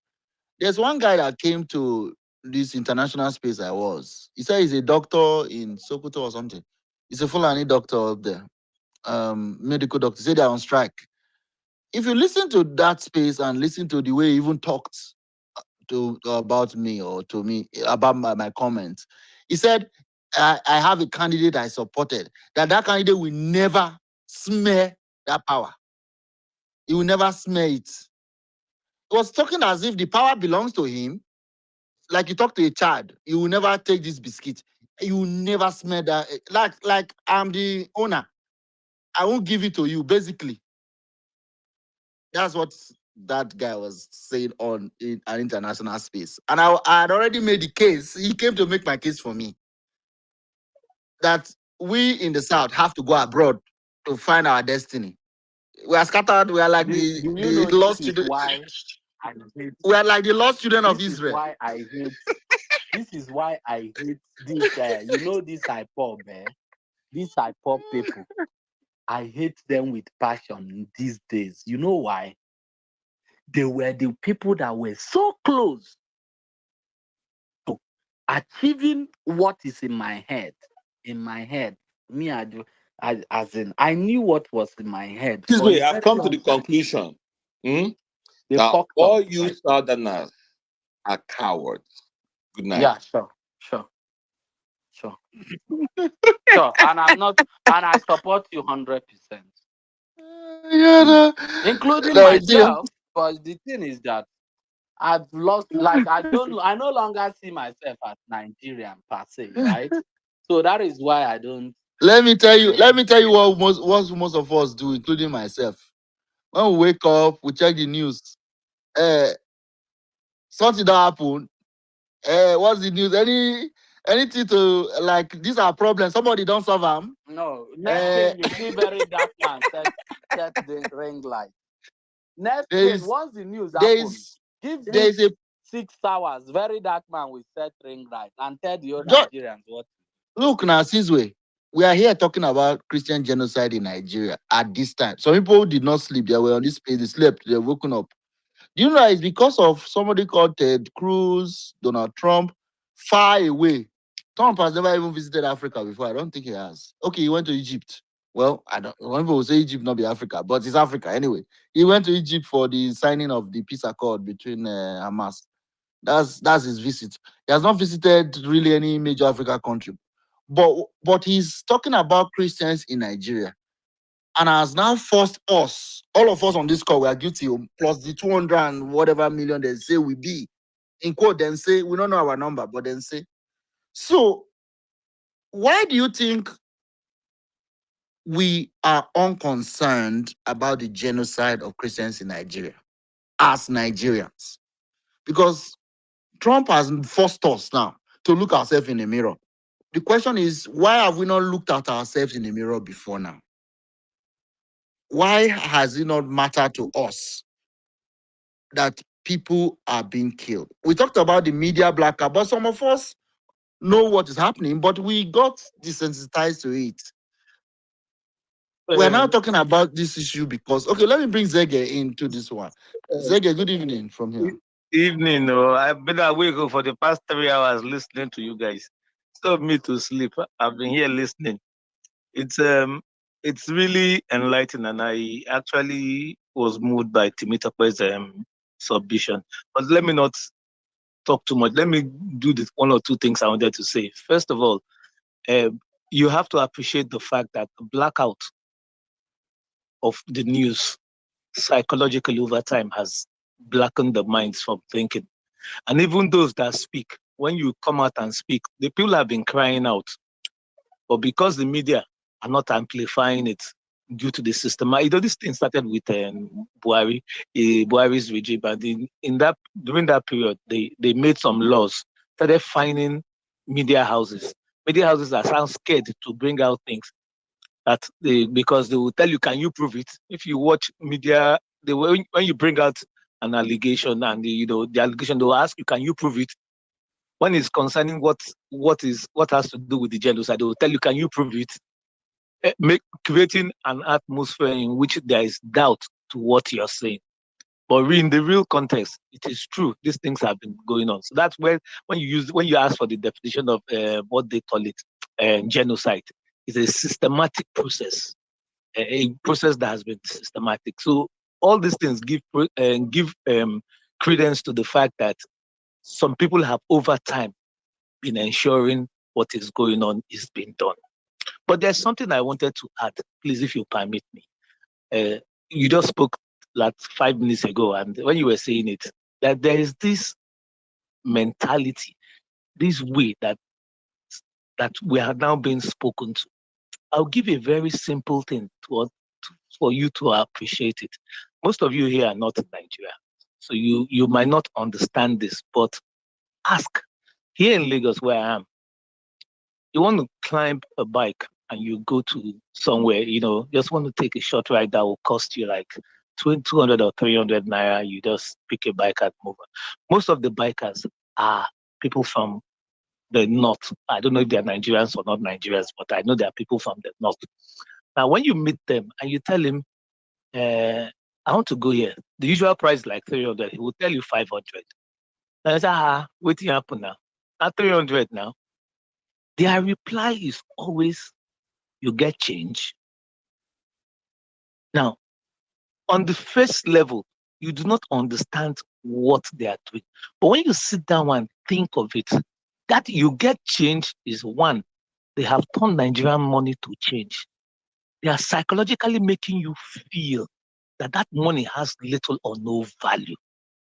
And the person that has told you this is the lowest of the society. He does not have a home. He sleeps on his bike.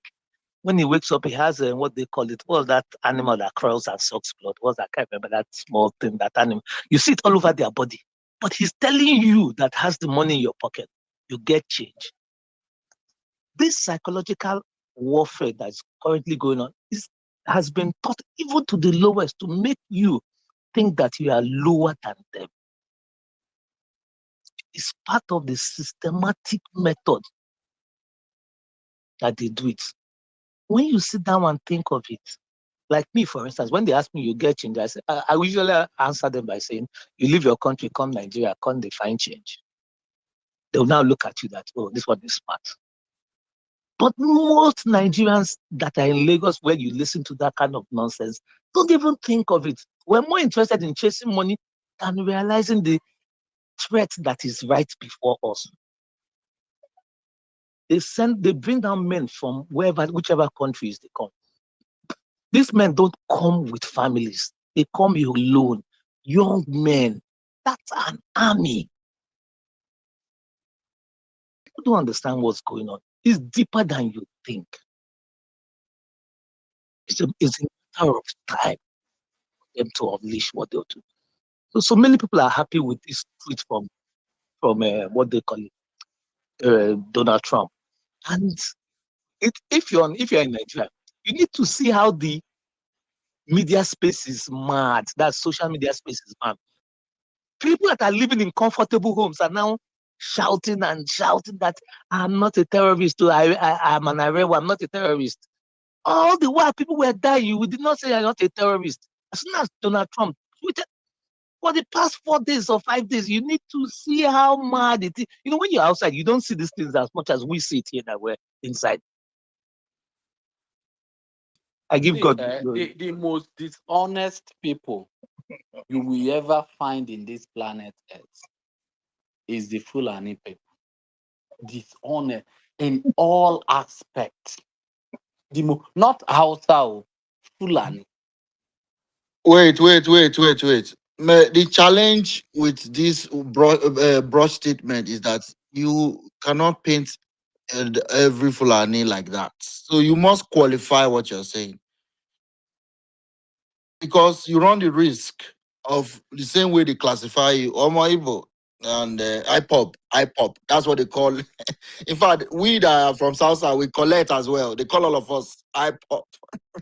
Somebody was even arguing that I am I'm a follower of Nnamdi Kanu. I'm from his region. I'm like, okay, that's what happens when they were attacking people in Lagos during election. They were attacking one Akwa Ibom lady, and she was like, "I'm from Akwa Ibom." They say, "Hey, I'm Igbo, you be Igbo too." You collect. Whether you look too fresh, you look Igbo. That was the sad story we were hearing from that election period. Oga Elvis was on that space now. So we are I don't want you to qualify. Let's find a way to pretend that we can still get this, this thing to work. Since we have to try now. Steve, you need to appreciate. You know, my problem is I don't like to paint word. I am not in the business of now where still they Yeah, want but since to see how you can, but you since know. 2 minutes ago, you were saying you hate iPod, and 1 minute after, you're then profiling the whole of Fulani using the same system iPod More used, like I see, using the same see what we are talking about Fulani now. hate, which Yeah, Nnamdi Kalu if used. IPOB is correctly No, wait, because misinformation, disinformation, no, fake news. it's all these things that you guys Wait are doing now, that got wait, us to no, where it's we are no. today. You know, If there is no IPOB is need to be. currently slaughtering people, I beg hate on me. If I'm not, But no, if that I'm is not, nine. wait now. Wait, If I'm nine. not No, I was talking echoing, now. I if was I'm not talking. coming Wait. against, I am if talking. IPOB is going Wait. around slaughtering people and you are not You, hearing my loud voice condemning them and fighting them, please hate on me too. this is not what we are talking. We are talking it's all about this. when you call and generalize the whole Fulani nation. Let me generalize. How many of them is condemning So the that we things don't that? mix issues. How many of You're them is mixing condemning issues Sheikh now. Gumi? Are you not seeing Sheikh Gumi every? How many of their tweets are you seeing? Let's talk. I say if IPOB is coming to your ancestral land, slaughtering people, killing people, and me as an Igbo man, I'm not speaking out, and you are not seeing me aggressively going for them. Please call me my name. Generalize it on us. Sizwe has a point, and that's the truth. Generalize it on us now. Hold on, Sizwe. Make me the villain. Let me go. In fact, treat me like a stupid person. Because I owe it to myself to go after these people. What are you saying? Point, and that These Fulani people are terrible. Please don't come and say all this. President Buhari once said that he has not seen any Igbo elder condemn the acts of IPOB. He openly said that when he was a sitting president. If we reverse it today, how many leaders of the Fulani extract are coming out to condemn openly what Anyway, let me tell you what I've heard on I think spaces. Elvis wanna say something, so just allow. I will come to Elvis. Let me I quickly say. don't verse like this. Let me wait, but it's very important that we don't generalize. I know How there's many that of the temptation to do it. Fulanis on this app is calling out Sheikh Don't Gumi judge now? based on this app now. How many? I'm sure there are some that are calling him out, but not Stephen, on your this is space. why we are here. We are today. All this let us know. Let Generalization always. Every time you generalize, you're making a mistake. Trust me. What if You are. it's the majority? What if it's the majority that will be like that? You can say, in fact, you qualify it. If it's majority, you can qualify it. It's a majority of these people. 80%, is it not all of them? No, there's still a 20% No, that you cannot just paint the same. It's all of them. No, if it's 80%, it's all of them. That is no, that would not be fair. That would not be fair to the. Anyway, let me go to the Oslo councilman. He will have. Wait. Oga Elvis is a gentleman. He wanted to just wait his turn. Oh, yeah, Oga Elvis, please, let's not interject him. I like some wisdom on how not to generalize. I don't think we should. Oga Elvis, go ahead now. We are trying to round up here. Yeah, my brother. Thank you. It's been a long space. I was listening to you guys yesterday in my bed, and very good submission. Especially the sister too. Sometimes it's nice to have witnesses too. But let me just say it like this: when she was speaking, I started thinking of all the families in my village in Ukubenkwe in Imo State that relocated back from the north. These were families that were doing well, both in Sabongari, in Brunu. Some of them were lecturers, some of them were civil servants, federal civil servants, who were victims of the jihadist Islamic fundamentalist programs and that has taken over the north for the almost 5 decades now. Let's be sincere, you know. So the issue that Nigerian successive governments have always appeased Arwa, you know, has shown that it is a failed policy. Appeasement does not work. I think it is right now that we all start mentioning, going back. It's not that there has not been efforts to tackle it, but we've not have decisive leaders who have tried to do something about it. Actually, you might say anything you want about Abacha. Abacha was able to do something about the excesses of these fundamentalist Christians. So remember that Abacha was the only one who actually removed a Sultan of Sokoto. So it could be done. You can regulate and you can fight back against the fanatic Muslims. You can do it in Nigeria, but we need to be decisive about it. Tinubu has taken from fan to fire. Look what he has done. It was in such a country that is so complex and pluralistic like we are. He chose a Muslim ticket for our Korokoro eye. And Christians were being killed, slaughtered everywhere. Baba Lawal, Christian leaders from the north were begging him. He did it, pushed it down our throat. What happened after that? The killing in the Middle Belt stopped. People are being displaced from their ancestral homes. There is an ideology. There is an ideology behind this issue. Right from when Usman Danfodio and the Fulanis conquered the Hausa states and then spreaded his empire to what is northern Nigeria, there has been a systematic ideology to push down that kind of radical Islam that is intolerant, that does not see others who does not follow their line as fellow Nigerians. So it also will require a political solution. And the political solution is that it is now right time. We have to make it as one of the topics going to 2027. It has to become that Nigeria state has to come to a round table to renegotiate the basis for the existence of the country. Because this is what has given back. Elvis, sorry. I have to interject you to remind you. Yeah. I have to interject you to remind you that Nigeria, there was no table to sit down to negotiate the current Nigeria. We people always forget this. We are under occupation. And the powers that are occupying us are backing the genocide against Christians. That's the reality that we face. This is not, and the only way it is not random. So when you say, well, let us sit down, what army, what militia do you control? We don't have this. We can't even vote for our leaders. That is what's really. So when somebody, Sisi was talking, I forgot who mentioned it. It's not by chance that we can't do an election, which is the first thing. So how do you sit down and renegotiate? Were you there when Loluga did his thing? Or when the coups after coups, how we arrived here? Did we elect Tinubu? Or is he not the one in Aso Rock? Did we vote for him to be there? Yet we accept it. We call him our president, even though we know we didn't vote for him. We are a joke of the country. That's what we really are. We pretend to be a country. We pretend to be democracy. It's all pretend. We hide. There's no genocide. People are not being killed. The reality is what it is. Who will sit down on a table to negotiate? With whom? Jonathan did this national conference. Have you forgotten?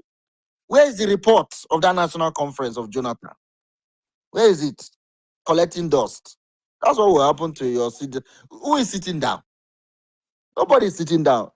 Until these jihadists dip their Quran in the Atlantic Ocean, then maybe they will be okay to stop killing. We need the United States intervention because our military is aiding the terrorists. That's what's really happening. They are not willing. There are sympathetic elements in the military that is allowing this to happen. We have somebody was mentioning that these people are not capable of You cannot. You are. What's his name? Is it Bukale of El Salvador? What is that name of that country? He said every country's military and security is 100 times stronger than any ragtag army or whatever. I've forgotten what you call it. If Nigerian military really wanted to, if they first of all, if Nigerian military see Boko Haram as an enemy that is existential to our survival, 48 hours they'll be all dead. The reason we are here talking about Boko Haram, look at the report that just came now. Our brother Mberi Nemeka just posted he said, from my staff in our agro park in Taraba. His staff is reporting, and he says, and I read, "Sir, with heavy heart, I want to inform you that Fulani militia have invaded my community in Takum local government and burned down the entire community, including my house, and have killed 5 of my brothers. So, sir, your prayer is highly needed, especially in this critical situation." The staff of Obiora is the one doing agricultural. Nnemeka, I don't know if you guys know him. I know him. I know him. He's the one that shared it, and this was 8 hours ago. So, as we were speaking about the attack in Benue, there was an attack also Takum local government. Let me make sure, because You know, Steve, I one don't second. doubt any of these things you're saying. Oh, I'm trying to. Who knows where But the thing Okay, is yes, that the thing is it's Taraba. It's Taraba. Taraba's the Takum local government in Taraba, Fulani militia went to kill people today. So there's a different attack. Are you guys noticing what is happening? So we reported on this space about the attack in Benue. Steve, do you realize that with this kind of information you just reeled out there, when you take it to the news outlets, do you know what they will tell you? Can you prove it? They won't send reporters to go to Takum They to won't find send out. anybody there. The next question they'll ask you is, can you prove Yeah, it? but if I can just land, like if I can land, my brother, I know I am not disputing anything any of you are saying, but still, you have to also solve the issue. You can solve it through military ways, or you can solve it through democratic ways. These are the two options we have, and we have shown even with even if how the election was stolen, Nigerian youths and the Nigerian people have shown that they are able to mobilize, come together, and shake the political foundation and actually do it. If you lose, he who fights and run away will live to fight another day. And that is what we did in 2023. As a politician, I will always look for a political solution that is peaceful, democratic, inclusive, and very, very direct. This is what I'm saying. The whole thing, the whole politics going towards 27 now should be a renegotiation of the basis of the Nigerian state, a restructure of how we have it, either through federalism or what is it we want. We have to sit down with Arwa and say, what kind of country do we want? Do they want their own kind of Sharia fundamentalism? Are we going to a referendum to see how, are we going to go for confederacy? Or are we actually going to go, wait, my brother, make a judgment. Or are we going to go for actually a dissolve of the marriage? This is the question. This is what people do in a nation to bring solution. If you want America to come and intervene, my brother, I can start pointing to you where they have intervened and never worked. Remember Afghanistan, 21 years. They never were never. So military interventions, while a targeted military thing against terrorists can be welcome, but a military intervention will not solve Nigerian problem. What will solve our problem is for the Nigerian people to come together and tell themselves the fucking truth that look, the way it is going now is not working. Yeah, thank you very much. Also, Kasoma, you can't course again. Anyway, please let me just say the reason for my skepticism. I said and I repeat, if the Nigerian government and the Nigerian military, including the Air Force, Navy, and all the nomenclature, if they saw Boko Haram as an existential threat, that they needed to confront. Otherwise, our survival is They not will guaranteed. never see them so far as Shetima and Tinubu is in Answer Rock. They will never. You are making my point for me. So if they saw the terrorism like you, the way you and I see, because I believe that this terrorism will destroy this country unless we stop it. Nigeria will not survive. There's no country that can survive with an ever. I just told you today on this space, we had an attack in Benue, people slaughtered. I just read out another attack in Taraba today on this space. No And country nobody can survive that. protested. Nigerians are not protesting. No country can survive that. So we can joke all we want. Our country is literally before our eyes imploding. They don't understand. Some people are saying some fools think this is about Tinubu 2027. Who told you 2027 is your problem? You don't know where you are yet. Anyway, I am trying to say also that your suggestion of we need to come together. The terrorists can control the country. Do not see you as a I don't know, Tudo has dropped. They don't believe that they need to negotiate with you. They don't believe that they have to. There was this guy, this my brother barrister, Sorry, Stephen. Did you see what Great happened? Oracle. Did you see what Great Oracle happened? said they were talking about state creation during the Jonathan Sherrod of a national conference. And they raised the issue of state creation to balance the states in the north and all that. The 19 northern state representative walked out of the conference. That time during Jonathan. They said they all walked out. They had to go and beg them. That was the we our problem is too much, but the biggest one is this genocide. So I just want to talk about the rally that is coming up on December 1st in Washington, D.C. We want to create awareness. And if there's any change, I will also let And everybody know. also But ask the US government to sanction the leaders. you were saying that before you left, but I was trying to tell you that there's Ted Cruz is already moving ahead to sanction the sponsors, not just the leader. Sponsors of this they have the list. It will not be political leaders that doesn't have link with this. They know those who they want to target on that front. And please, everybody on this tweet, please retweet that poster for the rally so that the government, the Nigerian government knows about it. So that's another way of putting pressure on them.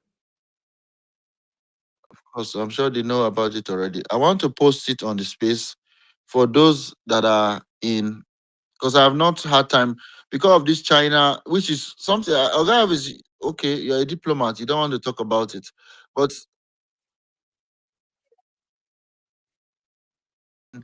Tinubu that against the US, because that's what the topic says. I don't know whether you have said something about it. I didn't hear.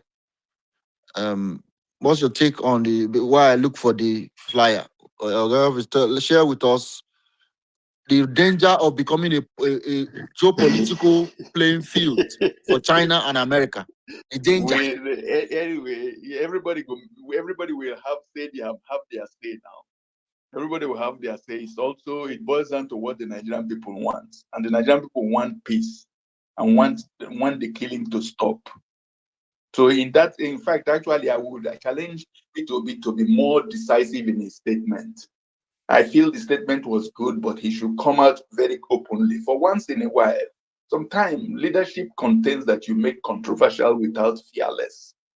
So we should ask that the government should either stop the killing or step down. Finish with it. The other thing other international people are saying is about their own interest. We should actually see who is it that supports our interest. And right now, it is Trump that have said things that support our interest. That's my own statement there. All right. Thank you very much. Guys, if you are just joining the space, we're about to end. But I'm creating awareness regarding the solidarity rally holding in the US. I'm trying to scroll down my timeline. I didn't realize I've not my tweets are so many because of this issue. So I'm trying to go down to where I shared that flyer. in order to post it on the space so that those of you that have not heard about it can help us create awareness to basically come And together. if the 300 people on this page can retweet it, that's another way of supporting the movement to stop the Christian genocide. It's very important. Yes, Really. we have to do the bit we can. We cannot all be silent. We have to find ways to create that awareness. Let me so basically December 1st, 2025, we intend to go to DC to create You know what we awareness. can do also, Steve? We can make another space for that rally. And where it is where the headmark will be the rally, 1st of December rally, which is a space, so that we use it to mobilize. So that the rally, for those who cannot be on the ground in the US, can also be rallying online. So that we hold the momentum going. Oh, okay. I see what you mean. Yeah. I found one of the flyer now. Let me share it on the space here. Okay, guys. So the flyer is on the space. I just went to my tweets. I replied under Nicki Minaj's tweet. So that's the only tweet on the space. The flyer is there. Pick it up from there if you're on the call. If you're in the United States or you have friends and family around, particularly in the Washington area, which is Maryland, DC, and Virginia, share the flyer with them. Ask them to make our time. I know it's going to be just after Thanksgiving holiday in the US. We want to show up and make our case that Trump is on the money. He's not, there's no lies there. There's actual Christian genocide happening. We want to thank him for what he's doing and ask him to take further steps to make sure that the 11 million estimated IDPs are relocated back home, and their communities that have been, their names have been changed, they should rechange the name to the original names. The churches that were burnt, the government should rebuild the churches. The farmlands that were destroyed, they should give them funding to replant their crops. Restore the IDPs. That's one of the things we are going to be asking for. Because prior to now, And the international community should come in with money like the way they rebuilt Gaza and Ukraine to help us to do this issue. Really. yeah, I hear you. Definitely. I'm sure there are many asks you can put, but you don't want to pile it. Our problem is that when Daniel Boala and Reno Omokri, the mocker, lies that say there's no Christian genocide, there's no killing, they don't remind the world that, it was Caleb that reminded us that Nigerians are in Cameroon, Niger, Chad, Benin Republic. Nigerians are there because there's genocide at home. And he did mention that Niger their majority Muslims are over 300,000 of them. Majority are Muslims in Niger in particular, because they feel safer there. Because Muslims are indeed also victims of this. That is why it's sad when you see people, instead of supporting this effort to end the Christian genocide, they are denying it, saying that it's not only you. It's like a child crying that somebody smacked his face, and you said you are not the only one that was slapped. Keep quiet. It's not only you. What does it matter if Christians are crying for genocide? If you think as a Muslim there's genocide against you, why not cry as well? Why not complain as well? Why not bring attention that you radical Islamic jihadists are killing you that don't agree with them? That would be, why not join the fight to stop the genocide? Should anybody even die? So that's some of the difficulty we face. Anyway, the flyer is on. It's Save Nigerian Group USA, a non-profit that is organizing the rally. If you would like to support it, particularly if you live in the US, reach out, because this is not government funded. It's individuals that are doing this. The organizations is a 501c. That means it's non-profit, basically to help create awareness. So if you are in the US, you would like to participate, if you like to support this effort, go to the website www.savenigeriagroupusa.org. You can get that information on the flyer. That's how you can support, go to the website and support the rally. If you cannot come to DC or you are not there, you can support. There are many ways to make sure we can get this done. And beyond just the rally, we intend to put continuous pressure until the IDPs are resettled, until there is no part of this country called Nigeria where there is a terror group or Fulani militia. This terror group called Fulani militia, we want to make sure the world knows that they are the main terror group in Nigeria. That there are normal, peaceful, educated Fulanis like the NSA, like the one is UN. Those are educated, peaceful Fulanis. We have Fulanis everywhere. The militia that are terrorizing Nigeria is a problem. Some people say they are not indigenous to Nigeria. No, today they went to Taraba. I just read out the reports. The number of people they killed, they burnt people's. So they are rampaging our country, and not just our country, even other countries, our neighboring countries. So we need the congressman, Ted Cruz, to put their name back. We know they spent a lot of money lobbying to get their name out. No, we want their name back on that list. So that sanctions will go to the right places. Because if you stop Boko Haram, the main problem we have is not necessarily Boko Haram. Boko Haram is a front. Our problem is the radical jihadist Fulani militia. They are not the normal Fulanis you know that most of us know Fulanis. They are not. Buhari himself was a Fulani. Atiku, I think, is a Fulani. We know Fulanis control a lot of power in this country. They run a lot of things. So you are not, and you see a lot of well-educated Fulanis are out there. But these ones that are the Is militia. Dangote not a Fulani? Dangote is a Fulani. Oh, I didn't even know that. So you can imagine. So we are talking about a very, very, it's a serious matter. The problem we have is this, for example, Dangote, what is his position? Has he condemned the Fulani militia? Has he spoken on the genocide against Christians? No, it's just to say expand refinery and save fuel. And please, why should the herdsmen, the Fulani herdsmen terrorist groups, not be designated as a terrorist organization? Why? Can anybody answer that question for me? It's Why? their lobbies. Their lobbyists. They wanted to when the U.S. government branded Boko Haram as a terror group, Fulani militia. That's what it's called. It's not Fulani herdsmen. Nigeria changed it to Fulani herdsmen. Fulani herdsmen are people that have cattle. They carry a stick and knock their cattle. They are not violent. That's not the problem. It is the militias that are carrying RPGs and advanced weaponry. Those ones that don't hear go or come. They kill, even if it's women, children, animals. That's what they have unleashed on our country. That is the one that is our problem. Okay, Stephen. And again, do you also notice that in all these things happening, Nigerians, even in diaspora, are not posting anything. There is no post of anything on the walls.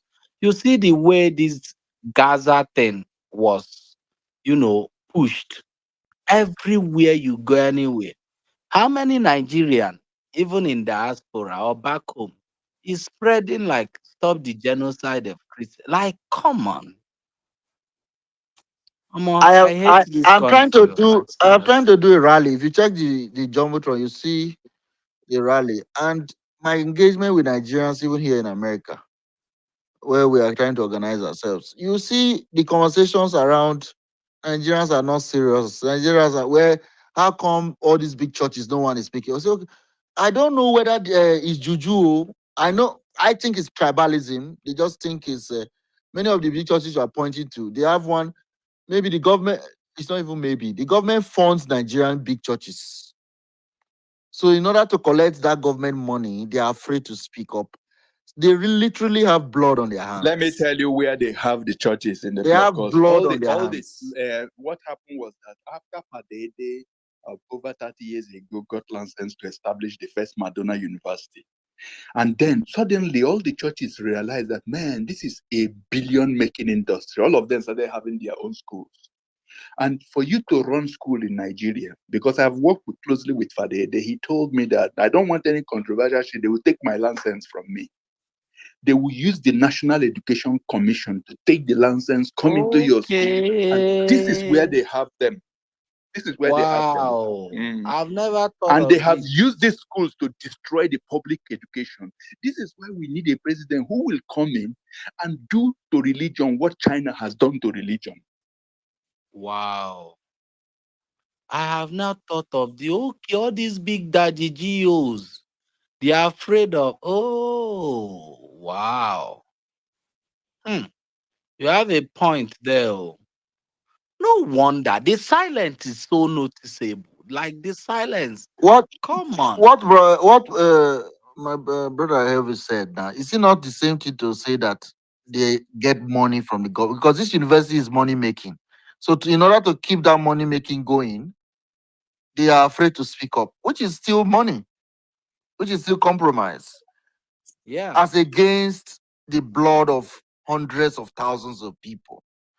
At what point have you lost your soul to ignore the hundreds of thousands of people being killed? At what point? Maybe I'm talking though, because sometimes when you go back to the old tweets of people like Steve, man, stay strong. Maybe you should go and get some rest. I'm leaving you guys, man. Thank you for what you do. God will yeah, we're bless about you. to end. We're just trying to Yes. end the conversation. But thank you, Oga Elvis. Well done. So I'm just saying that if you go to Festus Kayamo's tweet about the genocide thing, somebody posted it on that when he was attacking Trump and insulting Trump, trying to write. I said, I hope you know they find visa for US. Somebody posted his tweet 6 years ago about him crying about this genocide. And he said a lot has changed, that was then. That was what he replied. Because of politics, our brother's voice changed.